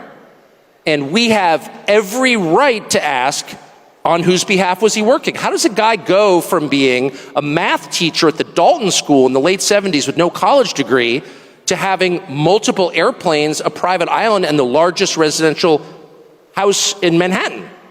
Where did all the money come from? And no one has ever gotten to the bottom of that because no one has ever tried. And moreover, it's extremely obvious to anyone who watches that this guy had direct connections to a foreign government. Now, no one's allowed to say that that foreign government is Israel because we have been somehow cowed into thinking that that's naughty. There is nothing wrong with saying that. There is nothing hateful about saying that. There's nothing anti-Semitic about saying that. There's nothing even anti-Israel about saying that. I've spent my entire life pretty much in Washington, where I knew and loved a number of people, including one very close person who worked at CIA. That has never prohibited me from saying, I think the CIA has done some horrible things, murdered a bunch of people, participated in the murder of a sitting US president. It's got a whole trail of crimes. That doesn't make me a disloyal American. It doesn't make me anti-American in any sense. I was born here. My family's been here for hundreds of years. I love this country. That's why I live here. So criticizing the behavior of a government agency does not make you a hater. It makes you a free person. It makes you a citizen. You're allowed to do that because you're not a slave. You're a citizen. And you have a right to expect that your government will not act against your interests, and you have a right to demand that foreign governments not be allowed to act against your interest. That's not creepy. It shouldn't be forbidden. And yet all of us have trained ourselves to believe that you can't say that somehow, that that's like too naughty and forbidden. And the effect of making that off limits has been to create a lot of resentment, and I'll say it, hate, online, where people feel like they can't just say, like, what the hell is this? You have the former Israeli prime minister living in your house. You have had all this contact with the foreign government. Were you working on behalf of Mossad? Were you running a blackmail operation on behalf of foreign government? By the way, every single person in Washington, D.C. thinks that. I've never met anyone who doesn't think that. I don't know any of them that hate Israel, but no one feels they can say that. Why? And I think the longer that we play along with it, the more subterranean and creepy and hateful the conversation actually becomes. So I think it's better just to say it right out loud. Did this happen? And of course, that question has been asked to the government of Israel, and their answer is, we're not going to tell you. And I think our answer should be, no. As long as we're sending you money, if you were committing crimes on our soil, we have an absolute right to know, did you do this or not? And yet everybody has been so brainwashed into thinking that's somehow an expression of hate or bigotry when it's not. It's a baseline question that every U.S. citizen has a right to an answer on. What the hell was this? And by the way, if it turns out that it was nothing at all, that somehow Jeffrey Epstein really did earn $165 million giving tax advice to somebody, which is, for the record, a lot more than most people pay their accountants, and that none of this was actually a foreign intel operation, and that there was no blackmail involved, that actually Bill Gates was just hanging on the island because the weather was especially good. No one was videotaped doing anything immoral or illegal, and then that was used against them to get them to obey. If all of that is false, then just tell me how it's false. But don't call me a lunatic. And when Fox News runs a piece, as they did yesterday by Hugh Hewitt, saying that anybody who's got even more questions about Epstein is some kind of nutcase with an unhappy personal life, who's spending too much time on Twitter in the fervid fever swamps of conspiracies, up yours, buddy. Then why don't you answer the question then? Don't let anybody insult you, anybody, and I mean anybody, ever get away with insulting you instead of answering a legitimate question. Okay? Ever. And by the way, you will hear certain people say, well, that means you hate the person. No, it doesn't. I've got a bunch of kids. I would never let them get away with that. If I caught one of my kids, smoking weed in the bathroom at my house, and I was like, are you smoking weed in the bathroom? Shut up, racist. You hate me. No, you're my child. I don't hate you. Answer the freaking question. Were you smoking weed in the bathroom or not? I'm not the criminal here. You seem to be. So I just think it's really important to get into that headspace. And even now, when people talk about this topic, I can promise you, since I spent all day on the phone yesterday on this topic with informed people, they're like whispering certain words. And I'm like, why are we whispering? Why should I be ashamed as an American about wanting to know what the hell that just was? Why should I be embarrassed? I'm not the bad guy here. Why should I be embarrassed to ask, what's in this war for us? We got to go to war. Shut up. You're a bigot if you don't want it. First of all, I'm not a bigot. But second, that's kind of not the point. The point is, what's in it for us? Why is this a good idea? Shut up. And it's exactly the style of argument that I voted against, and I will never accept it. I don't care who does it. I will never accept that. Give me a legitimate answer, a reasonable answer, a sincere answer, a good faith answer. We may disagree. You may say, as a good friend of mine who's like totally deranged, but a good person, said to me yesterday, Iran is the biggest state sponsor of terrorism in the world. Reading the talking point that apparently everyone, a bumper sticker that is for sale somewhere, I guess. And I'm like, okay, I don't even know what that means exactly, but how many Americans have been killed by Shia terrorism in my lifetime, which is 56 years? I can't think of any. I'm sure there have been some in the United States. There have been Shia terror attacks sponsored by Iran in the U.S. I can't think of any. There was 9/11. That was a Sunni terror attack. And then there's the drug epidemic, which has killed more than 1 million people during that same period. People I know, my next door neighbor's kid, dead. People, a bunch of people I know have died, and a bunch have been totally screwed up and taken out of life, basically. Their lives have been hollowed out. They're husks. They've been totally destroyed by drugs. That's the reality that I live in the United States. So you're telling me Iran is a bigger threat than the people peddling this garbage? I don't think so. Not where I live, it's not. Oh, shut up. And the person literally said, we're going to have to agree to disagree. Disagree with what? What are you even talking about? But at least he gave me an answer. He didn't say, oh, you hate so-and-so. He didn't go immediately to motive. Okay, so this is always the tell. This is when you know you're dealing with someone who has zero interest in getting to the truth of the question and instead is trying to make you be quiet in order to roll over you and make you obey. And the tell is when they go immediately to motive. Well, you just hate some group, or you're taking money from some other group. And neither one happens to be true in my case, but I always feel like saying, well, okay, what if I am getting paid? Or what if I have some kind of creepy bigotry? Which I don't, because I think it's immoral. God created individuals. Each one knows the hairs on your head. Each person has a soul. No person is seen by God as a member of a group.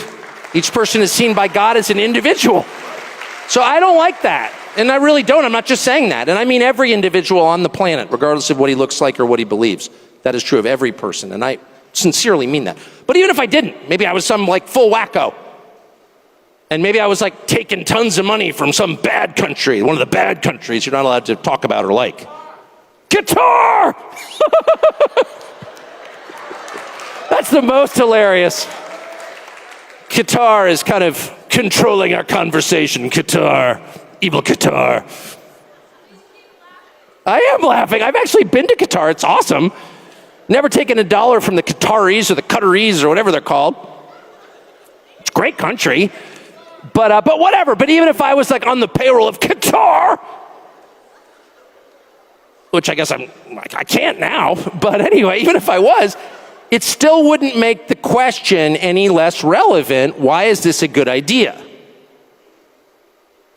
And their refusal to answer that question lets you know right away that you are not dealing with a person of good faith. You're dealing with a propagandist who is trying to control you. And I would say at exactly that point, that's when you say out loud, I know who you are. This is all fake. You can't even answer the question. You're trying to make me shut up because I'm a bigot, like the liberals did 7 months ago. And that's why we voted them out. So I'm not putting up with that. I voted against this and I won't tolerate it. So the second point I would make, before maybe taking a couple of your hostile questions, I hope, about Qatar, is I was brooding about this today. What about the Epstein story is so uniquely infuriating? And I'll just say, I mean, I've never met Epstein, but I mean, I know a million people who knew Jeffrey Epstein. It is true that he was around. Like, everyone knew Jeffrey Epstein. I don't think I was cool enough to actually meet him, but like, he was just a guy who was kind of circulating around, like this rich guy who knew everybody. What is it, and everyone knew he was a creep, but then there are a lot of creeps in that world. Just telling you what you probably know already. What is it about Jeffrey Epstein that's so infuriating to people, so infuriating that it's actually causing seismic political problems? And I hope that they'll address it and it'll get better. I really do. But what is it? I'll tell you what it is. It's the frustration of normal people watching a certain class of people get away with everything every single time. That's what it is. And that drives me absolutely bonkers. By the way, it's one of the things that bothers me about immigration. You know, as someone who got arrested in Syracuse, New York as a kid because I had an expired driver's license and brought to a cell, I'm watching people come, that actually happened. I have done time. It does change a man. Yes, I joined a gang. But I watch, 60 million people come into the country illegally or overstay their fake refugee status or whatever. I mean, the whole thing's a scam. And they get housing vouchers and free education and free cell phones and plane tickets. It's like, wait a second. Not only are they not getting punished for breaking American law, as I would and have, they're getting rewarded for it. The unfairness of it drives you crazy. And it's particularly galling in the case of Jeffrey Epstein and the whole constellation of people around Jeffrey Epstein, all of whom seem to be getting away with scams. And how do you know they're getting away with scams? I'll tell you how, because they're useless and they're rich. So how do you come to a place where some of the least impressive, most useless people who have no actual skills become billionaires? How's that legitimate? And by the way, if you ask this question, at least in Washington, it's like, oh, well, yeah, it sounds like you're a socialist. Sounds like socialism. Yeah, okay, I'm a socialist now. All right. I was a Qatari agent or a bigot. Now I'm a socialist. All right. Leaving aside my committed socialism, can you answer the question? How did Bill Ackman get $9 billion? Bill Ackman, a pretty impressive guy? I know Bill Ackman. No. Bill Ackman's like well-connected and super aggressive. That's it. And I think, well-connected, super aggressive people deserve a fair living like everybody else. But if you're accruing $9 million just because you're willing to do anything, I don't know why we have to pretend that's good. How did Epstein get 4 Gulf Streams? How did he get an island, a massive ranch in New Mexico, the biggest house in New York? Like, what is that? Like, at some point, the basic economics really matter. And they matter because not that it's bad that rich people are getting richer, it's bad that everyone else is getting poorer. And it's especially bad the young people can't afford homes. Let me just put a very precise point on this.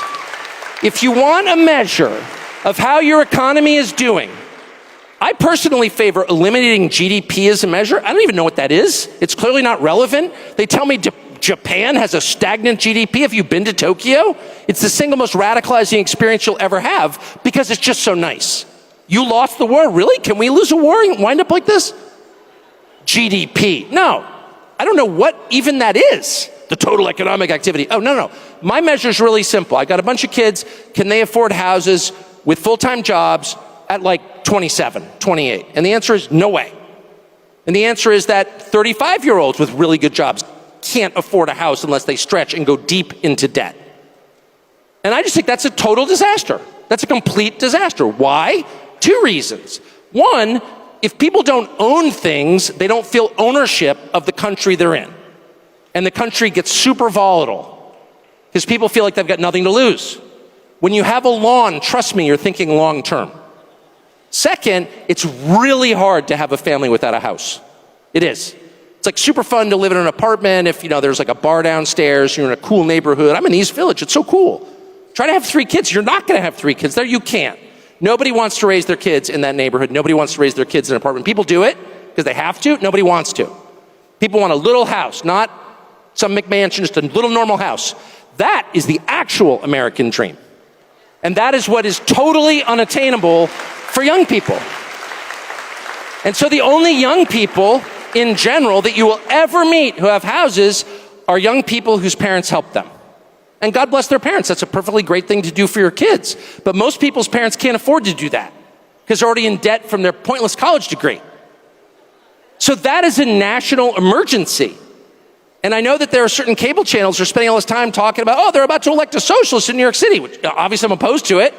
He's not even a real socialist. He's like a trainee vax, rich kid liberal guy. Mom Donnie. He's a fake leftist, but whatever.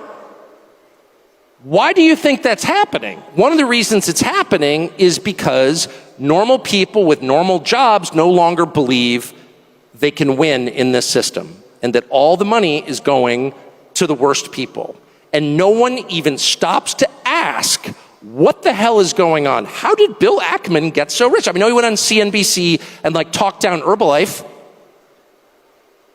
Bet against companies by driving down their stock prices. That's what he's been accused of. I'm not accusing him here because he's sue me if I do. I'm just suggesting others believe that might have happened. He's already threatened to sue me for saying that. But there are plenty of people who do that. And I'm not saying even that it should be illegal. What I'm saying is that our leadership class should say something about it and should assign a moral value to it. And if you're getting rich by loaning money to people at incredibly high interest rates, that's something you're going to have to talk to God about. That is not good. That is not virtuous. That's disgusting.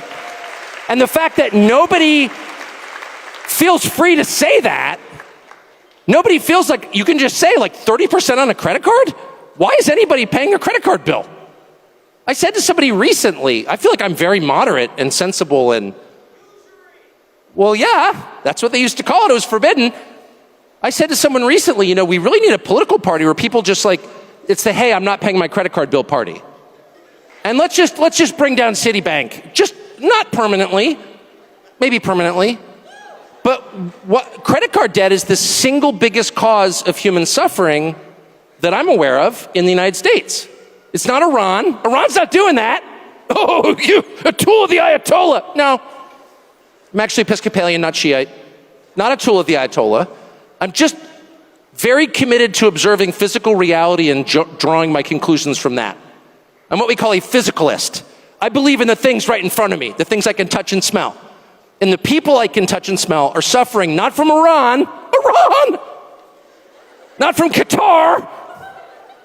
They're suffering from their credit cards and their inability of their kids to buy a house. Yeah. I don't think Dan Crenshaw is sold on this. Dan Crenshaw believes our threats are in other countries. Okay, they may be, but how are they bigger than credit card interest? So I suggest to this person, who's a really good guy, I was like, hey, why don't we start, I'm not gonna pay my credit card bill party, or I'm not gonna pay my mortgage. Because they always say, if the very rich, If you borrow enough from a bank, you're kind of in charge of the bank because they need you to pay them back, so they're totally happy to negotiate terms with you. But if you borrow a little bit from the bank, they'll just take your house away. So what if people got together and just decided, wait a second, 30% interest is a lot, especially since they're pushing credit cards on kids like crack. And I know that conservatives are always like, well, it's your fault if you don't pay back the credit card. Yeah, okay, it's my fault, but maybe it's a little bit their fault too. They're pushing this crap on kids. So I say to this guy, maybe just people get together, not like everybody, but just a couple million people are not going to pay our credit cards, and just like bring the bank to its knees, and the CEO weeps on television, they readjust it down a little bit. And he goes, oh, no, that's radical. That's too radical. And I'm like, I don't think I'm very radical. I think I'm like very moderate, super moderate. I hate change. My parents got divorced. I hate change. I like things to be exactly the same every day. I'm not radical. What I am is very worried that if we don't do something really soon, we're going to wind up like New York City. That there's going to be actual radicalism. And that radicalism will take very unhelpful forms. And you're going to see race and ethnic hatred that's real. And that you're going to see people behaving in hard to control ways. If you deny people what they actually want long enough, and instead substitute things that you claim they should want, like bombing Iran. You know, I mean, I'm not for Iran, where you spend all day telling me that it's so important that, you know, boys not playing girls' soccer teams or whatever. I agree. I hate the tranny stuff passionately. I think you should keep the boys off girls' soccer teams. But I don't know. It kind of feels like you're feeding me appetizers. At some point, I want to look around and see a better country. I want to see a country I recognize. I don't want to see people sleeping on the sidewalk. I don't want to see people ODing on drugs. I want to know where those drugs coming from. Why can't you stop it? You've got the U.S. military. Don't you have SEAL Team 6? Like, what are they doing today? Don't you have Delta Force? You could give me another segment about how impressive the U.S. military is? I believe you. Why aren't they employed to make my country better? Why are my cities disgusting? I don't even want to go there. It smells like weed and halal food. And you're lecturing me about how it's a great moral victory that I kicked the boys off the girls' soccer team? Good, I'm so glad. But let's do the real stuff, like making New York livable. And create an economy where my kids can have kids. How about this? How about we just make the measure really super simple? Can my children have without the benefit of like the great luck I have had, can they have a roughly approximate life that I had? Or how about just a middle-class life? Can they like get married young, as I did, and like have 4 kids and, you know, take a couple jobs, work hard and all that stuff? But in the end, it's like, fine. Can they do that? Or is that like so remote a possibility that you need to tell me that Iran is the real threat? Take my mind off the fact that you stole all the money and screwed up my country beyond recognition. So I guess what I would say before I have an actual aneurysm is, unless we say to the people in charge, we are going to determine what's important, you need to listen to us, your voters, about what we actually care about. I'll take a lecture for about 10 minutes. I can do that. I went to school. You know, I'm used to sitting there and being like, oh yeah, okay, the Axis powers, that's so important, thank you for telling me. I can take a lecture for about 10 minutes and they're like telling me Iran is the greatest sponsor of terrorism. Okay, that's great. I hate Iran, got it. But at some point, I want to pipe up and say, yeah, but what are you going to do about Union Station in Washington, D.C., which is filled with passed out drug addicts with spreading urine stains? Like, it wasn't that way. I was here. How did that happen, and why aren't you fixing it? And by the way, if you don't fix it or even acknowledge it, dude, bad things could happen. Like, wake up. Time is to wake up out of your freaking fantasy world where you think telling the rest of us to shut up is enough. If you keep doing that, you know, this could go in dark directions. So I think it's so important for every person to look around and make your own decisions about what's important. What's important to you? What around you in your life? What do you see in your family, among your friends, in the town that you live in that's going wrong? Those are the biggest problems. Not what some shill on television is telling you your biggest problems are. He can shut up, but he won't. But look around. What's the biggest problem in your life? And if you're burdened by a car loan or some credit card payment you can never actually make, if you can't afford to make the full payment on your credit card 2 months in a row, that's a crisis, okay? That's a crisis. If you're in the hole to DraftKings to a point where you can't pay. No, I'm serious. These are huge problems, and most of them are money related.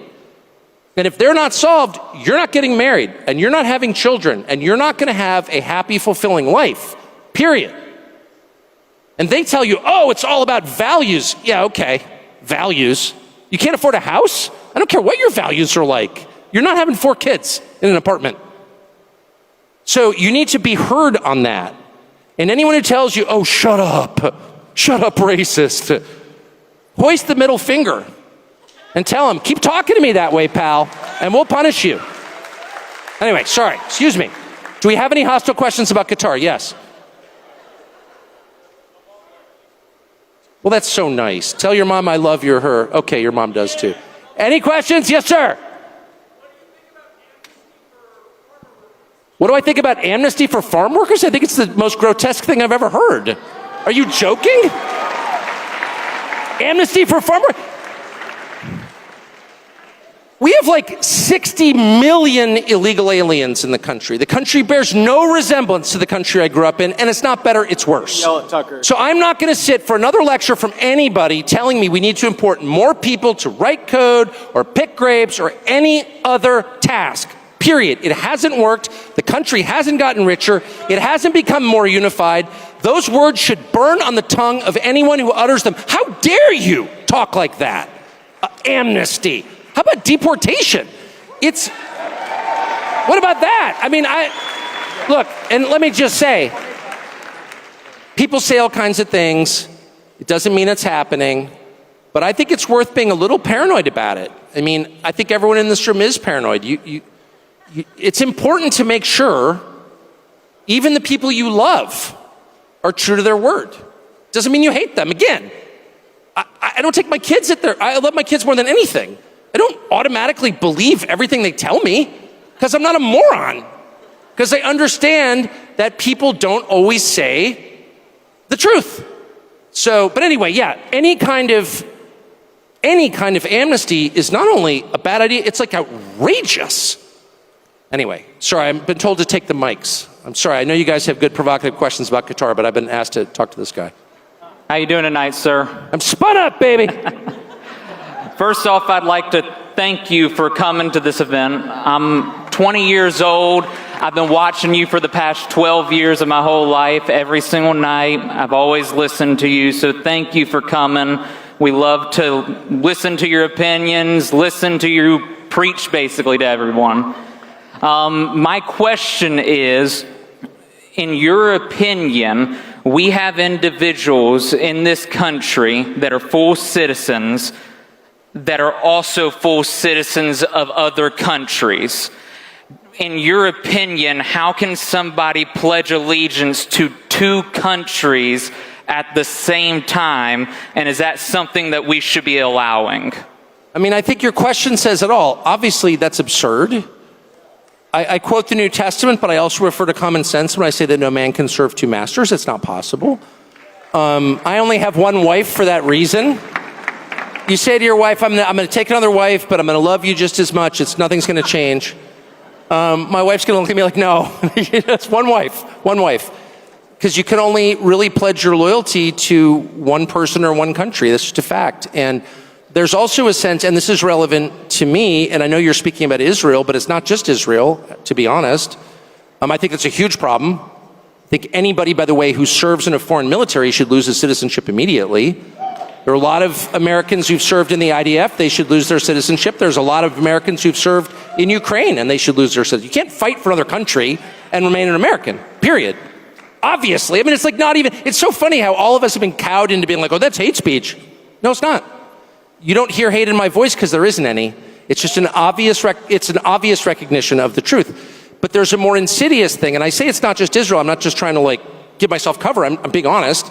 There are a ton of countries that offer citizenship, actually, some of which I love. I have been offered citizenship in a couple different countries that I really like, and I thought about it. And then I thought, no, there's something about being lashed to the mast. Like, everyone can see that America's in trouble, the demographic trends are really bad, and the country's decaying, its cities are falling apart. So you're like, oh, wow, maybe I should flee. And then I'm like, my ancestors are from here. My parents are buried right across from my kitchen. I'm staying here. And the second you make that decision in your head, like, I don't care what happens to America, I will be here, it totally changes your attitude. You're like, I don't even care, it's my country. And they've been here for so long and fought in all of these wars. My ancestors, and I'm sure yours, would be totally shocked by some of the conversations. Foreign flags in the Congress? Are you joking? Get out. And so, no, once you decide you're all in on your country, it really changes the way you approach everything. And by the way, it should be the baseline requirement. You shouldn't be allowed to serve in government if you're not a US citizen or you're a dual citizen. Are you joking? Of course not. And I would love to know what the justification is. And of course, there isn't one, which is why they're allowed to just write you off as some sort of like freak, some internet freak, hater, Nazi, whatever. No, I'm not. Just an American who loves my country, and I think it's fair to demand that the people running my country love it every bit as much as I do.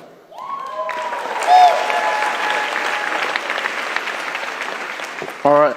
Alrighty, Tucker, thank you for being here today. My question is mainly focused on national security. I have a question first and then a proposal. I'll see how you go about that. Now you're freaking me out. You got a Rumble hat on. I love you already. All right. I'm going to stop and have an Alp, which is America's premier nicotine powder. Go for it. Alrighty, so I was born in Cuba. I came at the age of 2, so I can attest to the fact that the socialist experiment doesn't work at all. Yep. And that America is the best country in the world. Yep. So I agree. I'm a U.S. citizen, and I'm very proud of that, and that's why I stand for my country every day.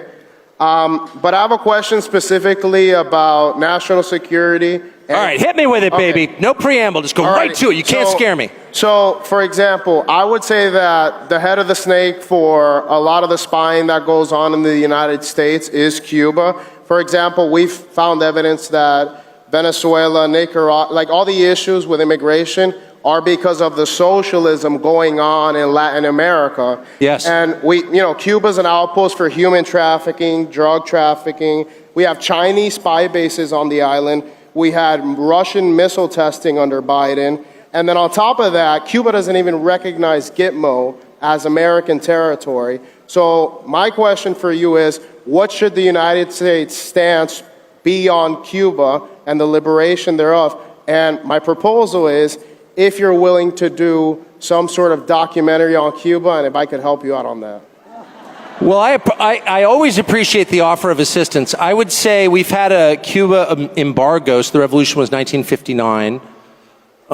So that was, 60, could that really be 66 years ago? That's crazy. And we've had an embargo for much of that time, and you just said yourself it hasn't worked. It hasn't liberated Cuba. The same regime is in charge, and it is still, working to undermine the interests of the United States. So what we're doing isn't working. I think that's a good place to start. So I know from living in DC that whenever someone tells you, like, it's not working, we need to double down on it, they're lying. So I think we need to reassess, are sanctions really the answer? And if so, tell me how that's worked. Second, I would say, I'm sure everything you say is true. I don't think that most Americans, and I know the US government doesn't, spend a lot of time thinking about our own hemisphere because we're so focused on places like Iran, Iraq, Syria, Libya, Gaza, Israel, all great places. I'm not, attacking anybody, but I'm just saying those are thousands of miles in an ocean away, whereas Latin America is right there, and what happens there is a direct effect here in our migration patterns and in our drug importation. So, maybe we should focus on our own hemisphere. I think you made a powerful case for that, and I don't understand why the U.S. military is stationed in Japan, Korea.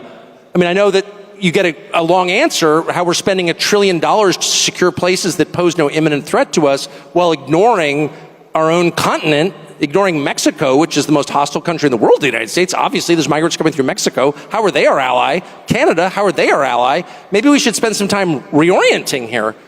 So anyway, that's my answer. I'm against socialism, obviously. That's why I'm worried about our economic system, because I think we're going to about to get socialism if we don't pull back from this. All right, we got one more question. One more question.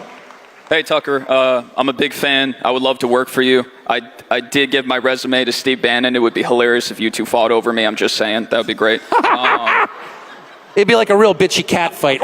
It'd be a hell of a story, yeah. My family has fought for this country. I voted MAGA 3 times. My generation, just like you said, is convinced they can't trust the institutions and the administration, even this administration after last Monday.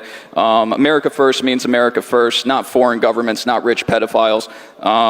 I have a lot more about the history, but I'm going to get through it out of respect for everybody. Basically, my questions are this. How does anybody possibly expect us to have any trust in our government, pay taxes, accept draft orders if these elites are not held accountable, right? And how am I anti-Semitic? My great-grandfather killed Nazis, and I brag about it. My mother's doctor was a Holocaust survivor, and everyone calls Trump a Nazi. My family in Chicago and my family in Ireland, which are both liberal hellholes, right? And it's pretty convenient that if he did criticize Israel, everyone could just say, look, I told you so, but that's not the point. Anyways, and finally, and by how am I anti-Semitic when all my sources are Jewish, Israeli publications, and Holocaust survivors? And finally, and by far the most important, why can I burn an American flag in my country, but I get a mark by my name if I burn Israel's? Like, how? I think that's an entirely fair question. It's totally outrageous. You got 65 million people here illegally, according to the administration, and the only ones who are deported are ones who criticize a foreign country. I don't understand it. It's driving people insane, actually, and it's making people too angry in a bad way. And I go on, X, and I see stuff. It's like, I don't even want that in my head. I don't want that. I don't want to marinate in that. I'm a happy person. I have a great life. I love this country. I love my dogs. I love my children. I love my wife. And you go online, and people are so mad. I mean, I've never seen anything like the rage online. And I get it. That's the worst part. I get it. People go crazy after a while if you totally ignore their concerns, if you call them names rather than answering their questions. I really think we need to agree, and this would include the Department of Justice, which is running around, it's got task forces attacking people. It's like, stop. What matters in this country is not what religion, ethnicity, race you are. It's whether or not you're a U.S. citizen. Citizenship has to be the thing that holds us together as a country. We're all Americans. And this continuation of identity politics is the most destructive thing we can do. We are all the same under the law. There is nobody, rich, poor, no matter what your religion, what your color, who's held to a different legal standard, period. That has to be the rule, or else this country will fall apart into warring tribes. My email is ryanscottcasey@gmail. If I could send you my cover letter, I really. Ryan Scott Casey, ladies and gentlemen. Thank you. Thank you. Thank you.